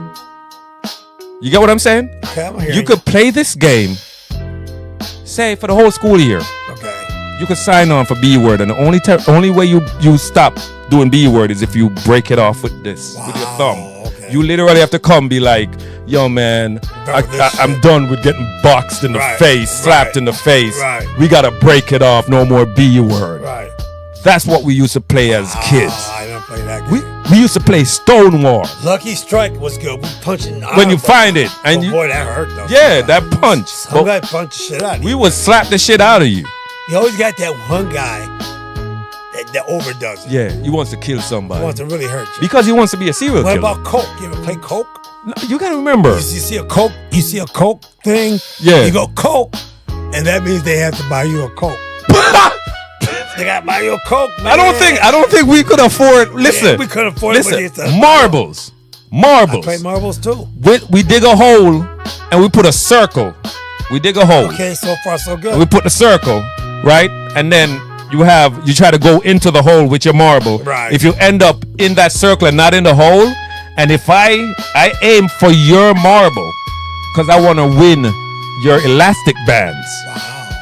So because we use elastic bands to make slingshots, we used to have a bunch of elastic bands, and you play marble. This is in Jamaica? Yeah, for you to get the elastic bands when you play marble. So we play marbles, you know what we get? What? All your marbles. Oh yeah, that's what they used to play for all the We get all marbles. your marbles. But we did for elastic bands. I hit your marble, I get all of your marbles. You see how the same tradition travels, All over the world. and you don't have to communicate with nobody, Not at all. because I think it's just part of human beings to come up with the same shit. I know we're talking movies, but I gotta tell you this Well, story. we're talking everything. Check this shit out. I'm on a cruise ship. I'm on the Norwegian cruise line. Been on there. Now, I'm a musician. There's a Russian guy. I'm from a black man from America. I can't even make shit up like this. A guy from Russia, right from Russia. Peruski. A guy from Finland, and a guy from Norway. Okay. All four of us speak a different language. Yeah. We don't know each other's language. We're familiar somewhat with each other's language. Because the one thing I found out about Europeans when I was over there, they all have to study English. Yeah. Yeah. It's mandatory. It's mandatory. I don't care where you are outside the United States. You want to know? You're going to know English because Also it's mandatory. pilots. Yes. It's the universal It's language It's mandatory. because it's easy to learn. So, outside of that, I'm on a Norwegian cruise line. I'm out the fucking sea. I'm playing, I'm a musician, but we're in a break. Me, a Russian musician, a Norwegian musician, and a Finland musician. This shit was so damn big, we were on 4 different levels. We were 4 different bands. Yeah, Norwegians. It was crazy, man. I love this, man. I was living the life, but I didn't appreciate it. I'm gonna be honest, I didn't appreciate it all the time. It was crazy. It was absolutely fucking crazy. Oh my God. But outside All the of- white rices. You know what? The biggest thing I got. You was making rice every day. But guess what? You know what they used to tell me in Europe? What? This was universal, men and women. Yeah. Old, young, old. I don't give a shit what age. Yeah. We don't see color over here. Oh wow. At that time. I'm gonna say this right now. This is At that time. This is the first time I ever was in. The only time. Norwegian 80s? Yeah. 80s. The only time in my life. The only time in my life I was ever in an area where I did not feel like I was black. wow. When I was in Finland. Huh. Yeah, man. How was that? What? Because they treated me. They treated you like a person. I was like a fucking king. They treated you like a person. No, I was past the person. Oh, they just loved you. They loved me. God damn, Finland, huh? Dude, it was absolutely ridiculous. How long you stayed in Finland? On and off, it was probably about close to a year on and off. Oh, because the cruise ships. Well, I went back every like 3-4 months. Right. So I went there 3 times. It was like, damn, but every time I went there, it was like, Can I ask you? it's like Michael Jackson or Prince being loved. It was like, it was just like, Can I ask we you? love you. Can I ask you? Because has me anything. I ain't lying. Before I say that, because I was in Paris one time, and Paris is different. and my wife, I mean like, I love Paris Okay, there you go. because I got treated. I got treated fantastic in Yeah, Paris. I So got treated great. I don't know if people like they'll say certain things and say, oh, you know, Paris people are rude and Right. they treat you a certain way. I've been to Paris 3 times, and the first time I went there, I'm telling you, they treated me like I was a celebrity. I went to a restaurant. We ordered the food. I was picking around my food, dude. I was picking it because I didn't really like it, and my wife was eating hers. And the waiter came and said, "You good? You all right?" I said, "Yeah, I'm fine. You know, I'm doing the American thing. I'm saying I'm fine with the meal, whatever. You know, I don't want no bullshit." Right. And this is a nice restaurant. The chef came out, and he was like, "Sir, you don't like what you ordered?" And I said, "No, not really." And he said, "What would you like me make for you?" I believe it. And I told him what I felt for. What was it? I wanted fucking Italian pasta. Okay. You know, Alfredo, chicken Alfredo with Got the, you know what I mean? I didn't get what I wanted. And I like mine with the little, Closer you can get to right. it, though. And my dude said, we don't make that, but I'm gonna do that for you. Right. And I'm like, I'm a normal dude. Right. I'm not flashy. I'm not that guy. But these people, they want to make sure their customer enjoy and they're well served. And I don't know, I'm not going to go on a racial thing because every time I travel at the airport, I am treated black. I'm going to go into a racial thing, though, because sometimes when I was in Russia, Yeah. before it became, I was in Leningrad. You was in USSR. I was in Leningrad, Yeah. which is not, it was communist Right. in the 80s. Yeah, USSR. It wasn't a republic. It turned into St. Petersburg after. Yes. St. Petersburg is a socialist democratic country. Right. They're supposed to be voting for a president. Leningrad was communist. Yeah. I was in Leningrad by myself. Treated like a king. I was treated like royalty. They treated you good. And guess how I got around? How?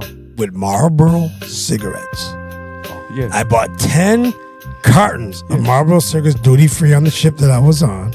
The people were supposed to take me around Russia. I got true story. I got ghosted. They went off without me, Right. which is that's another story in itself. Because they ghosted me because they ghosted me because they couldn't deal with. They didn't want to deal with me. Right. And I said to myself, they thought I was going to stay on the ship and be all jacked up. Right. I said, no, you ain't going to stop me. I went off by myself. Right. Russian soldiers right at the end of the gate.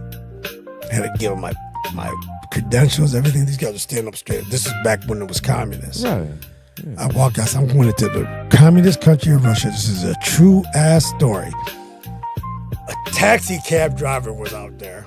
I had 10 cartons of Marlboro cigarettes underneath my jacket. Smart, dude. And I heard somewhere, I pay attention. Oh, yeah, man. Cigarettes are the key. Yeah, dude. Because they smoke these fucked up They cigarettes. they love the filters are better on American cigarettes and they're stronger. Plus they like the Marlboro, man. Yes, they the love cowboy it. hat. Yeah, That they was love in the it. jeans. That's American. And the jeans, they love that shit. I couldn't believe that. I could tell you stories about cigarettes and communism and other stuff, but I won't. But I love that. 2 packs I of love cigarettes that. a time. So I went to the taxi cab driver. I gave him 2 packs of Marlboro cigarettes. I said, "Yo, Gold. Just show me something of Leningrad." Yeah. So he told me, he goes, "What do you want to do?"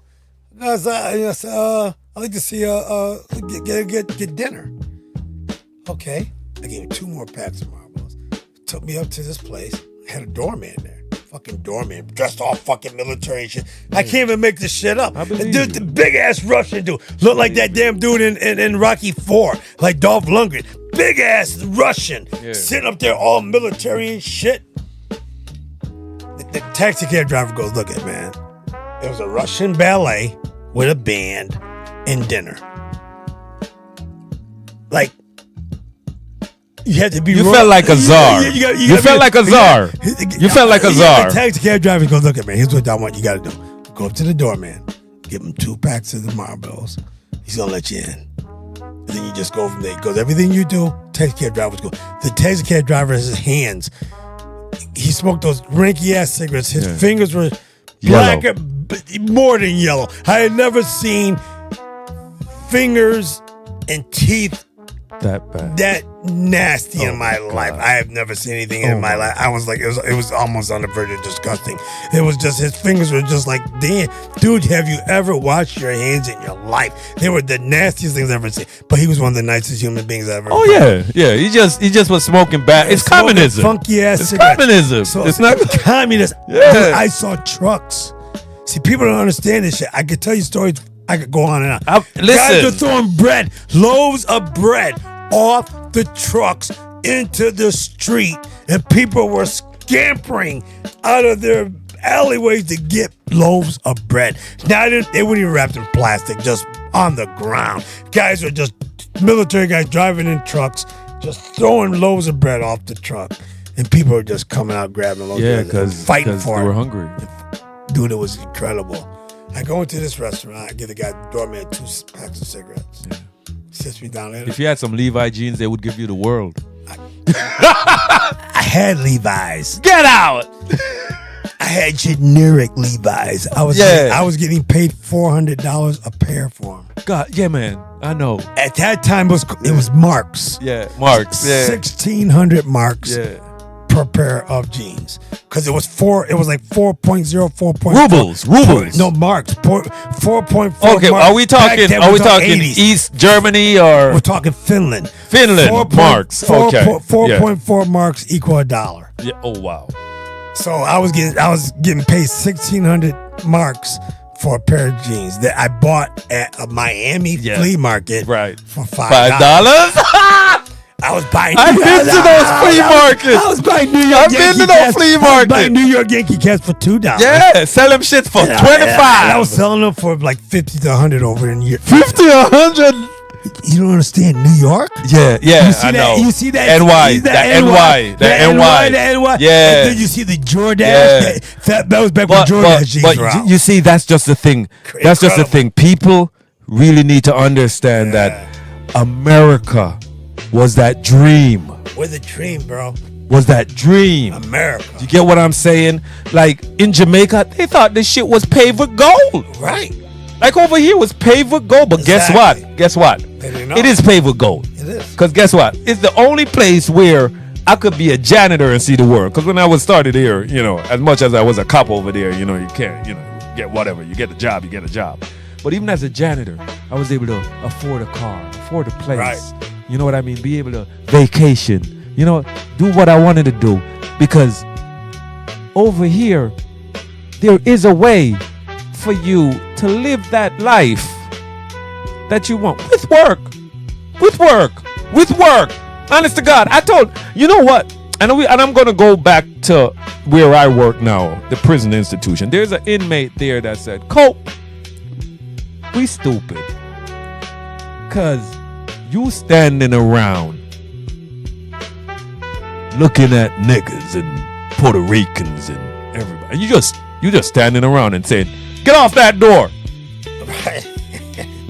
Yo, my dude, you don't belong in that cell. Don't do that. All right, I'm going to write you up for so-and-so. Or someday I just don't give a shit. And he said, Cope, I could be doing this shit. I said, yeah, you could have been doing this shit. Yep. You could have been in the hood, find you a correction job or a state job or whatever job, like a job. Right? And be making money without looking over your shoulder. Right. And still could be like talking to your coworker and say, man, I love Miami or I love Hawaii because I had a chance to do some overtime. Right. Because you can't do it every time. That's not all you get to appreciate shit. Because I tell people, if you have ice cream every day, you're just a fat dude that want to just be a glutton. You don't appreciate it. But you're not going to appreciate ice cream. That's why in Jamaica, when Sundays came around and the ice cream man came around as a kid and I had a chance to have ice cream on a Sunday, that was like I was eating God food. Right. It tasted like heaven. Right. Because you know what? I ain't going to taste that for a whole week. Exactly. Until Sunday again. Coke, a soda. Holidays. Man, I remember getting those little sodas. The guy back in my day, we had a guy that delivered that shit. The sodas, the milk. Oh, on the truck. Yeah, we used to change the bottles to get the get the full one. And my parents didn't really have the kind of money to get the truck service. Yeah. But my aunts did. So every once in a while, I'm out there, and I was that young. I was that young kid. I ain't gonna lie. When I was young, I was that little cute little kid, little smart little ass kid that all the old little black ladies loved. And you want to hear something? I'm gonna tell you a secret. Only my sisters know this secret. I didn't realize this. My father, even to this day, I'm gonna say this right now. He's probably the most handsomest man I've ever seen in my life. That's my father. I'm gonna post him, but he's just incredibly handsome. I remember my father telling me, "Boy, I had 33 girlfriends before I met your mother. But I told all 33 of them I had to let them go." Yeah. Now, I used to go to church every Sunday. little kid, 5 years old. All these little women, all these black ladies used to come to me, give me a quarter here, a dime here, 5 nickel here, there. We had a little Cutie. kitchen. We had a kitchen in the back where they in between Sunday school and Look at this church good-looking service, little boy. you get the chicken wings, you get the rolls, you get shit. And I used to go in there, and there was a lady in there. And I'm not even gonna tell her name. I loved her to death, Miss Haskins. I forget. I used to go in there. I had like a dime. I'm 6 years. I got a dime. A lot of money though. She gave me those, but she gave me $5 worth of food. What? I come to find out, all these ladies they were my dad's ex-girlfriend. Yeah, your dad was. This lady was in love with my father. Yeah. And so she couldn't have my dad, but she gonna take care of you. Man, this She gonna lady, take every care time of I go, you. you want a piece of cake? You want a Yeah. piece of roll? Yeah. I didn't know this shit till I was like 15 years old. That's what's I'm up. 5. Yeah, Every Sunday school, yeah. after church, lady, come here. You want a quarter? Here's a quarter. Here's a dime. I come out of church. I made sure I went to church. Of course. Because every Sunday, Yeah, you gonna get some money. $5-6. Yeah, you good. Now back then, $5-6. I had a store across the street. My sister Anna Lee, who I call my buddy pal, she knew what time it was, so she became my best sister. Cause She was in on the con too. She was in on the con She was too. on it too. I used to- Cause you was like, yo, Yeah, Sunday, right. Sunday. I don't know. It seems like Right. I'm the cutest boy I'm the at cutest boy. Sunday. I'm the cutest At boy. church. I'm the cutest boy at church. They just giving me money. And back then, you get a bag of candy like this for Yeah. 15 cents. Yeah, dude. So now my sister's going, hey, how you doing, my boy? She coming in. I didn't catch this Yeah. shit out till way later. She was like, oh my God, my brother, you're so She nice. manipulating the shit out of me. Yeah. She was sucking up, but even to this day, she's still my buddy pal. Oh, Of course. yeah. You I always love have a her. favorite one. I love her to death. She's Yeah, my buddy pal. yeah. I have 6 sisters. Right. I talk to them all different. Yeah. I got my oldest sister who's a grand. Yeah, she's the one. She's I the know one. how that goes. My oldest sister is the grand. She's like the mom. She is the mom. Yeah, I get it. But I only could talk to her a certain way. Right. Of course, I know. My sister under her, Yeah. But you see, I don't know how to talk to that's her. how I grew up too. yeah. Like You gotta talk there to was them all different. hierarchies. Yeah. You know what I mean? In the Right. family, there were hierarchies. Right. Cause I remember, like, if I went sideways with my older brother, he would remind me that he's the older brother, Respect your elders. and I should remember to listen to him. Right. And I said, but Jay, you sure if I put salt in my cut, it's not gonna hurt? And he's like, no, put that salt in your cut. It's gonna heal it. Right. And I would scream and bark because that Right. dude was evil. Yeah. You know what I mean? But I would listen. Yeah, I would get it. listen to I him. get it. I get I would it. listen. Even when it was something bad, get I it. would listen to him because he was my older brother. Right. And we had hierarchies in the family. Absolutely. You got to respect that. I don't care if it's 1 minute older than you. Yeah. Still. You better respect your elders. Right. That's where I grew up. Yeah. That's all. Simple as that. The older one was the one that was in charge. That's the one that you listen to. Simple as when that. And Simple as that. how is it could you lose that? You should not lose that in. I tell people. Family structure right now is Right. gone. Yeah, bro. that's what I mean. That's It's what I gone. mean. That's what I It's mean. gone. It's gone. I- Even in white culture, it ain't nobody. Everybody's gone with that shit. Nobody cares. That I think we need to bring that back. That's how I feel when it comes on to the. Well, let's talk about black folks real quick, and then we'll jump back into these movies. Once they took the black man out of the family, Yeah, out of the family. that's when black culture went downhill. I also hate that they act like there aren't black dads out there being dads. Right. I don't like that. I'm one of them. Right, because And you're one of them. I'm so involved with my kids. I feel like I'm too involved with my kids. No, you're not. You get what I'm saying? You can't be too involved with your kids. That's how I feel. No such thing. That's how I feel. Because I tell my kids, this house is y'all house. Right. This is y'all.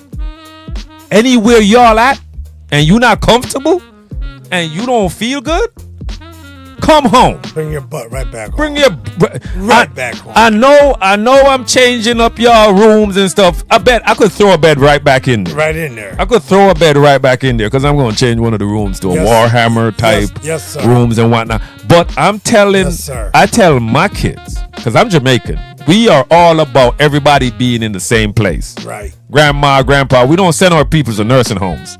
We don't do No. that. We don't do that. No. And I'm glad I'm married to a European woman who also believes in family should be close. There's a huge difference between. Oh yeah. I'm gonna say that shit right now. Oh, yeah, man. Because Yeah. you said it. Yeah, I have to dude. jump on it. Yeah. Because boy, my memory works. Yeah. If I don't say it right then, I don't mean to interject. I don't mean to be Don't rude. if interject. I am. Interject. It's your day. But if I don't do that, your day. I'll forget what I'm saying. It's your But a day. European woman, a European Caucasian woman, as opposed to an American Caucasian woman, is a Total different. totally different. Big difference. I mean, huge difference. Big difference. When I was over in Europe, I'm gonna tell you something, Copeland. When I was in Europe, I remember these girls' names too. Man. I mean, like Rita. You got a good ass memory. Man. Yeah, I do. It's incredible. Rita Ukianiemi. Who can name me? Ukianiemi. I'm gonna spell it for you. Her first name was Rita. Rita. Now I have R-I-T-A? No, I have a sister that is Rita. Rita. R-I-T-T-A. T-T-A. T-T-A. Rita. But she still pronounced it as Rita. Okay. Ukiniemi. Ukiniemi.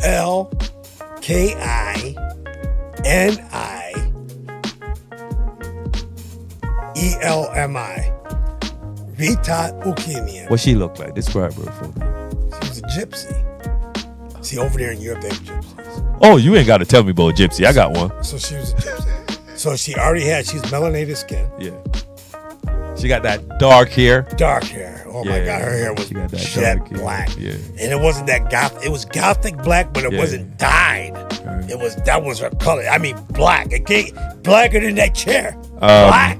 I don't want to. I want to hear everything. But did she do tarot cards or she didn't do none of that? She did tarot cards. Yeah, you know, but see, I have to get away from that listen, shit. listen, Because my listen, family might listen, be watching this. I'm a Christian. They go, oh boy, nah. are you crazy? You into that witch? Listen, man. I said, "Leave me alone." Listen. Yeah, Tarot yeah, she did. Tarot was before Christianity. Yeah, Shut up. Yeah, she did. Yeah, she did. We keep on acting like Christianity beat every religion. She did the crystals and all that. Listen, man. I met a woman who read me tarot cards. shit. Always on point too. Right? Yeah, she was on point. She couldn't even finish the tarot cards, right? She couldn't even finish the tarot cards. And that woman that read me the tarot cards, I ended up marrying her. Okay. I believe it. Right? And I mean, like when it comes on to, cause you remember Krasinski? Krasinski. Wow, I love that guy. Krasinski. Krasinski, I won on the show. That dude, you got to get him on. He's so Yeah. fucking important. You know what? He taught me everything I knew about. He gained 500 pounds, so he's kind of insecure. Wow. He looks. I love him in main control. Dude, man. he love looks. me. He is bigger than the chair. He's 6'5". He's man. 6'5" and 900 pounds. No, sir. Yeah, he should What stop. the fuck is he doing? He's He is depressed. I don't know what the fuck going on. He's depressed. That's his wife. But no, dude, because he and his wife they're doing this. She's a psychic. yeah, but he's fat like that. Yeah, dude. I don't know how, because I like him I a go through lot. weight problems. I like him a lot. He's my dude. He's I my dude. like that and dude. he's my dude, and he's You had make some. sure you tell him I said hello. I'm going. He's been having like some Thyroid shit or something. worse than that, but he's getting better. He did a Okay. surgery. He's getting better. I liked him a I lot. love him. I don't want to see him die. I had him, Naush. Naush, that's my dude. Yeah, man. Naush doing big things now. Naush is doing all kinds of shit. Naush doing big things. I'm shouting out to you, Naush, because He's retiring soon. he's the one dude, even out of all those guys, even when I was going through bullshit, not going through bullshit, whatever, Yeah. blah, blah, blah, he always had my ass Now, back. He always had my back. Naush is my guy. They Naush, used to I call love us you, bro. rum and coke. I love you, Naush. Yeah, Naush is my guy. They used to call us rum and coke Yeah. back in the day. Yeah, Naush is on point. He is a great dude. Naush retiring soon. He's I'm incredible. gonna miss him. He's incredible, man. Krasinski, he's gonna retire soon also, but They got 20 already? They got the 20? they're like maybe 18? 9 months left. Wow. 10 months left. They're young, too. come on. You know how it Now goes. she's young as fuck. Yeah, Excuse now my she's- language. Now she's my age. Yeah, how old are you right now? I'm 47. See, my son, Mm-hmm. not to jump, he'll be 44. Yeah. I didn't know this. Frito-Lay, same retirement weekend. I don't even know why. How the you- fuck is that? Honestly, I don't know why you left though. Huh? I don't know why you left. Why I left? Yeah. Honestly. Oh, I can tell you exactly why. Because I'm looking at you right now. Yeah, I know, but I'm looking at you right now, and honestly, because we have, you have any idea what I did the last 4 or 5 years? you know, you What, remember, then? I know you. What? I know you're enjoying. Yeah, I know you're enjoying I it, couldn't but be- you know, I as couldn't be in there. a I'd be 74 as a when I CEO, retire. yeah. I'd be 74. you still could do that shit, but honestly, you look better than some of these young cats I that know is this. in there now. I know this. And I would rather you there I than know. some of these young cats that are there. I know this to be true. Because that shit, they're useless. They're useless. But here's you know what I mean? Here's the difference. If I stayed in there, I wouldn't be the guy I am right now. Because it It'd be wearing on me, man. I couldn't do and it drains you emotionally it. Physically, and physically and psychologically. and psychologically. It really does. It affects you so much. It does. That's why I say, if you want to make a man strong, lock him up in prison for Right. 10 years, and that man will come. You could drop him anywhere. You drop him in Afghanistan, he's going to survive. He's going to do all type of shit. You want to know something else that will strengthen a man, which I didn't even realize it because I wouldn't have known it unless I went through it. Breaking a man's heart. Oh, When you break a fucking man's heart, oh God. you Come- no, but come see, on now. you Come got on two now. ways. No, you got 2 ways to go with this. Tell me about And it. I'm gonna tell you about it. Yeah. I want to say I've never gotten my heart broken. No, I got my heart broken more than once, and the reason why I get my heart broken, Oh. and it might even get broken again. I don't give a fuck anymore. Uh-huh. No, it might be. I'll tell you why. The way I grew up, now this is where when you have women in your life, things get kind of misconstrued. I've got 6 sisters. Okay. I don't know how to I have a hard time all you women out there, you know I respect you. I know you love me to death and I love you. But I have a hard time saying, shut the fuck up. Get the fuck out of here. You know, and I never hit a woman in my life. The first time I ever had a fight. But have you ever shook one real hard? Yeah. Oh, okay. I shook one I've shook one real hard. Tell me about the heartbreak. But when you get your heart broken, the heartbreak to me was not here's the problem I have with women. If I like you and I get involved with you, I'm involved. You're my girl. Yeah. Now here's what women, I don't know why they don't get this. I already know I'm a good looking guy. And I'm not doing this. I'm not patting myself to Right, I'm a you good know looking it. guy. Yeah, you are. I'm a good You looking are. guy. I'm Fuck. a good looking guy. You know what? As a Thank you. straight black male, I can look at you, Amos you. Taylor, and say you're a good-looking man. For a 69 years Right. old, you still look well put together. You're a handsome man, Thank and you. I'm pretty sure. I know you from over 10 years. You was handsome then, and I know the younger you were, the more handsome you were. But I'm telling you, you're a handsome man. I never had a problem getting a girl. I'm pretty sure. Never. Even now I don't have a problem. Because I've seen some dudes, and I'm like, what the fuck you got a girl? Right. So I never had a problem getting a girl. Right. But the problem with I have is that because I'm a nice guy, I'm not nice anymore, ladies. I'm kind. What? I'm kind. What? You're I'm kind? no longer nice. Wait, I'm wait, not wait. nice. You There's gotta a difference. There's a difference. explain the kind and I the will. nice. I will explain. the Okay. difference. Yeah. A nice guy is what they call now simp. Simp. A guy that will just do whatever you do, is always going to agree with you, always going to say, hey, baby, what can I do for you? I'm kind. If you got something that you're saying to me that doesn't fly right with me, I'm saying, no, that ain't happening. That ain't going to fly. And if you think I'm going to spend a lot of money on you on a first date, you might as well just go find some clown somewhere else. Right. I'll take you on a coffee date. Now, I don't have a problem with taking a first date for me. I don't like the coffee dates. I'll take you to Olive Garden. I'll take you to 99. I'll take you to, what do you call, Applebee's or some shit like that. Does the age matter? Because No, age doesn't matter to me. age doesn't matter to you. I really prefer Right. a woman that's, here's another thing too. I'm 69. 69. But I look 49. Right. So a woman that's 69 usually looks like somebody I don't want to be. Wait. What? That's the truth. That's just the way it Wait. is. Wait. Come on now.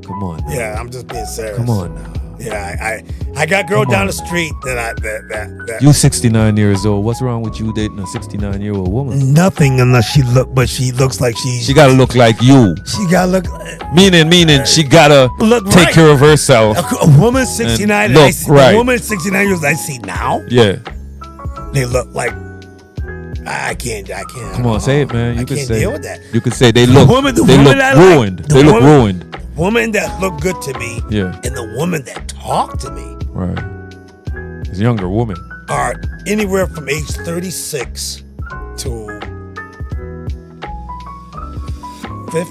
Now, Those are girls I attract. to me, when I because and I wouldn't say to me, but psychologically wise, when a younger woman goes for an older man, they're always like, daddy issues, right? Yeah. So the 36-year-old going for the 69-year-old That's too young. man. 36 For me, it is too young. right? But you say they do approach you, I had a girl 36 years right? old. Oh, how did that go? She wasn't my girlfriend. I knew she was 36 or so. But she wanted something more. I didn't tell her my age. And there's something in my mind that I just said, you know what? I'm a spiritual guy. I said if I do what I want to do to this girl, What? she's gonna What? fall in love with me. What's your what? So you have a certain technique that you do that would make a woman just be like, oh my god. I don't. It's probably my ego. It's probably my ego talking. Listen, you're It a might not- musician. it might not You're a even be real. musician. It might not even be real. You're a musician. I just know. You guys have a certain ego. Well, I also know that because of my 6 sisters. Yeah.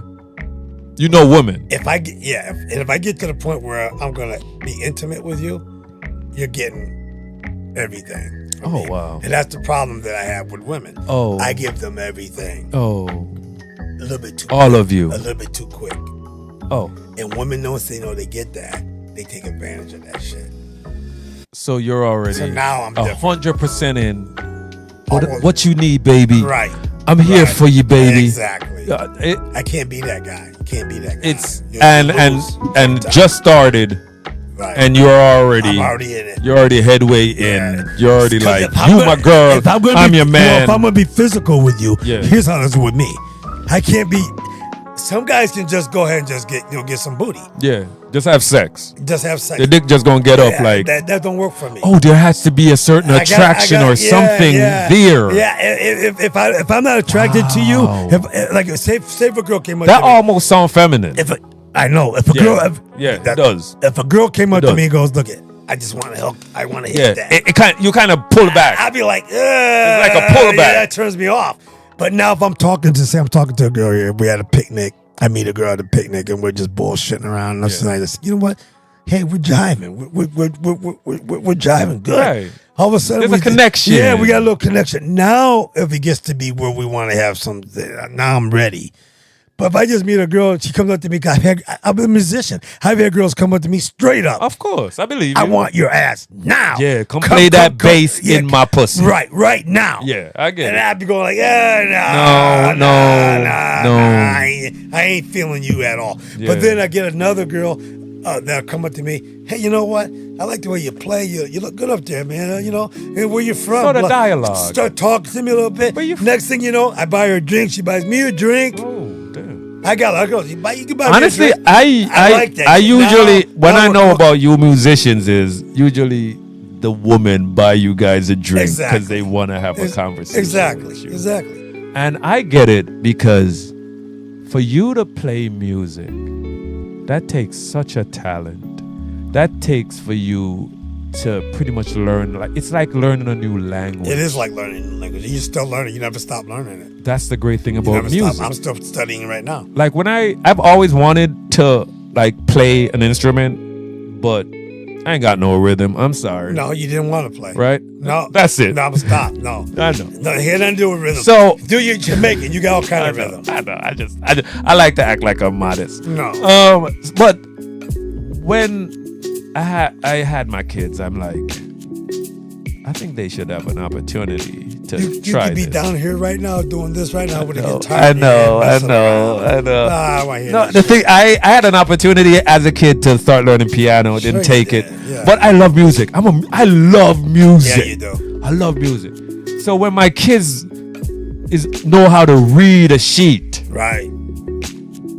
I'm like, Wow. you know what I mean? They do. take sheet music. I'll be like, baby, I tell my daughter, because she's more proficient than my son when it comes on to the piano and the guitar. I believe think it. she is 10 times better. You know why? Because she's a female. Yeah, they See, there's different yeah they aptitudes. intricate. Yeah. They're gonna. different aptitudes. It's just different with a female and a guy. So with the piano, so I'll be like, I see it. if I want to hear some Mozart or something, I'll be like, baby, could you play me so and so? And she will like, all right, dad. Boom, boom, boom. And she'll go on her phone. She'll find the sheet music, put it up. I'm like, oh my God, you have incredible. learned a new language. Yeah, that's incredible. You have learned a new I don't language. read like that. Right, because you come from a different I come from system when it comes on. rhythmic background. Right. Ear background. All right, guys, we're in 1970. We were talking about The Godfather. We talked about 1972. He's in junior high. No? What, 72? Yeah, 72. I'm a sophomore in high Right, school. so that's where we are. I'm in high school. We're going to take another bathroom break, Yes. right? Perfect. We're here. We're here till at least 12 o'clock. We're here. We're here. We're here because we have more. Because I'm only at 1972. We're going to 2020. Okay? But we'll be right back.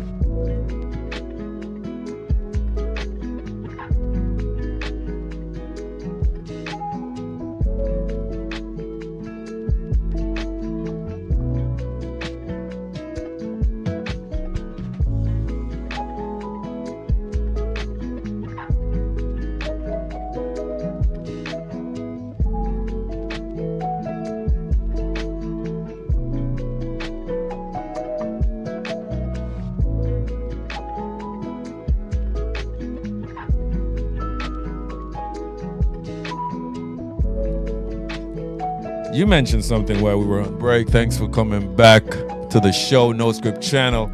You know the stream goes, you know, if we got to take a break, we got to take a break. It's not like we young people. We can't hold that liquid for long because we going through this beautiful, beautiful Four Roses. Look at Four that. Roses ain't joking for some reason. I had to go in the good cabinet for the good crystal for this because I know my man Taylor coming over. I had to have the good crystal ready for him. Something smooth that he's going to be able. Yeah, what do they call these kind of glasses? I forgot what they used to call these kind. I used to get my grandma Yang these kind of glasses. Like this. And I used to always a snifter. Right. And I used to always make sure people used to try to give me my You got to grandma hold Yang. them a certain They try to way. give me my grandma Yang a shot glass. I said, no. I said, I'm paying top money for this damn drink. You give me in a snifter because you're not supposed to drink. It's not a shot. You're supposed to like sniff it. That's why they call it a snifter. You sniff it, you smell it. This is top of the line. Whatever this Four Roses, I never had this before in my life, but I don't even think I didn't even think I like bourbon. What I like, until this. what This I is like to something do different. is I like to introduce people.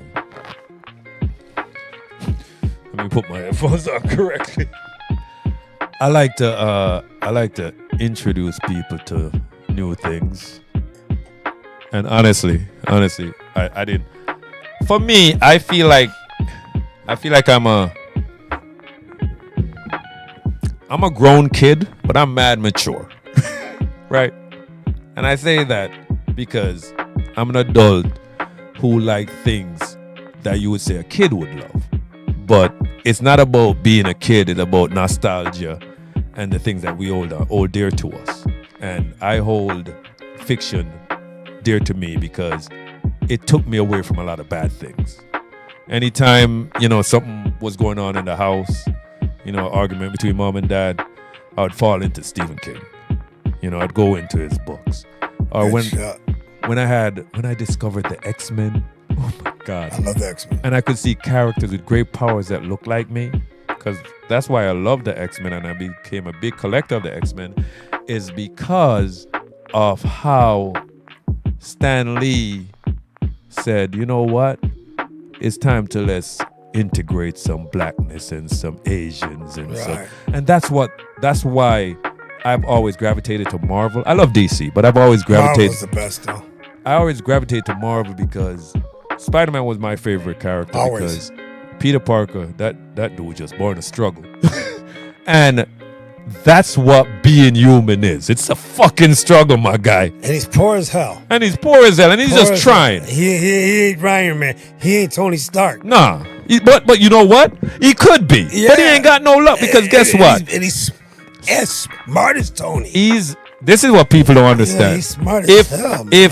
If Peter Parker was to give up being Spider-Man, he would become the next tech guy, meaning he would be the next Jobs. He would create a smartphone. Right. He would create a smartphone that everybody, he would create an app, he would create a computer, he would create a device that is going to assist you, because this dude, he's been creating is no superhero becomes. This is one of the things why I've always loved superheroes, is because there was no really dumb superhero. Right. There's always, you were always chosen, and then you realize. Even the Hulk isn't dumb because he's Bruce Banner.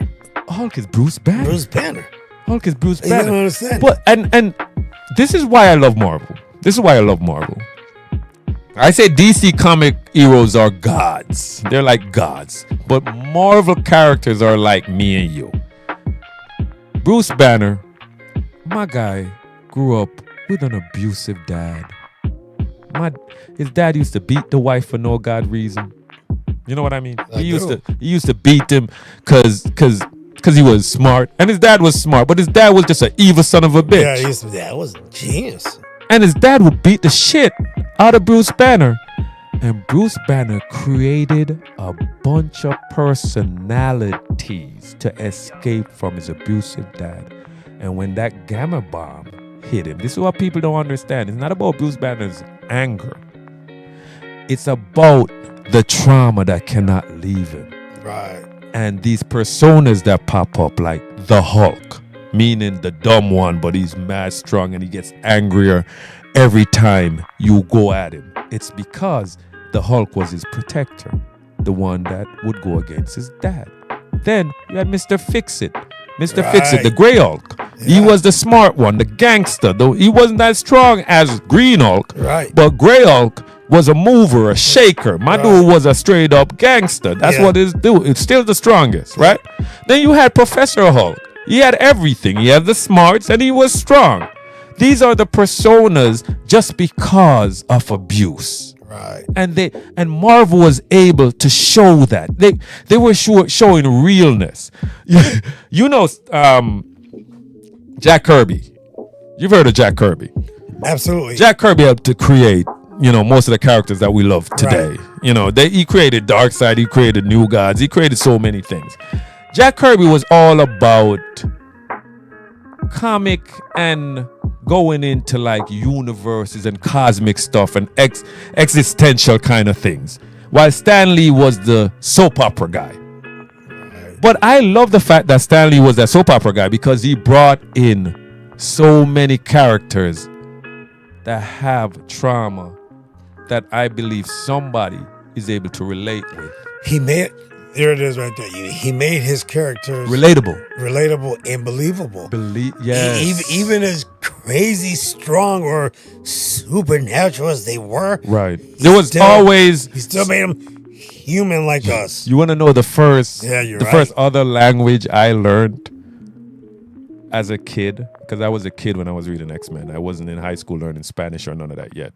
The first other language I learned was Russian. Russian. See how the world is?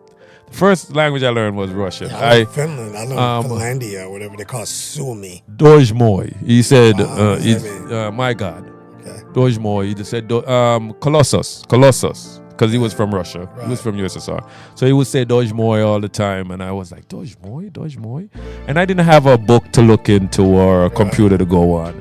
So I had to figure it out for myself. Doj moi. And then what they did the little brackets. Right. So Doj moi was Russian, and then they put my God. And then I said, oh, he's saying my God. So I learned Doj moi. Did you in Jamaican school, didn't they teach you languages there? They only taught us Spanish. Oh, that's it? Okay. Because if you think about it, when it comes on to another dominating language is Spanish. Right. I'm surprised you didn't get French there, though. Honestly, French is a niche language. Right. Niche I was language. always offered French and Spanish when I was in school. They're not dominating. French and Spanish. Those are the two I got. Yeah. And Latin. Who the hell's going to learn Latin? You got to stick. It's the only dead language that's still alive. Who's going to learn Latin, though? You should. Why? Because that's a hard language. This world was built off of Rome. Yeah, it was. It was built off of Rome. Damn, but that's a hard language. Latin is a hard language. It's a dead language, but they're going to keep it alive because the Roman Catholic is still alive. Right. You asked me, I was saying before we go on the break, and we're going to jump back into our decade movies, number one movies. We're at 1972, Godfather. But you asked me something about the Book of Enoch. I did. Because I just bought it. Right. I just ordered it. You have to understand something, too, also, because I come from a real strong Christian background. Yeah. But I've always been that guy in the family. I'm not gonna say I'm the black sheep of the family, being the only boy, but I'm that guy that I'm always searching for. You're a truth seeker. I'm a serious truth seeker. I like that word, truth seeker. I'm a truth seeker. And I have my own little moniker when I go on my own speaking tour, which I'm going to do. That's in the future. I'm going on a speaking tour. The title's going to be "I'm That Black Guy." Right. I'm that black guy that dares to ask the questions to not be black. Okay. All right. I'm that black guy that dares not to be black according to stereotypical or whatever. Black. I'm going to ask the questions. You just want to be a normal human being, not a color. I'm going to confront you with all the things. I could go on and on for hours because say what you want now, man. You can say what you want now. I think black people are extremely confused. Yeah, talk to me. Tell me. I think black people are extremely confused about where they come from and who they are. Okay. And you're kind of saying they're lost? Yeah, because we blame slavery for everything, and there's so much shit that went on way before slavery even occurred that creates what the hell that became what like a black American is. A black man in the beginning, we do this black and white thing in this country. I'm gonna make it real quick because we gotta get to our movies. But this this black and white thing is stupid. Speak your mind. This black and white thing is stupid because, and some people get real pissed off at me. I even have. You're a 69-year-old black American that grew up in America. In America, but black people are always playing victim on slavery. Right. Black people play victim on slavery too much. If you really go back to the beginning, the white man wasn't even in existence. Right. He was in Europe in the mountains. He was a caveman. While the white man was a caveman, black people were building universities and structures and running water and all kinds of shit over. Because I don't want to cut you. I don't want to cut you. And I want you to finish your statement. And I understand what you're calling. You're not calling white people cavemen back then, but if you do check when it comes under your DNA, there's a lot of Neanderthals in people that from Europe. A lot of Neanderthals. We don't got no black people ain't got no Neanderthals in us, but people from like Welsh, people that are Welsh or Caucasians come from Caucasia. Yeah, and they have a lot of Neanderthals. I'm not saying they weren't part of Homo sapiens, but the only point I'm trying to make is that make your point. When black people use slavery as the reason why, blah blah blah blah blah blah. People of melanated skin were the first slavers. Period. Yeah, I know. Mansa Musa had like 12,000 slaves. He was the richest man. He's still the richest man in the world. In order for Columbus or any Spaniards to come into Africa and grab any black people by the millions, too. I'm not talking hundreds of thousands, I'm talking millions. Africa was never Ghana, Nigeria, Ethiopia. Africa was just one big plot of land. And you're not you're not gonna go into Africa without any kind of navigation and know where the hell anybody is at. I'm sorry, you're not gonna come from Europe and be able to go into Africa and go through them damn jungles and shit and find people and take people out of there. Black chieftains, black rulers sold their slaves to these people. The first slavers were black people. That sold black people to the Europeans. And that's the part that nobody wants to face. But don't you feel like that's the part. Don't you feel like there's still like, as I used to say, when back in the day when they had those pro-black people that would be stay woke, brother. I'm 69. Don't you feel like there's like they set up a system to kind of make the black man fail in America? Well, when they say systemic racism, there is such a thing as that. Right. But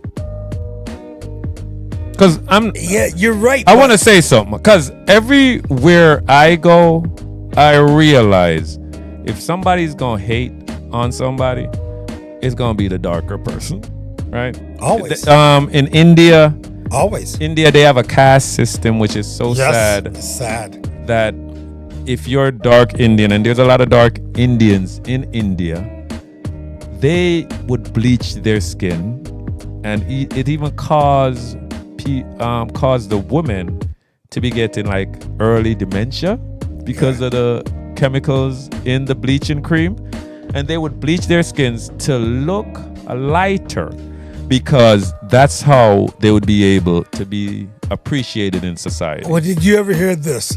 Because see, there's an age disparity here between you and I. But at the exact same time, just like my son, it's really weird. I got a 27-year-old son, a 30-year-old son, but they can relate to my era because I always treated my kids like adults. I probably talked to them. I probably treated them in a lot more mature way than I probably should have. But they're just really advanced. Right, I get it. The easiest way I learned this a long time ago in a Black History class when I was in college. This is like 1974. I'm learning this in Black History class. And my Black History professor was married to a white woman.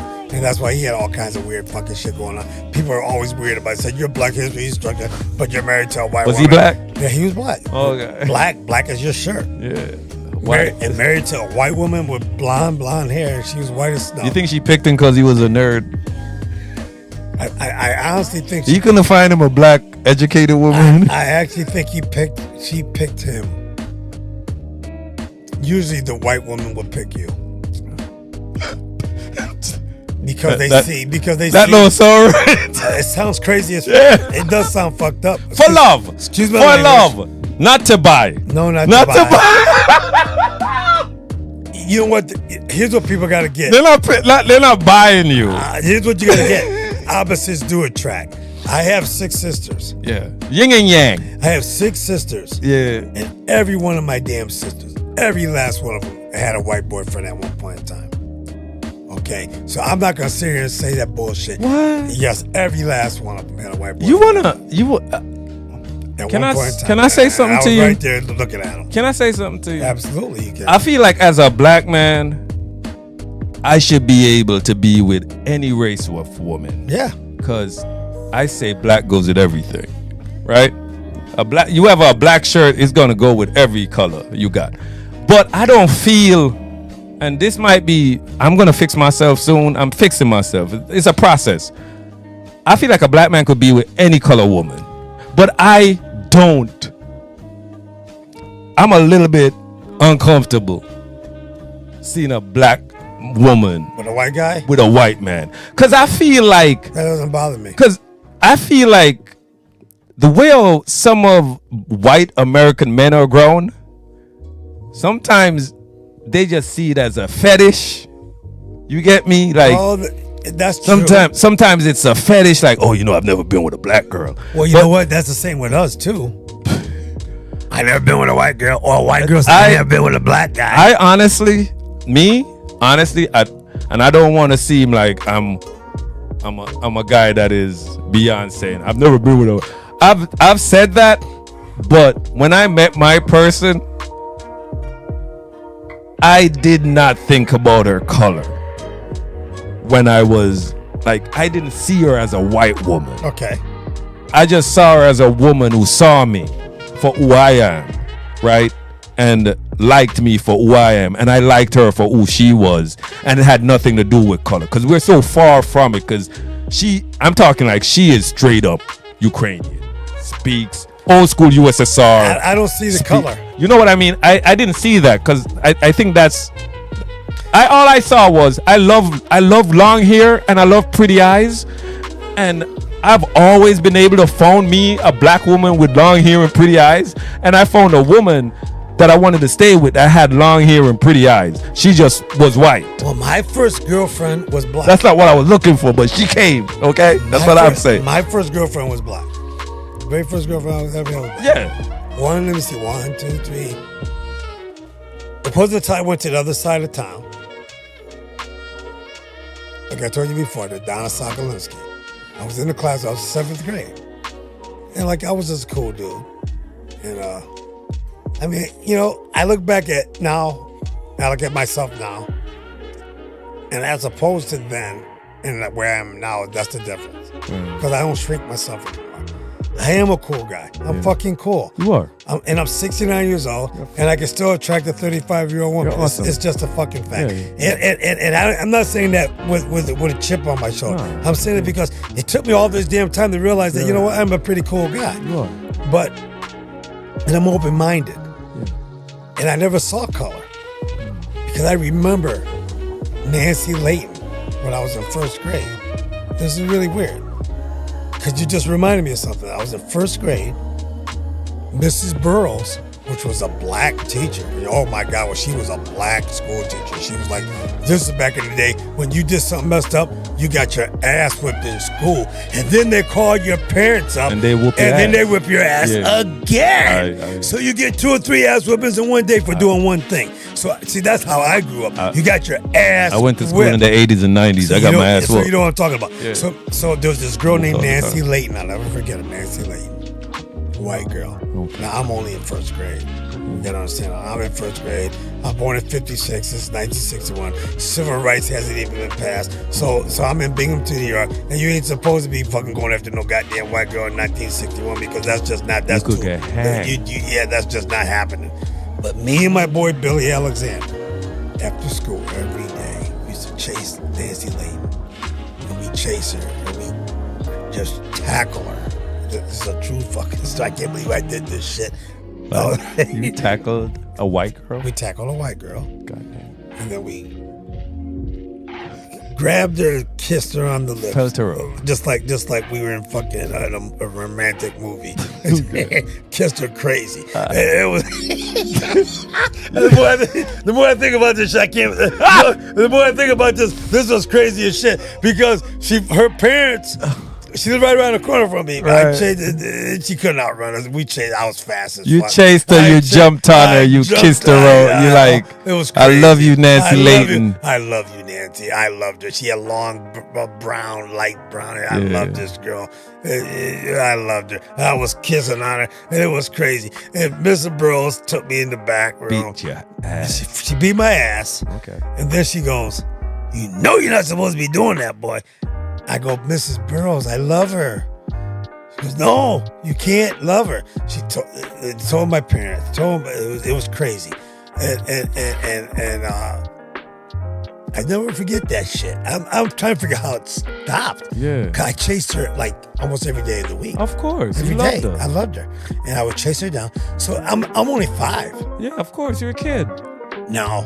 At this time.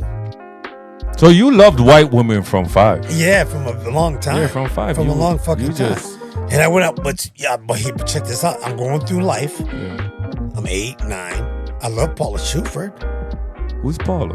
This was a high yellow black girl that come. Oh man, she was fine.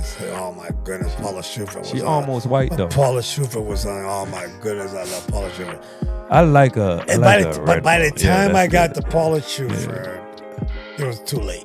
Oh. She was already involved with this one and that one. You see, back in my day, the black woman wasn't saying nothing about, but the black women that were my age, Yeah.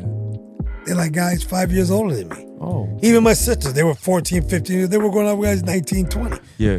Black girls did that all the way through it, as long Yeah. as I know. I like Robin Robbins, Who was Robin Robbins? another black girl. Okay. Was she Redbone?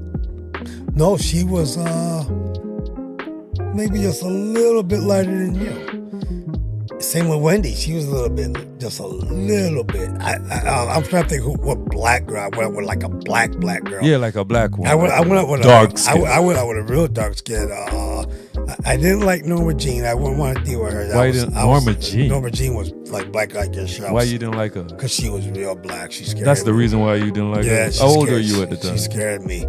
That's what I think. White people still in that scared She scared the shit mode out of me, Norma with the Jean. color. In retrospect, Yeah. if I would have met Norma Jean when I was 15, 16 and wasn't involved in the way I was, I would have gone out with Norma Jean Hawkins. But she was too Negroid. I mean, like really Negroid, like the nose and it was fucked What? up. Yeah, I'm sorry, man. What? Yeah, the real thing. What? Yeah, that's crazy. I know it sounds fucked up. What you mean? That's what I said. It sounds crazy, but I'm being honest. What? Yeah, Wait. You said she was too negroid? Negroid, meaning I know exactly what you mean. flat nose, the whole. Yeah, thing. she looked Yeah. she looked very, very, very like she was made in Africa. and I always and let's think You about this. didn't like the broad nose. Think about this. We're watching movies all Was the it time. also big lips? Did she have big Yeah, lips? Okay. think about this too. I had an aunt. I used to have people that come in from me, and my father was a real keen nose guy. My father had a keen. nose. Oh yeah. And my mother had a That real- European nose. My father had a European nose. Yeah. My father looked. He looked like an Indian chief. Oh yeah. That's And my straight nose. and my mother was light skinned, Mm-hmm. but she had real flat nose and shit. Oh, she had a Negro nose. Oh, she had a real Negro nose, real flat, but she was yellow. Okay, but she had the eye so, yellow. so it was okay. Yeah, because she was yellow. Because she had the eye yellow with the Negroid nose doesn't look as bad as being dark. Now you have to understand something With about the being a Negroid kid. nose. Now, ever since I was 3 or 4 years old, I used to have these little old ladies. I try to tell you because my dad had all these girlfriends. Love them, See, I yeah. didn't know all this shit. My dad had all these damn girlfriends. He had 33 girlfriends. Yeah. He told me, he goes, son, I had 33 girlfriends believe before I him. met you. I believe him, 'cause everyone counts. Oh, he definitely Everyone had. counts. Oh, he was handsome as Trust shit. me, I believe all it. these women loved it. I believe My it. father was handsome. We don't want to admit that the European nose. That's what is acceptable. So Not really. I think it's cuter too. It's a little bit cuter. Then you have some flared out. Let me tell you something. Stuff. I used to have these little old ladies. They were old at the time in church. Used to come up to me. I can't make this shit up. They just come up to me. You know, the old Grab the cheeks. grab the cheek. Yeah. And they used to go. And you know what? Boy, you got such that keen nose. Yeah. I like that keen nose. Isn't that a little bit racist It's, though? it's extremely racist. so when you're 5 and 6 and you're hearing that, that's trauma. That's what you get. That's what you get I want to used tell you something. Yeah. I want to tell you, Yeah. people He used to tell really, me all the time. people really don't know what black people go through. They don't have an idea. with how racism affects us. Cause Right. I remember we used to think how ugly our Right. Negroid nose is, Exactly. and we It's used ugly. to clip Yes. clothespin. Yes. I don't know if y'all know what a clothespin is. I remember that though.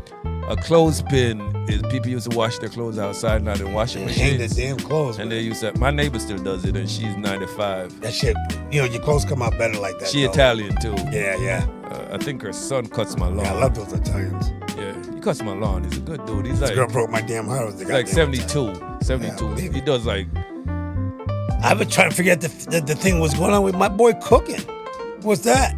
what's that? He was cooking something crazy up there. Those Oh, he's potatoes doing and some shit. chicken and potato. He has this because my dude, Why is he there? my Who is he? my father-in-law. Oh, he's your father-in-law. Yes, we don't. Oh, I didn't know that. We I don't put. apologize. No.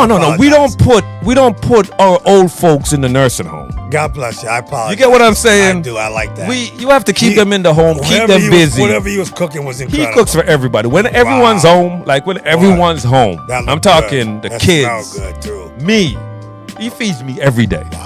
I'm telling you. Like, Let me take some of that home that he was making. I think there is some. We could definitely get you some. Yeah, yeah, man. dude. You want some right now? No, I want some. I want to take that home. I'm gonna get you some before. Yeah, man, he that- wraps it. He does. That smelled good. My mom taught him how to do white Okay, rice. okay. White rice. Oh, Jamaicans do white rice. Right. And I'm telling you, when he does his white rice, you wanna just eat the rice. Right. You don't want nothing else because he does it so right with the coconut milk Right. and all of that stuff. I walked in your house.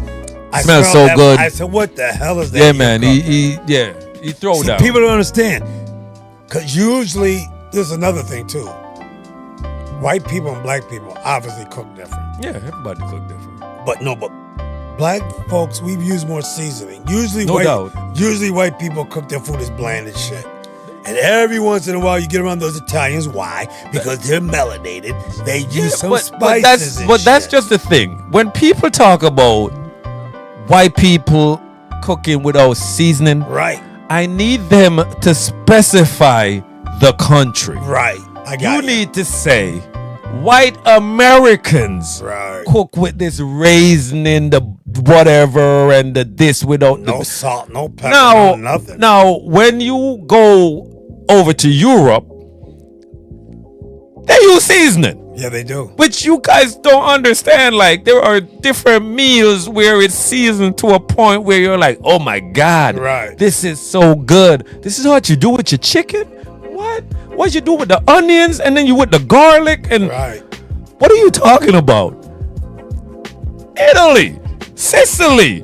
Oh, well, guess what? I'm gonna give you a little bit of thing different. My ex-wife, she's a French Canadian, Nova Scotia. Yeah, that's on real white. Yeah, but she cooks. Yeah. I don't think only person that ever cooked better than my ex-wife. Yeah. And I'm not even lying to you, bro. I mean, I don't Sound know. like- I don't know if she can cook this good. Sound like you was. This is my mother. You loved her. This is my mother. No, but She her- was the one. If What? you say her, your mother, cause I fucked that's up with that's that how I one. feel with my wife. Like, you know, us men. Remember I told you the one that got away? I've got like about 5 of them. I got like 5. So you got like 5 that got I away. got like 5. You got like 5 that got I got away. a good 5. I honestly, I can't say they've got No, I got they a got good- away. I got a good 5. I could say- I fucked up with, man. I fucked up. I could say I dodged a bullet. I got one that I dodged a bullet. Just recently, my last one I dodged a Cause bullet. I remember there was one, and honest to God, like I thought I was gonna be with her forever. Cause I was with her from the 7th grade To when? till I was 20. Okay. I had a high school sweetheart too. Got I broke my heart, engaged. though. Got engaged. I wasn't a good guy anyway, but we got engaged. But she was the type that would be like, "You gonna wear that shirt? I think you should wear this Oh, shirt. no. Could you tuck it in, like tuck in your shirt? for No me?" good. I can't And do that. when, cause I'm kind of a guy that when I'm with a woman, I'll tell her how to dress and what I Right. like. Exactly. And when I see her do that, I know this woman really wants to be with me. Let me ask you a question. You have any brothers or sisters? Oh God, dude! I said 22 brothers and sisters. How many sisters do you have? I got like 12. You have 12 sisters? About that much. If some I Seriously? don't know, How many older brothers? dude, I That don't you know. that I know. I would say about 5. Okay, now check this out. Here's the difference between me and you then. I used to have the older guys tell me shit about girls. Right. They weren't my brothers. They were Yeah. cousins or Okay. friends or whatever. Yeah. And I don't want to sound like I'm berating women or anything because I got 6 sisters. But a lot of the stuff they told me, I wasn't listening to. Okay. I wasn't listening to them. And I'm looking at you. You're a good family man. You're the kind of guy, the mindset that I wish I actually had Oh, you got it. years ago. No, I got it now. I didn't have it years ago. I got it now. Your mindset is the right mindset. Just lazy. No, Lazy. no. You got the right mindset. People don't want to understand shit. But there's roles that we play as male and female. I'm sorry. It's just the way it is. There's There's there's just roles. men are from Mars, There's women are from roles, Venus. there's roles. I'm not really a feminine guy, but I'm a nice guy. Right. And being a nice guy is absolutely a fucking detriment. I'm a nice guy too. No, you're not a nice guy. no, you're not nowhere near nice. You're kind though, and you're understanding. That's who I am now. Right. Now, when I meet the girl that I want to meet, I can discern between all that bullshit, and I can be that dumbass nice guy that just falls for all that bullshit. Yeah. It's a difference. And I think God put me in this place and in this time for a reason. I just really do. I've been through a lot of shit with females. And the shit that I've been through with females is because I've been too damn nice. You really? Because when you I know say I've been too nice, bro. when you say damn nice, Damn nice, yes. Right. Damn nice. I'll explain it to you if you want yeah, I gotta know what the damn nice is. The damn nice is that realizing that women can be insidious and evil as they can be as the devil himself. I never looked at a woman as being cruel or vindictive. I saw the vindictiveness when I had my sisters. Yeah. But women can be evil. I mean, they can get down to the core where they really wish you just to be dead, literally dead, and not even care that you're dead. And I don't have that in me to be like that. Hold on.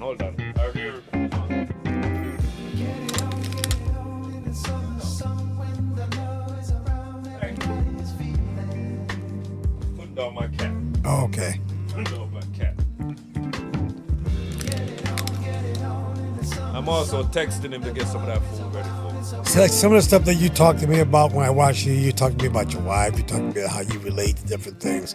I talk to different men, and some of the things that you relate to me today, I'm 69 years old. I remember hearing some of these things when I was 10, 11, 12. What? I remember my cousin, Jerry Green. I'll never forget this conversation. We're sitting on the stoop. Back in the day, black people sit on the stoop. We live in a 6-family apartment building. You know, we're all poor. We're all just living there. My father used to come out there. I used to sleep on a cot. I slept on a cot till I was 50. I didn't have a bedroom till I was 15 years old. You hear what I'm saying? So I'm sleeping on the couch. I'm sleeping in the bedroom. I'm sleeping wherever. You know, I'm the only boy in the family. I can't get into the bathroom. I wake up at 3:30 in the morning so I can use the bathroom because my sister's got the bathroom. You know what I mean? I got to go to school at 9 o'clock. I'm waking up at 3:30 just like to use the bathroom. Yeah. And then do my shit there, and then go back and sleep, and then get up and go to school. I hear you. Okay, shit like that. Seven kids in a 2-bedroom apartment. So your mom and dad have the same experience. Your mom and dad have this room, and your 5 sisters have this room, and the other room, your older sister has that green room, which ain't even a bedroom.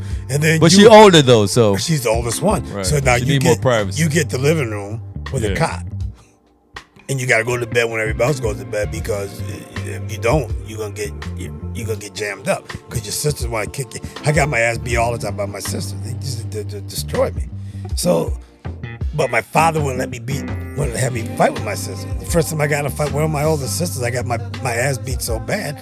So that was trauma right there, because ever since that ass beating I got from my father for fighting with my sister, I would never raise my hand to a woman. Right. So I've had women throw knives at me, forks, things, all kinds of shit.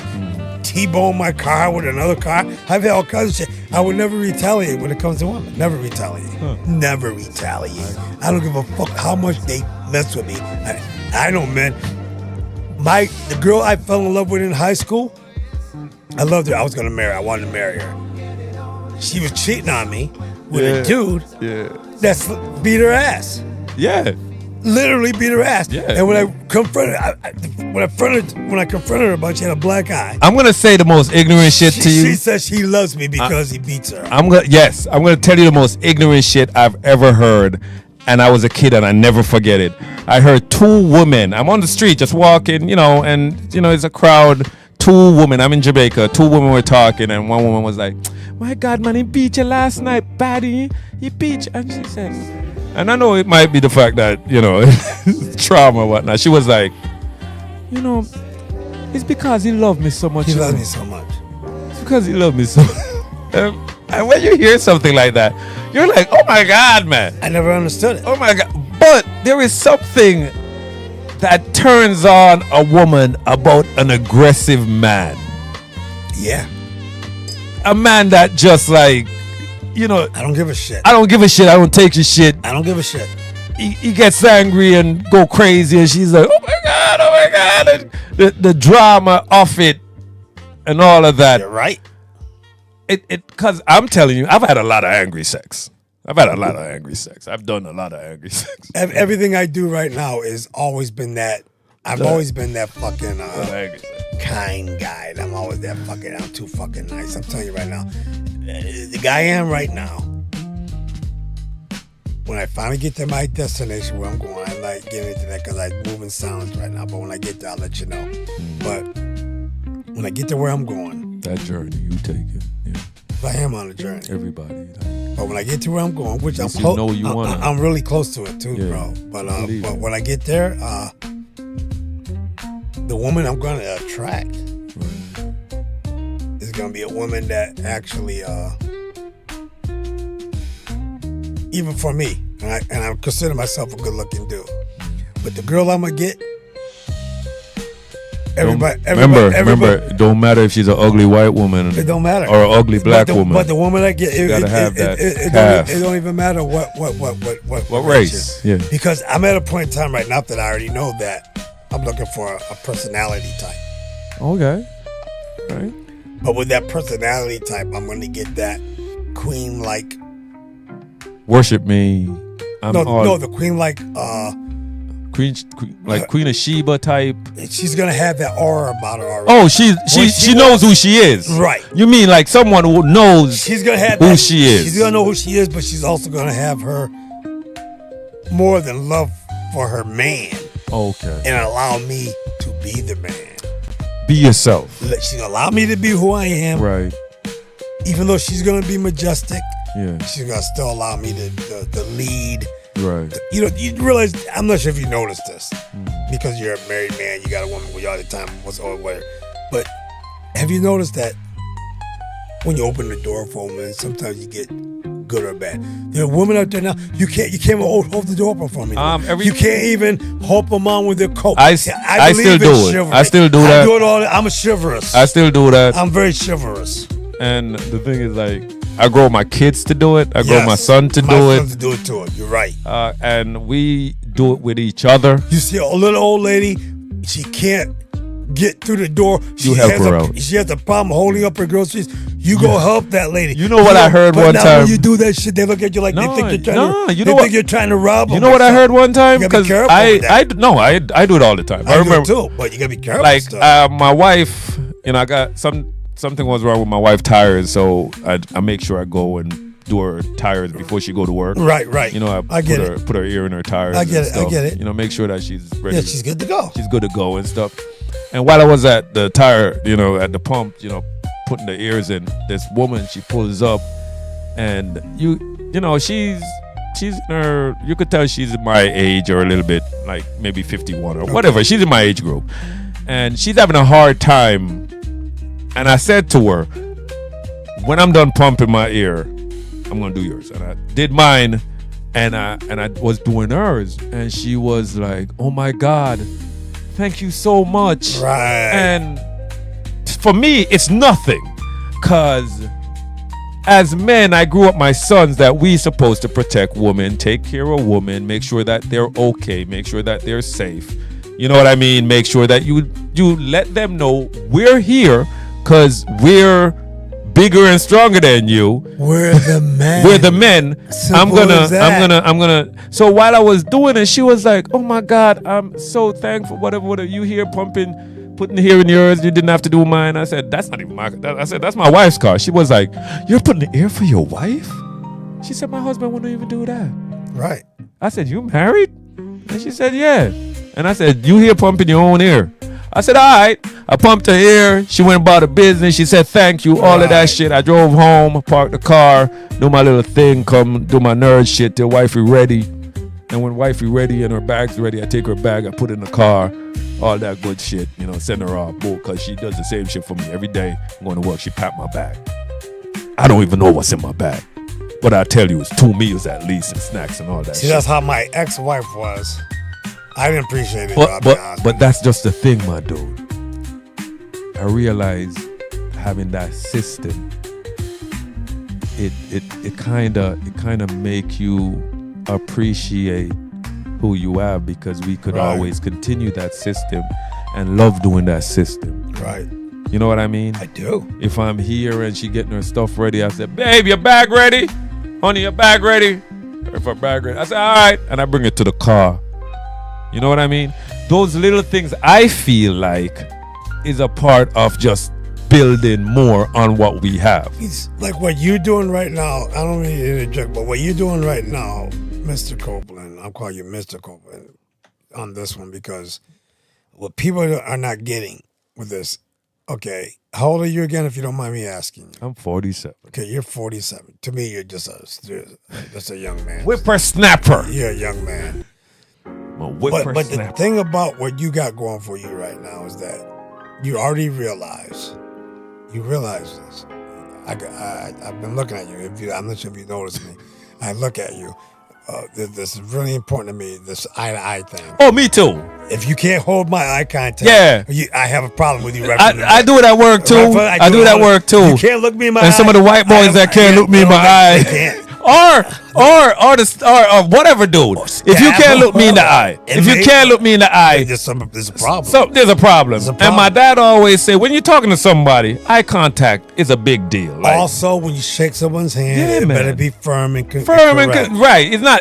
I'm gonna try to overpower you, but I'm gonna. Even with women, I grip the.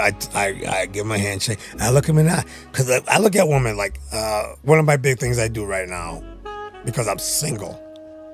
I do this. Guys, he's single I look at. and he's ready Yeah, to mingle. I am ready to mingle. Okay. And I look He's at been women- divorced for at least 5 years. Yeah, at least. I've been out of a relationship forever, man. It's and I am a little bit, what do you call it? Gun shy, but I'm not unreceptive. Okay, it's just the problem with any woman who wants to deal with me has to understand something real quick. I'm gonna dig. I'm gonna dig. So if you're not correct, I'm What gonna do you know mean? real quick. Okay. When you say dig, what you mean? Where we dig into? Well, just like you and I, why am I here? You told me earlier, you might not forgot what you said, but the reason why we're even here in this room, Yeah. and the only reason why I wanted to be on your show is why, and the reason why you wanted me on your show is that we both share the same reason. Yeah. Because we're real. Yeah. In Jamaica, we If said. you In weren't Jamaica, real- we said spirit tech. If you were a bullshit, Right, If yeah. you were a bullshit dude, I wouldn't give a shit about coming on Yeah. the show. I don't give a fuck if you had begged me. I Right. don't even care if you said, Taylor, I'm gonna give you $200 to come on my show. Come on I would have down. still said no. Yeah. If you were one of those bullshit MFers that I didn't want to be around. know.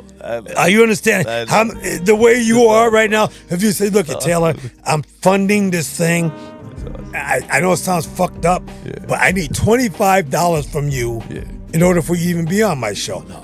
No, but I'm trying to give you. Yeah, a I got you. scenario. I got you. I I'm know. trying to I give you a understand. scenario. I I would have understand. paid the $25 I understand. today to come on the show. understand. See, that's the difference between Yeah.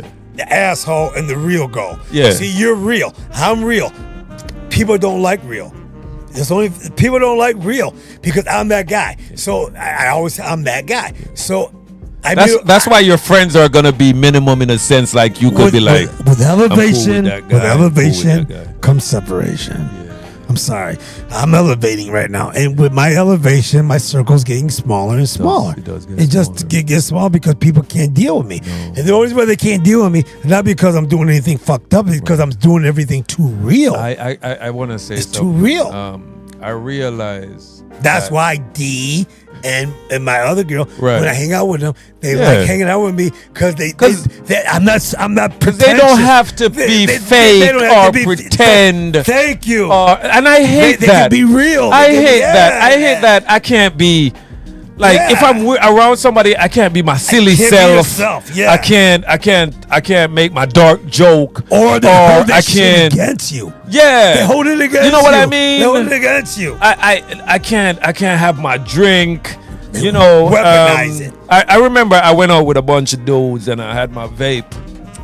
I'm vaping, you know me. Yeah. You getting vape nice. weird. Yeah, I remember you Getting vaping. nice. All the time. Yeah, We're I don't doing- vape anymore But because we're doing tours. I mean, I want to get you in trouble. But we're doing. yeah.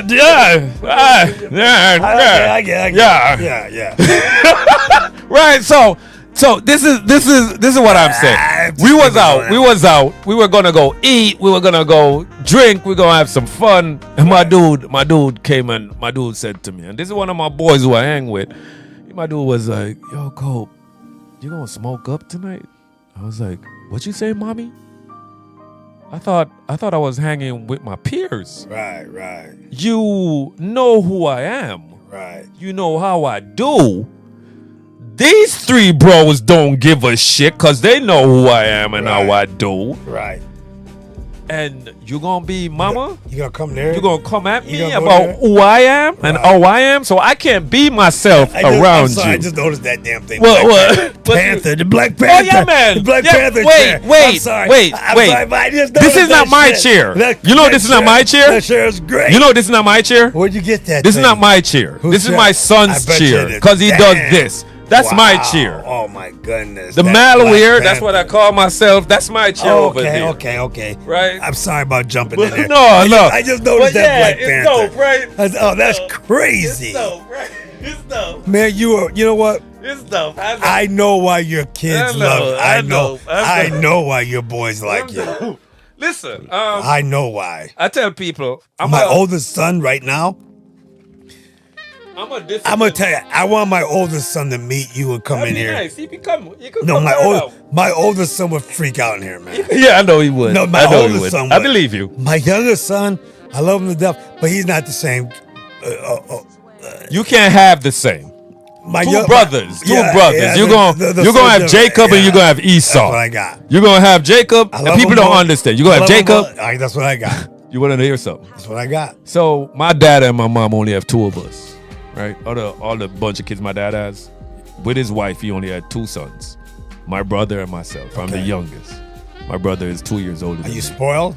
Oh no, Jesus! I don't even want to go there. I'm a mama's boy. I didn't even used to spread my bed. So you're spoiled. I'm spoiled as fuck. just like my youngest son. Listen, Spoiled to listen, death. listen. When I don't feel good, I find my wife's titties and I rest my head on my Yeah, wife's titties. I believe it. And she, like a baby. And she nurtures your ass. Yeah, like a oh, baby. So right. that's why I said. I get it. That's why I say. My youngest son goes to his mother's house. Gets in the shower, gets in the Right. bathtub. Yeah, dude. well, I'm yeah, sorry. it's like- I'm it's sorry. like, I'm sorry. damn. I'm a mama's boy. Yeah, so, yeah. That's if a woman ain't gonna treat me like, Right, yeah, like you a know what kid. I mean, like I'm Yeah. the last Yeah. kid. The wash. We in Jamaica they say the wash belly. I get it. So that's how I was. That's how I was treated. So I'm kind of like You're spoiled, right. So that's why I don't. but you're not spoiled to you're not rotten. You're not spoiled rotten. Right. You're spoiled, but you're not spoiled rotten. Yeah. And that's the difference between the two. Because I'm Right. spoiled too, because I was the only boy. Yeah. I got treated differently. Like my wife knows. Don't talk about my mama. And I don't want to be the stereotypical Right. black man. Right. But I'm the stereotypical black man. Right, right. Don't talk about my mama. No, don't do that. Right? Because if you want me to destroy the house, tell me about my mama. Right. Say something about my mama. Right. So we know, right? I get So it. if she wants to do the punch, you should just mention something about my mama. Oh, your mama didn't want to babysit that time, yada yada. Oh, don't What do you that. did? Yeah, it's gonna be. Ain't gonna happen. Right, Ain't right. gonna happen. You don't talk about my mother. That's against why, the rules. That's why I say when I could go into stay woke shit. When I mean woke, as in brother man, stay woke. You know, I'm done with that woke ass shit. You know why? I'm gonna tell you why I'm done with that woke shit. Tell me why. I don't mean. I'm gonna jump in every once in a while because we just talking, man. We just being brothers. We right still here. got to do the movies. We're doing the movies. I ain't going But, nowhere. yeah. I ain't got nowhere to go. Here's the shit with that damn woke shit. Yeah, tell me, please. I'm woke. I'm woke to all the bullshit. This woke shit. Cause here's the thing that's been bothering me about. I'm gonna go with the LGBTQ thing. Yeah, please. Talk to I'm me. a musician. Yeah. Now I've been exposed. to- Everything. I've been exposed even at 5 years old. I keep trying to tell people. I had a transsexual in 1961. Yeah. He was a cross-dresser. Cross-dresser.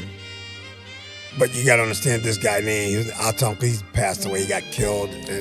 Oh, somebody killed him. They killed him because they found out what he was. Yeah. This guy was It's not like you wouldn't be persecuted. he was a but cross-dresser. they still did their thing. He was a cross-dresser, but he really looked like a female. Oh, Even as a cross-dresser. you know. Because his mother wanted him to be a female. He used to come. Check this out. So he's kind of traumatized. You want to hear some shit? Okay, I'm 5 years old. Yeah. I'm 5 years old. I got 5 sisters. I don't have my younger sister. I have 5 older sisters.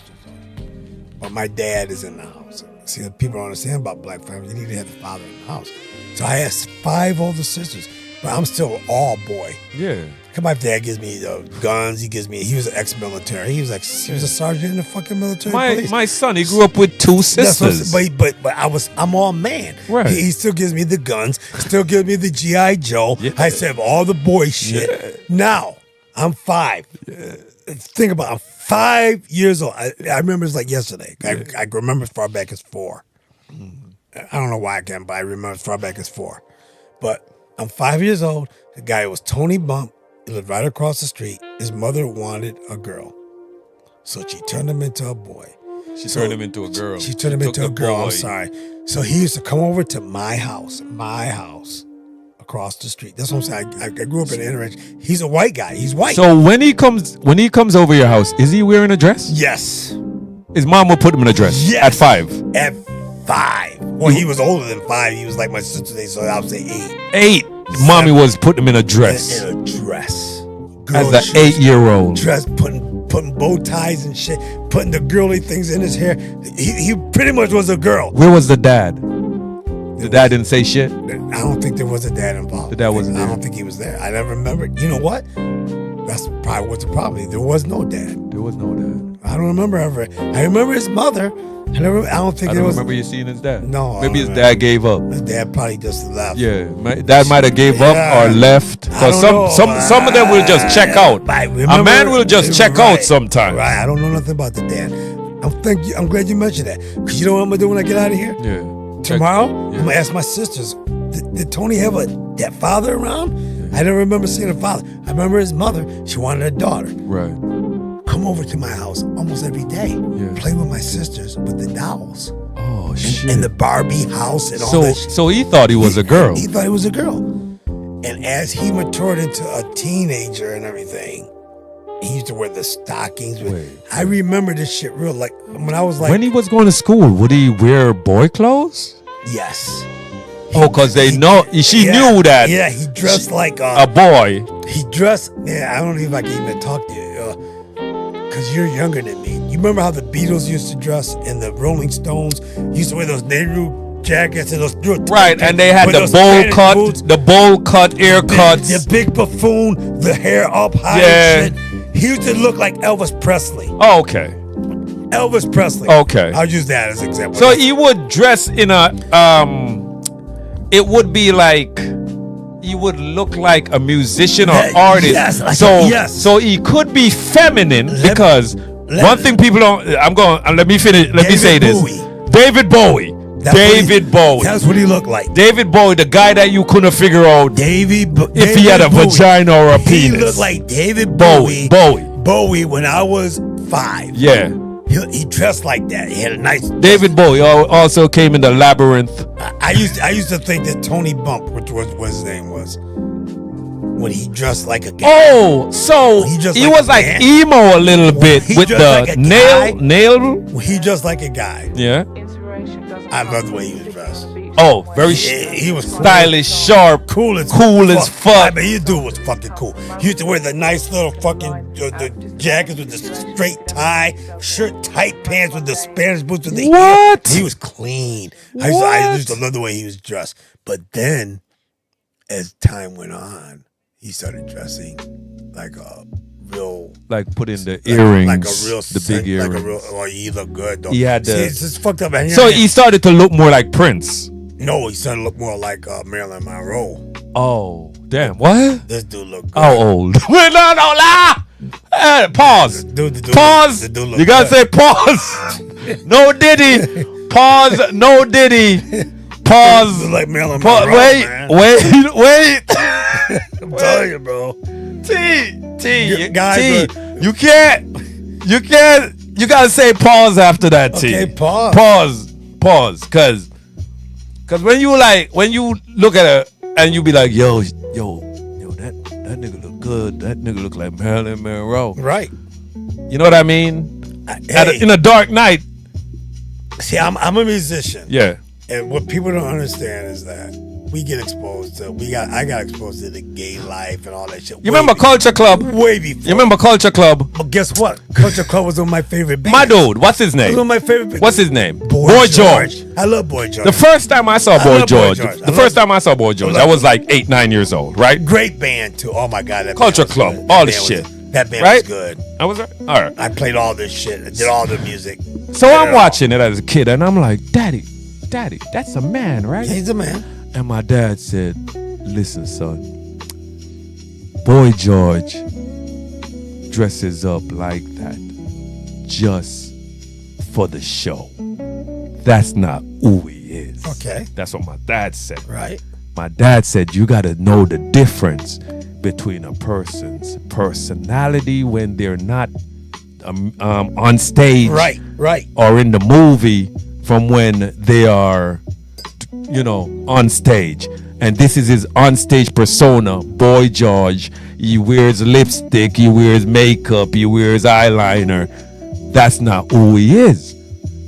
But that was my dad trying to explain to me the difference between an artist and who a person really is. That, you know, as an artist, you can pretend you're feminine, you can pretend whatever. Look at Little Richard. Right. But he was gay. But yes, listen, they are gay. They're gay, But man. that's just the thing. My dad wouldn't say, listen, son, Right. that's a gay ass man. Yeah, my dad wouldn't say that either. That man likes dick. Not gonna say that. He's gonna say, that's just a personality, son. We don't do that. You know we don't do that. And that was what he was pretty much saying. That dude is just doing that for the music.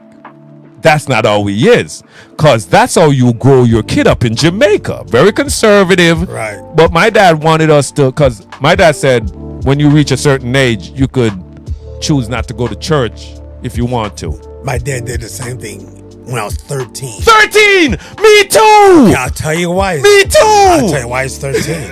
I'll tell you why it's 13. But Because that's when you become a man. thank you. So you already know. My dad told me, I remember this distinctly. He goes, when you get 13-year-old boy, you don't gotta go to church. Dude. I want you, but so I remember that him telling that. So it got to the point where Listen. I don't want to go to church. Listen. And he let me slide. He was disappointed. Yeah. But he still he remembered what he said. I said, Dad, you told me. I was 7 days. 15. Yeah. Whatever. My dad don't take back nothing. I So stopped going to church when I was 15. we were 7-day Adventists.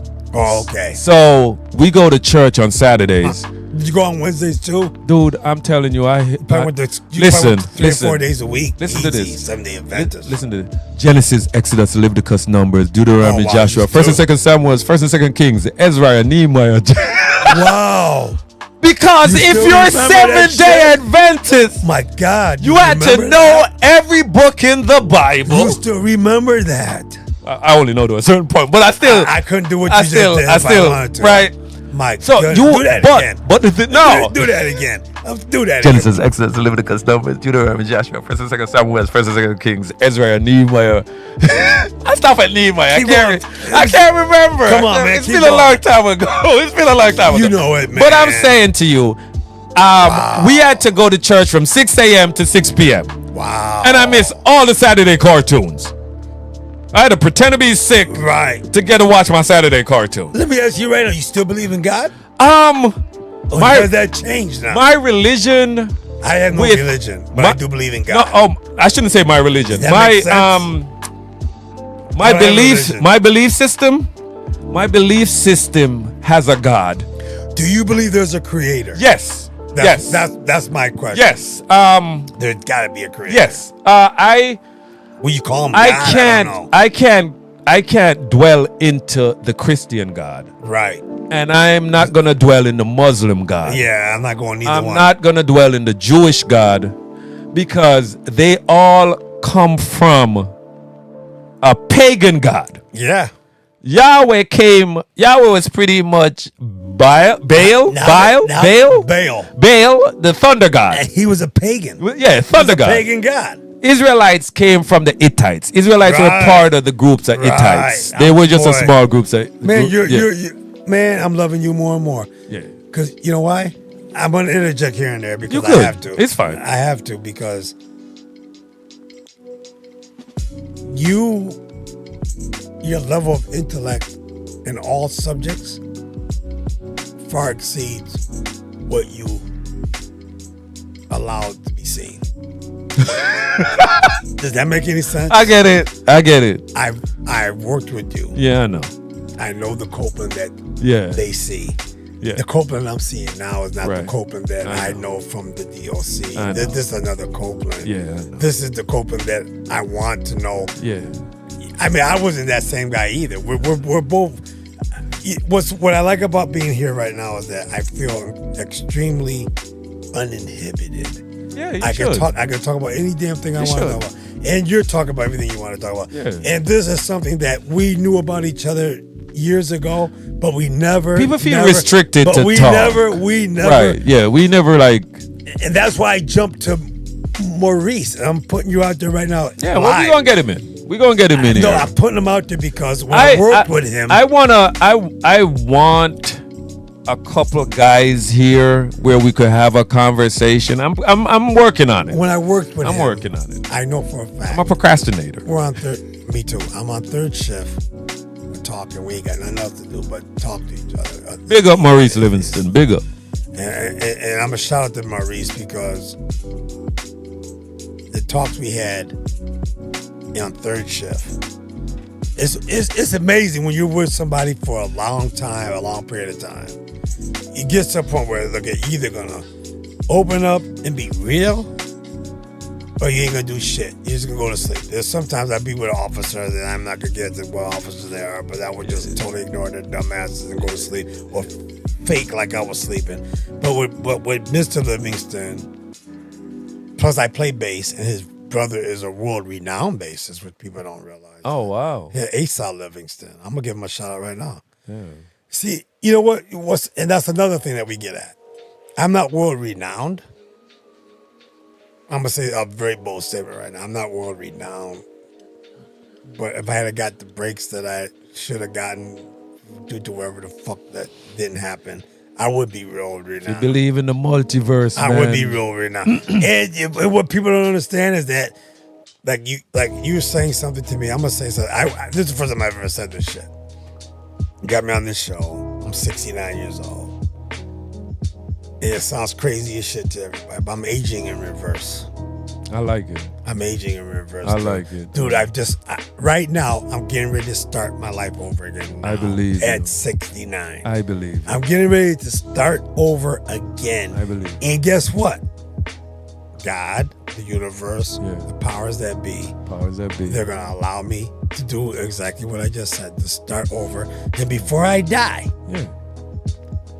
you're going to know who the fuck I am. Oh yeah, dude. And it's not because of out of ego, out of anything else other than the fact that it's just my time. And it's not only that, dude. It's the fact that you've been held back, and there are, as I said, there are always certain triggers that will cause you to not show your full potential. Yeah.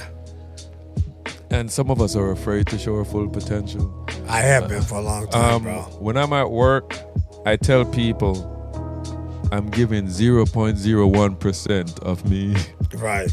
at this job. Right. You wouldn't want me at 100%, because if I was 100%, I'd already be commissioner. Right. But some of us gotta just humble ourselves and be who we are right now. But and the reason why I say that, because some of us shouldn't have too much power, because if I had too much power, it wouldn't. But you know something, man? I'm going to say Who something knows? real quick, man. It doesn't make no damn sense, but it pisses me the fuck off. And I'm getting adamant about this one. You got your American black, you got Jamaican black, you got Caribbean black, you got your Puerto Ricans, you got this and that. Yeah. But the one thing I like about the Jamaicans, because when I work with y'all. Yeah. I work with y'all in the DOC. And I don't give a shit, man. I work with y'all. So I know what the fuck I'm talking about. And I had experience with you before that. And there is a difference between our cultures. There's a difference. Oh, there's a big But yeah. the one thing I like That's about the Jamaican culture is that the goddamn work ethic is just Oh yeah, man. it's stupid. It's stupid. It's absolutely fucking stupid. No, it goes way beyond anything I've fucking seen. Yeah. Because me personally, my dad taught me to work. Right. I've got a stupid work ethic to the regular American black. I've been working since I was like 10. On the farm. Me too. I did Milking doubles. cows. I did doubles. Shoveling shit. I did doubles and doubles and doubles and doubles and doubles. But when I compare myself to the Jamaican brothers, I go, I remember sitting in the pod with a couple of my Jamaican brothers. I remember this. I remember it like it was yesterday. Yeah. I had just done 4 or 5 doubles in a row. I done 4 doubles straight. I talked to my boy. He said, you know what he said? He did 16 fucking doubles. 16 doubles. I don't think if anybody has But any fucking you would think on the floor. You would but you would think that he wouldn't, because someone that does so much overtime, you would think they don't have a life. Their wife, still doing their shit. wife must be Yeah. their wife must be cheating on them constant. But that's just the thing you don't understand. It's a work These women are making sure that they have their food, have everything All of that. needed. They come home to the I clean couldn't do it, house. man. They do it. It's almost like my dad generation. Those guys, they are And kind of another like my thing you dad guys did, generation. another thing the Jamaicans did, they turned me on to, which to this day I kind of wish I had it done. I kind of wish I had it done. You Jamaicans introduced me to it. What I love about you people, even though I'm an American black, and you don't look at American blacks the same way. You look at, I'm being serious. You just don't. But Oh, you could even tell the difference. I'm trying to tell you, that's my thing with my speeches. Yeah. I'm that black guy. I'm that black guy that white people like. I'm that black guy that Jamaicans like. Yeah. I'm that black guy that everybody, you know why? Because I don't fucking be pretentious. I'm real. Right. And the Jamaicans used to come to me on a regular. All the Jamaican people in that damn department used to come to me on a regular. Do you want to get in on this damn family thing we got? What we pay? What is it? $200 every paycheck to get in, where you get your time to You're get talking your house. partner. You don't know Partner. What is that? What is partner? that? It's called partner. They all try to get me Partner. in. We call it partner, but it's called partner. Partner. But you guys don't introduce to Americans. Yeah, Why? we're the one. Well, why was You I want to getting- know something? Why are you asking me Big up that? to Wally Frechette. Wally Frechette. Right. Frechette took the Jamaican. Frechette. He mixed with the Jamaican Yes, he dudes, did. and he created his own partner too. Right, I remember. right. Wally. I remember, and you would Wally. get like a $3,000 at the end, Right, whatever. right. But this is what poor people used to do, Right. And poor Jamaicans used to do. We do the partners, you know. Yeah. You put a certain amount, and then you get your hand. You get your That chance. person get their hand. Yeah. That person get their hand. That's a good thing, And though. it's like you set up when you want your hand and all. My Right. wife, and That I builds wanna unity I wanna there, bro. say something. My wife maybe have 2 white friends, right? Okay. She might have 2 white friends, but everybody else is either Jamaican or African. Okay. I don't know if that's who she gravitate to, because how I met her, Well, she's with you. So. my sister, no, had nothing to do with me. Nothing to do with me. My sister introduced me to her. Your sister. My sister, yeah, Is she here in America? yeah, yeah. What does she do? We don't talk anymore. Huh? Okay. Is she married? Yeah, To what? White or black? black man. Okay, I'm just curious. I'm just Black. curious. No. I'm trying to I figure- could I'm tell trying to you. figure I out could tell you. We don't talk anymore. Okay, I'm just trying to figure this We shit don't out. talk anymore because I got married to her best friend, which is my wife. Wow. Yeah, and when my wife started, and I'm not saying I'm a great guy, and meeting me for the first time, you're gonna meet a guy that he knows. You're a great guy, but you're not a nice guy. He knows he got it. You're not a nice guy. So you know what I mean. But when my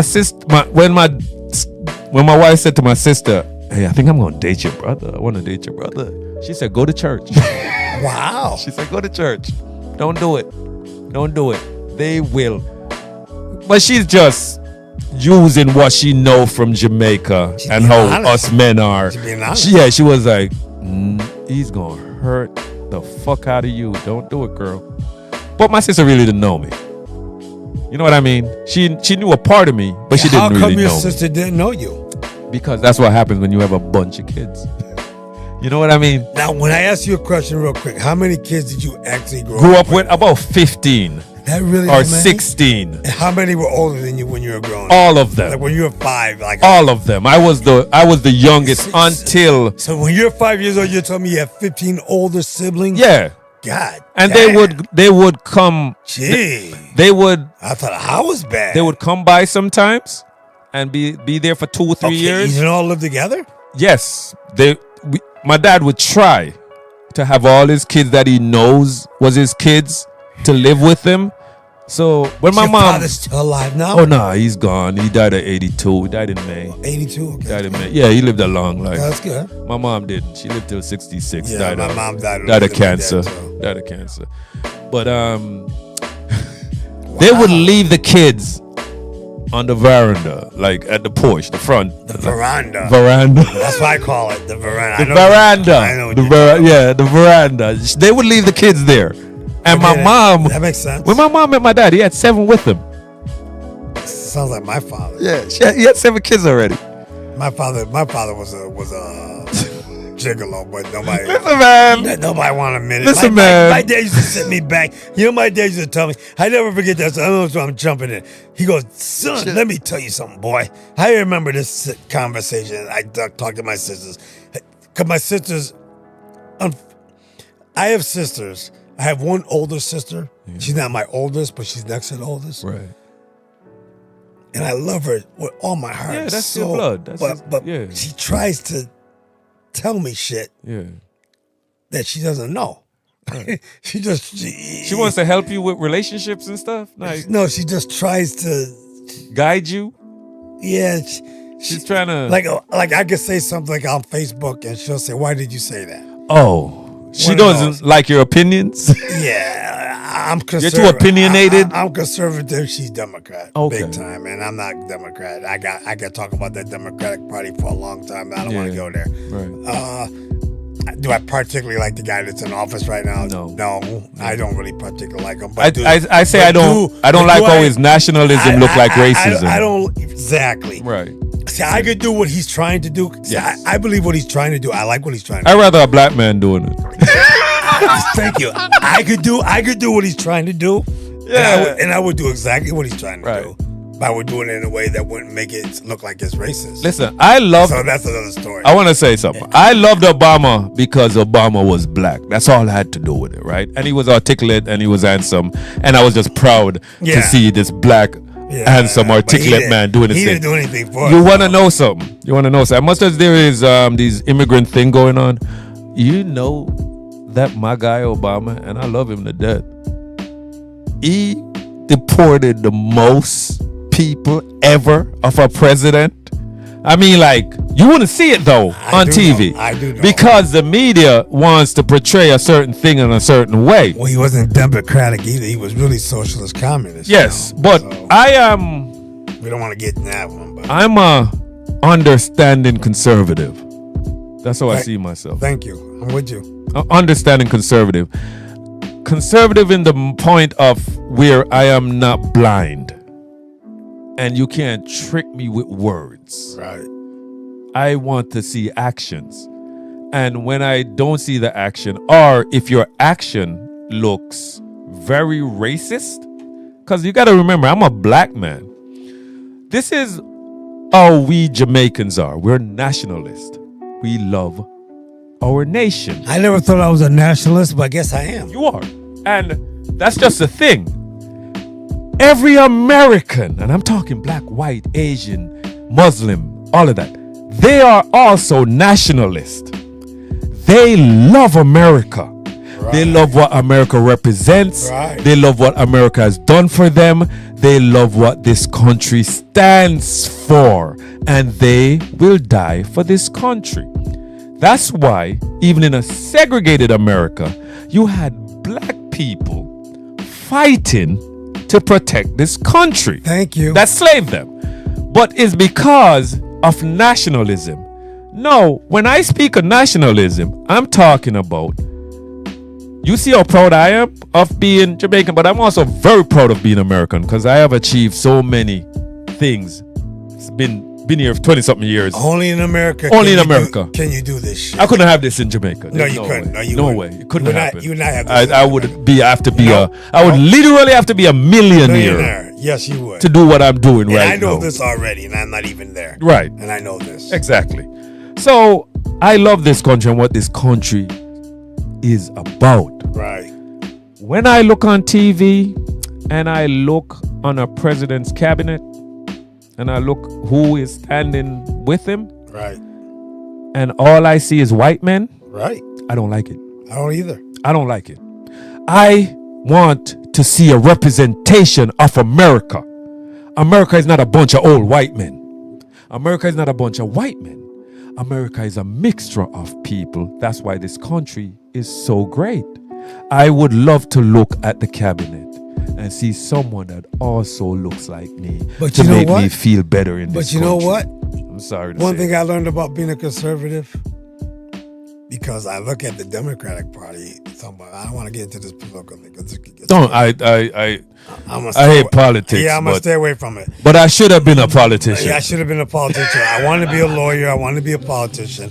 I think I could have made a difference, but at the same time, I think I could still do cult leader. yeah, I think you could do a lot from this platform you're at right now. I think a little bit. I think You I could do a lot from this right. You could do a lot right from here, because I don't care who's watching, who's not watching. One thing that they are noticing, whoever is watching, you got two men talking here, and there's not one thing that's coming out. two different generations. But they also, what's coming out of our mouths is the truth. Pretty much the same shit. It's the truth.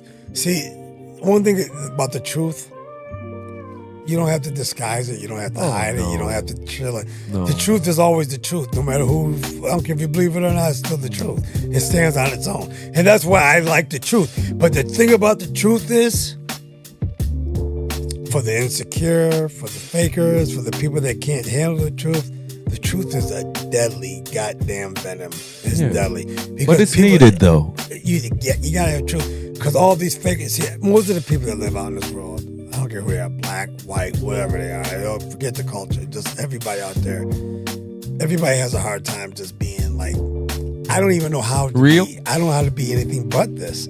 See, You mean real? the guy you see right now, the guy is on this podcast. You see me tomorrow at the grocery store. Yeah, it's the same guy. That's the same guy. The guy you see me talking with my kid the other day is the same guy. Same guy. The guy I'm with my girlfriend. If I don't even have a damn girlfriend. If I'm with a girl, I'm that same guy. You looking good. And people don't get that when you're real, you don't have to hide. People don't understand that once you decide to. I can't even tell how many people I come across that I know that are not who they are. They're not who they are. They want that. And like my ex-girlfriend, I'm putting you out there right now. I hope you are watching. How long are you was with the ex-girl? Because this is not we're not talking about the wife. No, we're not. We're talking after the wife. But the problem with that is that, well... No. Let's talk about after the wife. A good 10 years. Okay. After the wife. But I can't say I was really with her. Huh. Because the more I think about it was Was it long distance? no, no, I was with her, but she wasn't with me. What? She checked out? Like, what? Explain it to me, man. She's toxic. Okay. She's narcissistic. She acted like she loved me. Even to this damn day, I know for a fact, though. Just in retrospect. Because what I did after the fact.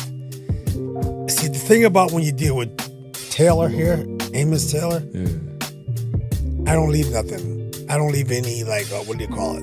Any thing uncovered or whatever. What's that? There's a saying. You get all of you.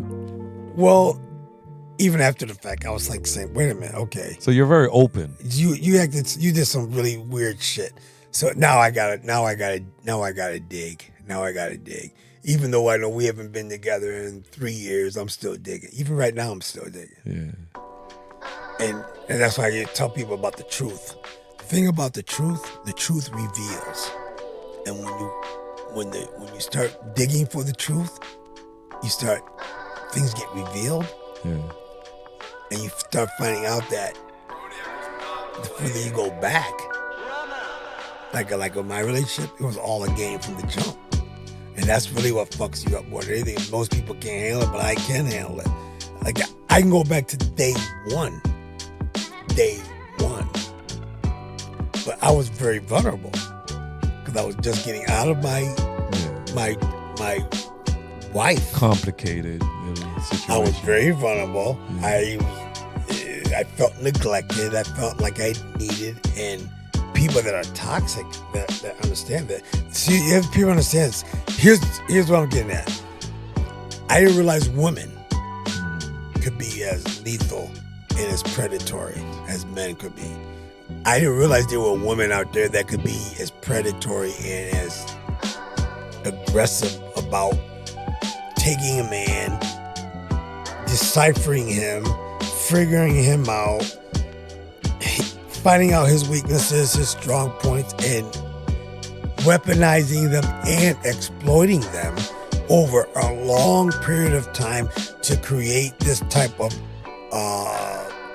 codependence, which is what happened with me. Right. I got to the point where You really needed her all the time, every time. yes, I used to ask this girl for the questions about decisions I wanted to make about my life that normally I would just say, what the fuck am I asking this girl for this shit for? Yeah. I couldn't even make a decision without coming to this person. And that's what the whole idea was. So you get to the point where now that all of a sudden you go, wait a minute. But while all this was going on, you were doing this. Yeah. And you were doing that. And you were doing No, this. and she didn't ask you about shit. She didn't give a fuck because she was doing this with that one. The bottom line is I was there and there was another So she was 2 or 3 there. she was Cheating, you could say cheating if you want to use it. she was a playette. big time. You know what I mean? Like you thought you were a player. And that was hard for me with my ego because Right. I always thought I was the shit. Yeah. I thought I was the shit. Right. And on top of it all, So she broke your heart. when I first hooked up with her, I went with her with this mindset. Well, you're not even that good looking. She wasn't that particularly good looking. I did like Okay. where her body structure was. I got lined up. I did Oh, the like calves. I like Oh, the yeah, calves. she had those fucking calves. Here's a story I never told. Here's a story I never told. I was driving when I first started the academy at the correctional. So I had this fucked up I had a Chevy Cavalier, Yeah, okay. 4-cylinder cat. Shit, I think my wife had a Chevy. I had a Chevy Cavalier, 4-cylinder. The thing had got 35 miles to the gallon. Was fucking cool as Yeah. fuck. I didn't give a fuck. It was a bullshit car. Spent $3,500 car, Nice. but it got me back and forth from Ellington to Cheshire. All right. I was playing a gig. Yeah. Just started going out with this girl. Yeah. I'd never seen her like in a dress or anything. So she played her cards fucking right. So I'm outside. I don't know why I had to do something with my car, but she walked outside. She saw me out there. She walked out. She had a dress on. She cleans up like, but she had fucking nice shoes on, nice heels. And I'm a shoe guy. I like high heels.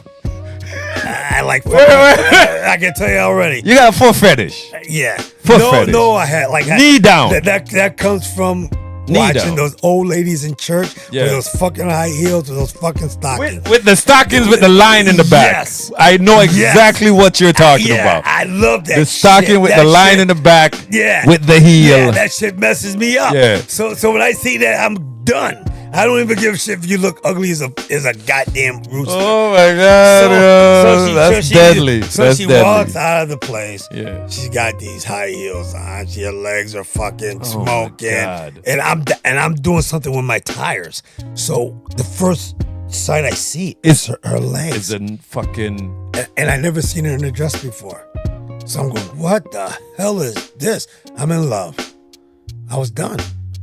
Right there on the spot. I was done, dude. It can't be that bad. It was that bad. And she came, but you don't understand. She's coming at me like I'm Yeah.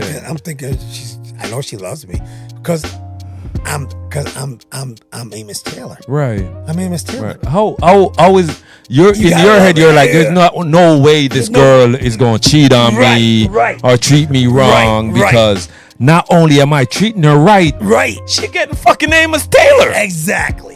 And that's where my downfall came because my ego was She bigger than my fucked up your ego. Yes, she did. She Absolutely. literally, but you kind of deserve it though. Yeah, I did deserve it. Yeah. I deserve everything. Yeah. I deserve everything. See, that's what I tell people. It's about accountability. Yeah, no. Even right now. I do that too. Even to this day. Yeah. I guess what, guys? Here's what the weird thing about people can look at me. I'm not even mad at the girl. Yeah.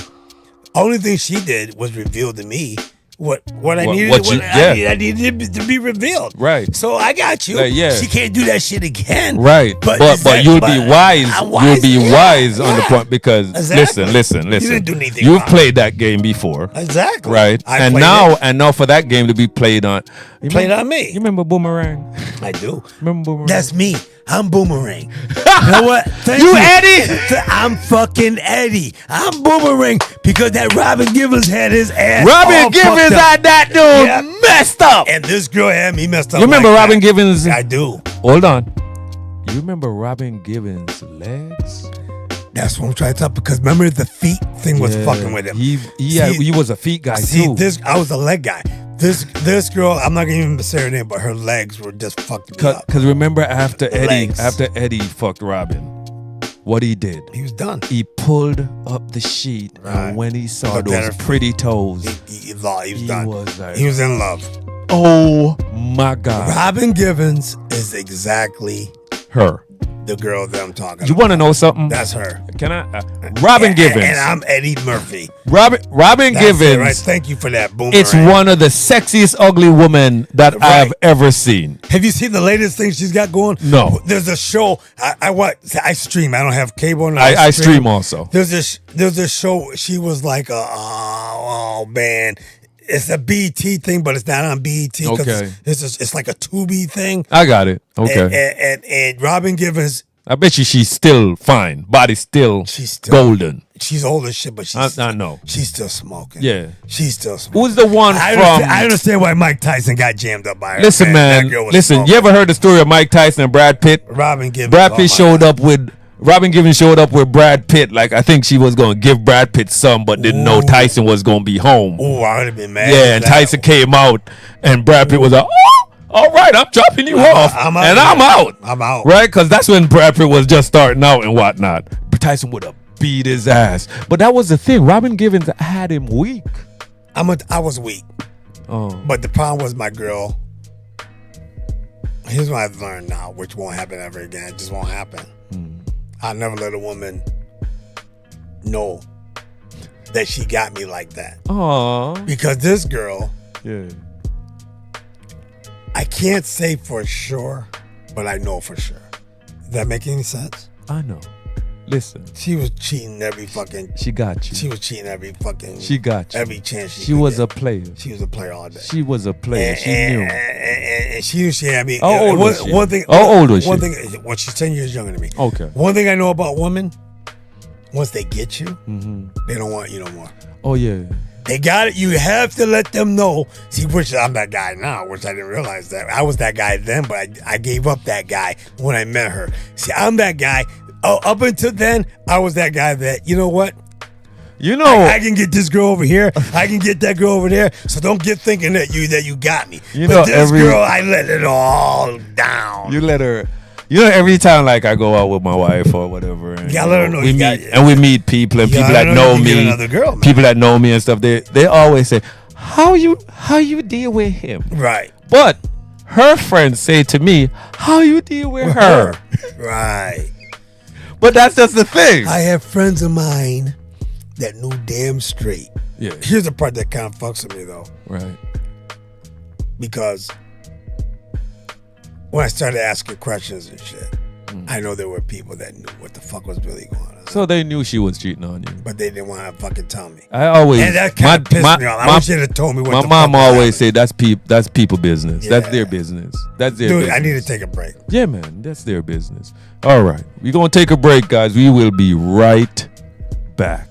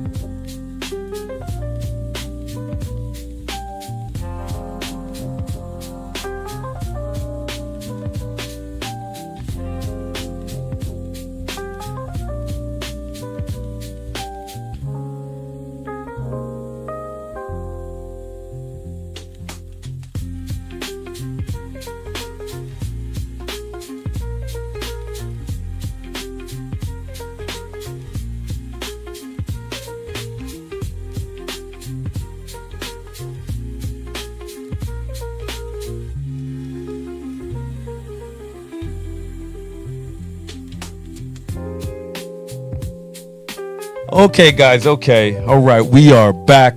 We're wrapping up now. We're wrapping up because I don't think anybody else is still awake. I'm joking. Maybe I gotta find my damn phone too. I'll find it. I know you. Well, it's here somewhere. You should have it. Yeah, it's here. I'll find it after we get done. I honestly love this because to me, I like when someone comes and they have such a great time that they can't even find their phone. You know what I mean? That's what I. You found it? I got was it. About to call you. No, I got it. All right. So me and my boy Amos, I could talk to Amos all night, and we were doing a movie list. But there is so many things. There's so many things that we have to talk about. And we're gonna do a part 2 in a couple weeks when I do get myself oriented, because that's so. You see, my problem is I'm a big procrastinator. And some of y'all get heard shit about me that you never would have heard. They're gonna hear some more because you're gonna come back.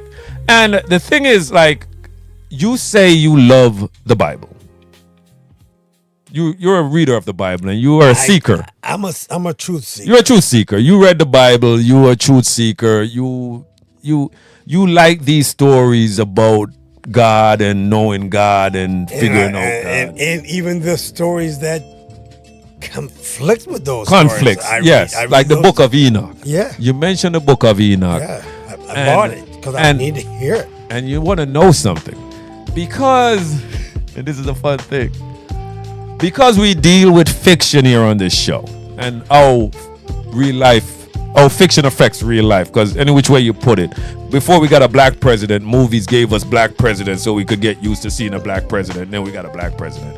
Movies always tell us before we get it. They do. They always do it. Book of Enoch has always been seen as a biblical fiction. Right. And I loved it. I that was one of my favorite parts. The Watchers, the ones that saw the beautiful women, the angels that saw the beautiful women and be like, yo, shit, I got a dick. What? No. I could take over this person and then have sex with her and I'm going to get that pleasure because I look at them and I see their beauty. So angels got horny. Angels got horny. That's why they couldn't put it in the Bible. Right. Angels got horny. The ones that are supposed to be angelic, just praising God, we're pretty much saying that they are individuals. They could think on their own. And they saw men's women, saw how beautiful they were. And they came down, got with them. Not only got with them, they taught them things. Yeah, they did. They taught them magic. They taught them how to make weapons. They taught them how to communicate with nature. That's why when you hear about Wiccan and witches and stuff like that, it's kind of shun upon. But just like how Prometheus gave us fire from with the Greeks, they said Prometheus was the one that taught men things. And for that, God tied up Prometheus for friggin' birds to pick out his liver Right. every day, and it would heal back, and then another bird comes and pick out.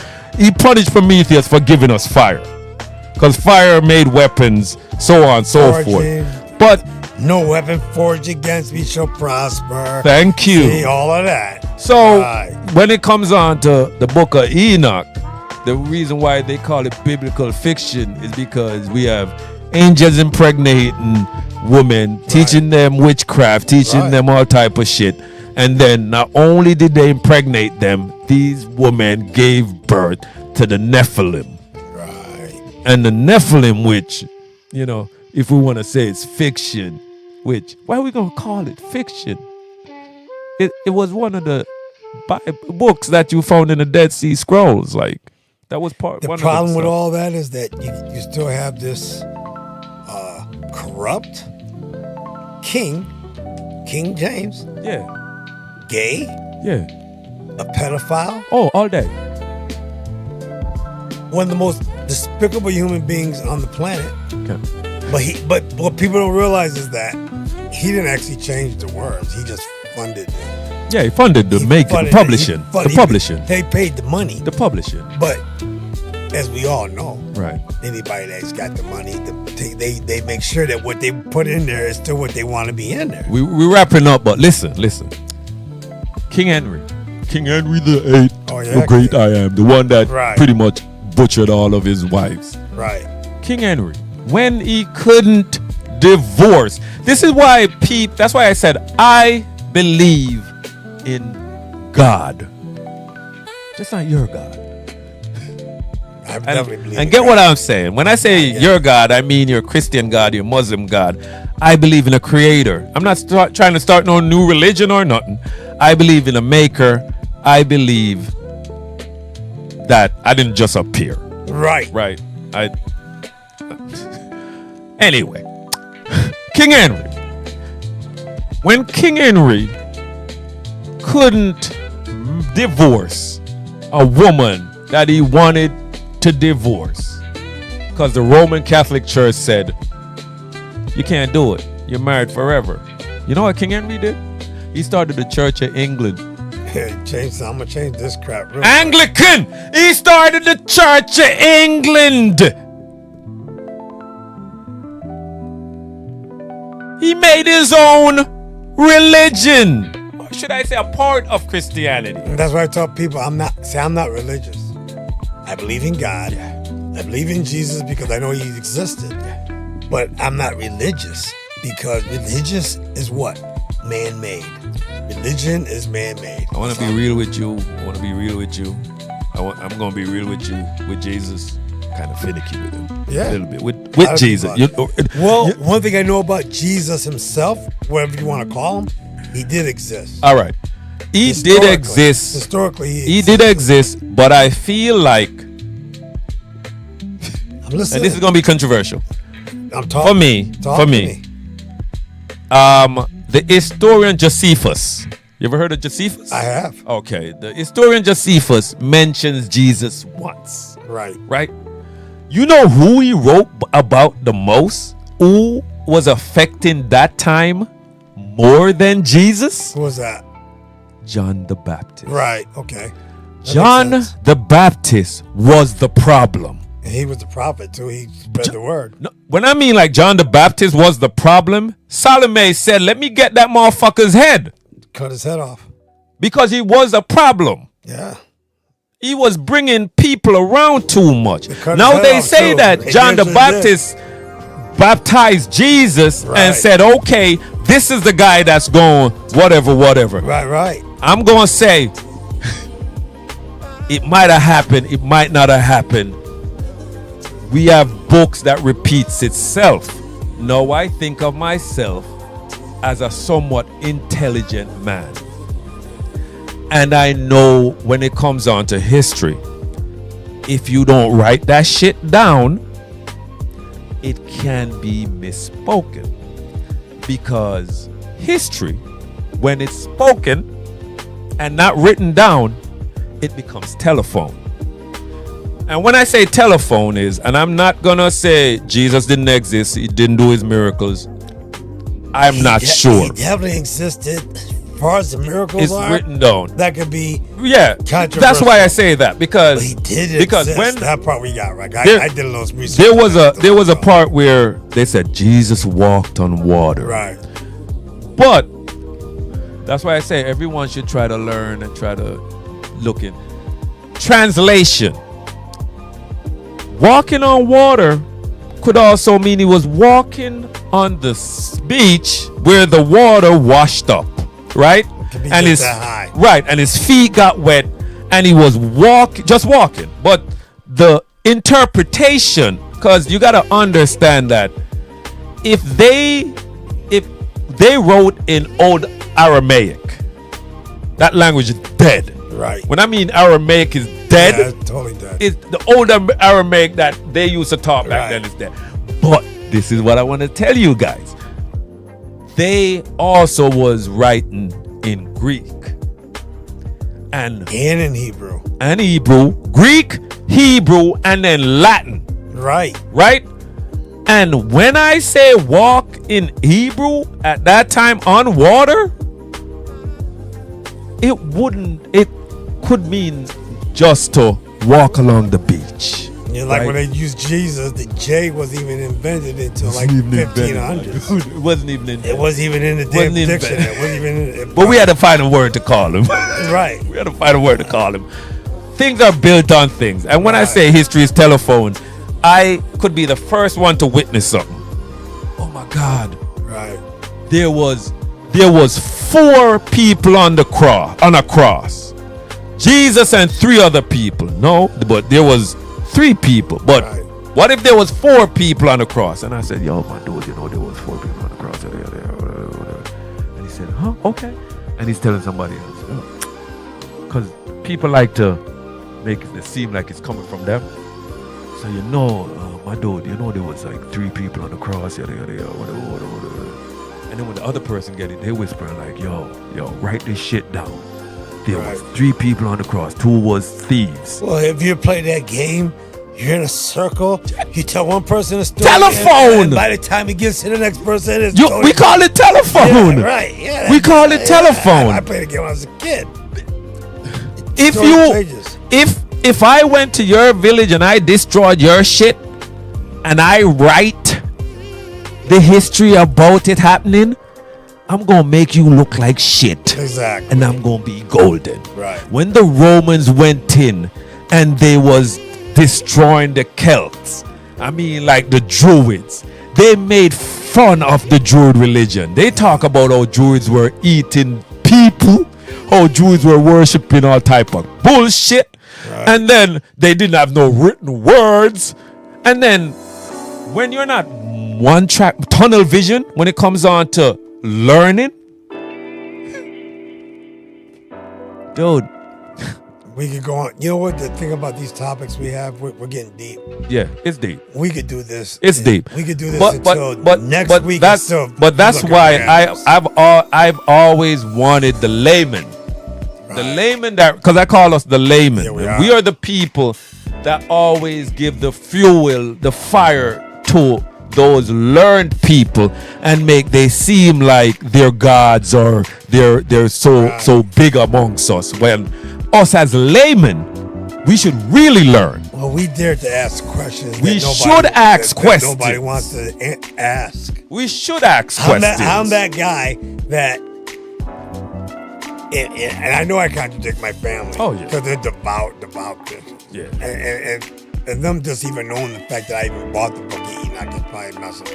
Yeah. But I'm looking for answers. Maccabee. Now, you should get the Maccabee Bible too. Well, if you're trying. Maccabee. When I was in college, I studied political philosophy. So I was into Machiavelli and all those. No, different not things. Machiavelli. You're talking about Maccabee. Maccabee What's that? is like the Ethiopian Bible, because this is one of the things Can people that don't be bought? people don't understand. You could find it. You could How do you spell the Maccabee?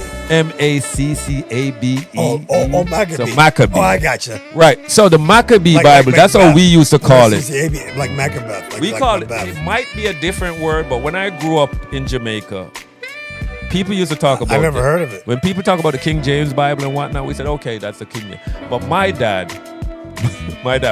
he's self-learned, teach himself how to read, all that stuff. Right. You know what I mean?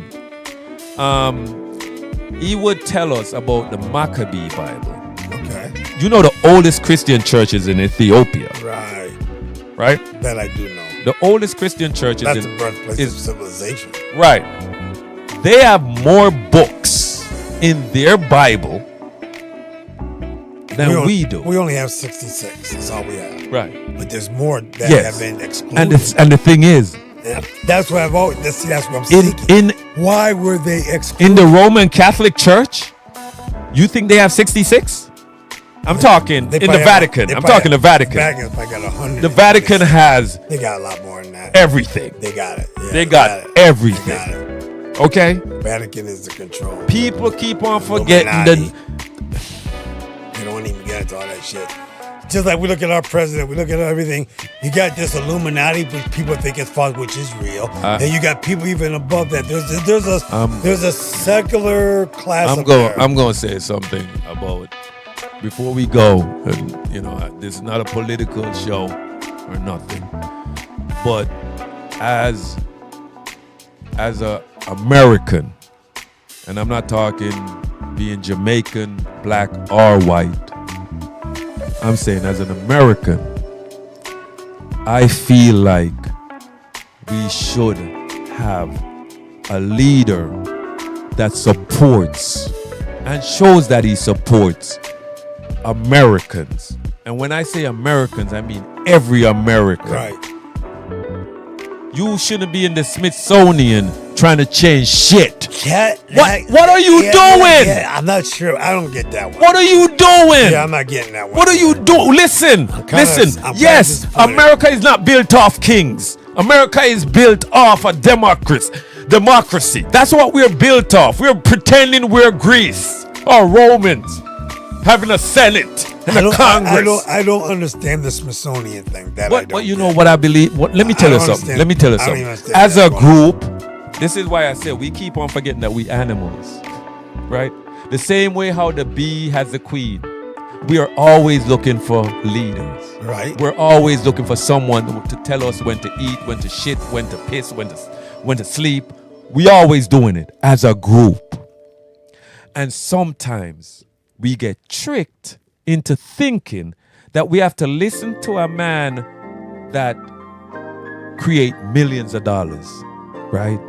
He was able to become a billionaire, or he's able to do all these great things just because of money. And I'm saying, when are we going to stop listening to rich old folks who doesn't know what it is This was a weird to be thing. middle class? But this whole thing was weird because I'm a conservative. You just said you're. Oh yeah, yeah. When it comes down to it, I'm a Like conservative. Byron would have been a cool dude to have in there. Byron. Yeah. The problem I'm I having. wanted that general. Remember that that black general back in the day, the one that lied for the Oh, you're talking about black dude. Yeah, Colin Powell. Colin Powell. I like Colin Powell. He'd have been a great He president. would have been a great fucking president. You want to know who else would have been a great president? You want to have a female in there? If you did want to have a female in there, and you want to get this blackness all good, what about Condoleezza Rice? Condoleezza Rice. What about that? Sorry to say it. What's but wrong with Condoleezza Rice? I'm sorry to See, say it. and Listen, if y'all pick, see what I'm saying? if I have y'all no problem pick with that chick, right. what's her name? What's her Condoleezza name? Rice. What's her name? The one that started to talk about she black all of a sudden. Oh, that's What's her name? Harris. Harris. I don't like Kamala Harris. Listen, I listen, don't like her. and it's the truth. I don't like Kamala Harris just started to be black as soon as she was like, we got to get the black vote. All of a sudden, she black. She never owned it. Okay, where do we work? Where do we work? Prison. Now, how many? Now, here's something that hit me to be way before the election. Yeah. I don't know what happened. I was in one of these units, like here, I think I was in J-Pod. I was talking to somebody, and Harris came up, Yeah. and this dude went berserk. He goes, that goddamn beach, blah, blah, blah, was the reason why I'm in jail here for $10 bag of weed. Yeah, man, And I'm doing 28 she was years. vicious. And I'm doing 28 She was years. vicious. She was absolutely She was vicious. It's the same way I. vicious upon black men Yeah. being incarcerated. And another one. People don't want to understand. Biden was too. Oh, he built so many prisons. He put so many He prisons. said. They were so He responsible. said, "I would rather build prisons than Right. schools." Right. And, Huh?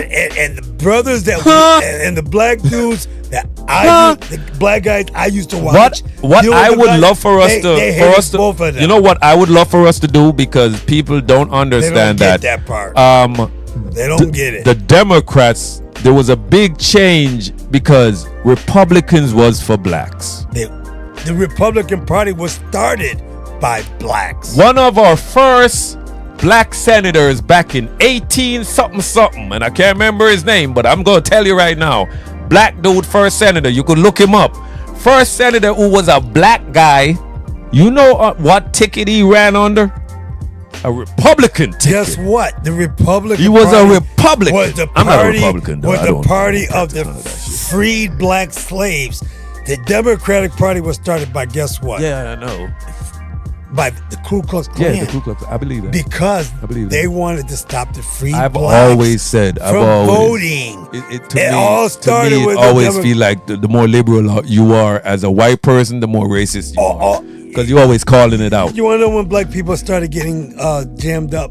People don't want to hear this, but I'm going to say it because I'm on this show and I can say it.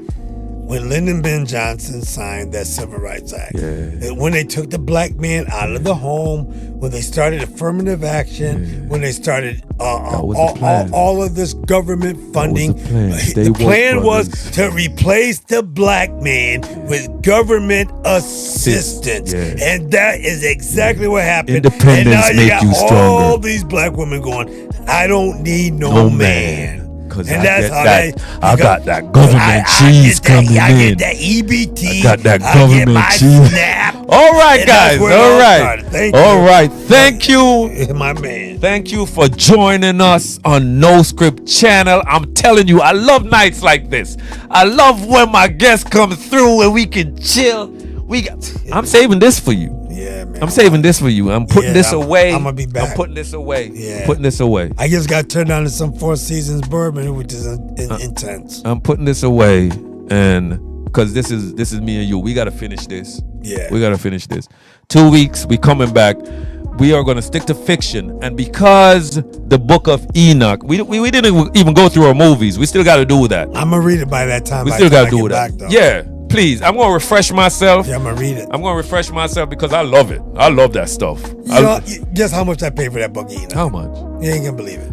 Guess. Let me guess, because I like. Please I like guess. It's gonna blow your mind. How cheap it was. $7.50. $7.95. Can you believe it? I got a book, and the book is not only the book is hardcover, and it's beautifully done. It looks like the Bible. Yeah. It's scrolls and everything. You should bring it with you. I am gonna bring You it back. bring it with you. $7.95. All right, guys, we gotta go. Thank you so much for joining us. Big up to the McDougal Walker Correction Institution and everyone that works there. That's my home sweet home when sir. I'm not home. Yeah, I get it. You know what I mean? I do. The people there, I love you all. I love you too. Even ones that can't bear to see me. I love you. And when you see me live, come join us on the stream. You know what I mean? You might not stay for the whole time, but believe me, at one point, you're going to hear something that you really needed to hear.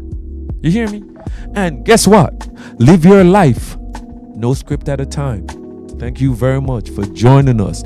You want to say something before we go out? All I want to say is that I'm grateful. That's the one thing I think a lot of us forget about being grateful. I'm grateful that I'm still here. I'm grateful that I can hopefully make a difference between how we're thinking about how we live. I love everybody. I don't give a shit what color you are. I don't care what race you are, what ethnicity you are. Especially if you got them legs. Yeah. I'm a leg man. I don't give a shit what color. If you're a leg man, I'm gonna be on it. All right, guys. Thank you for joining us. Thank you. We're gonna go out. Thank you so much, T, for coming through. Absolutely. All right.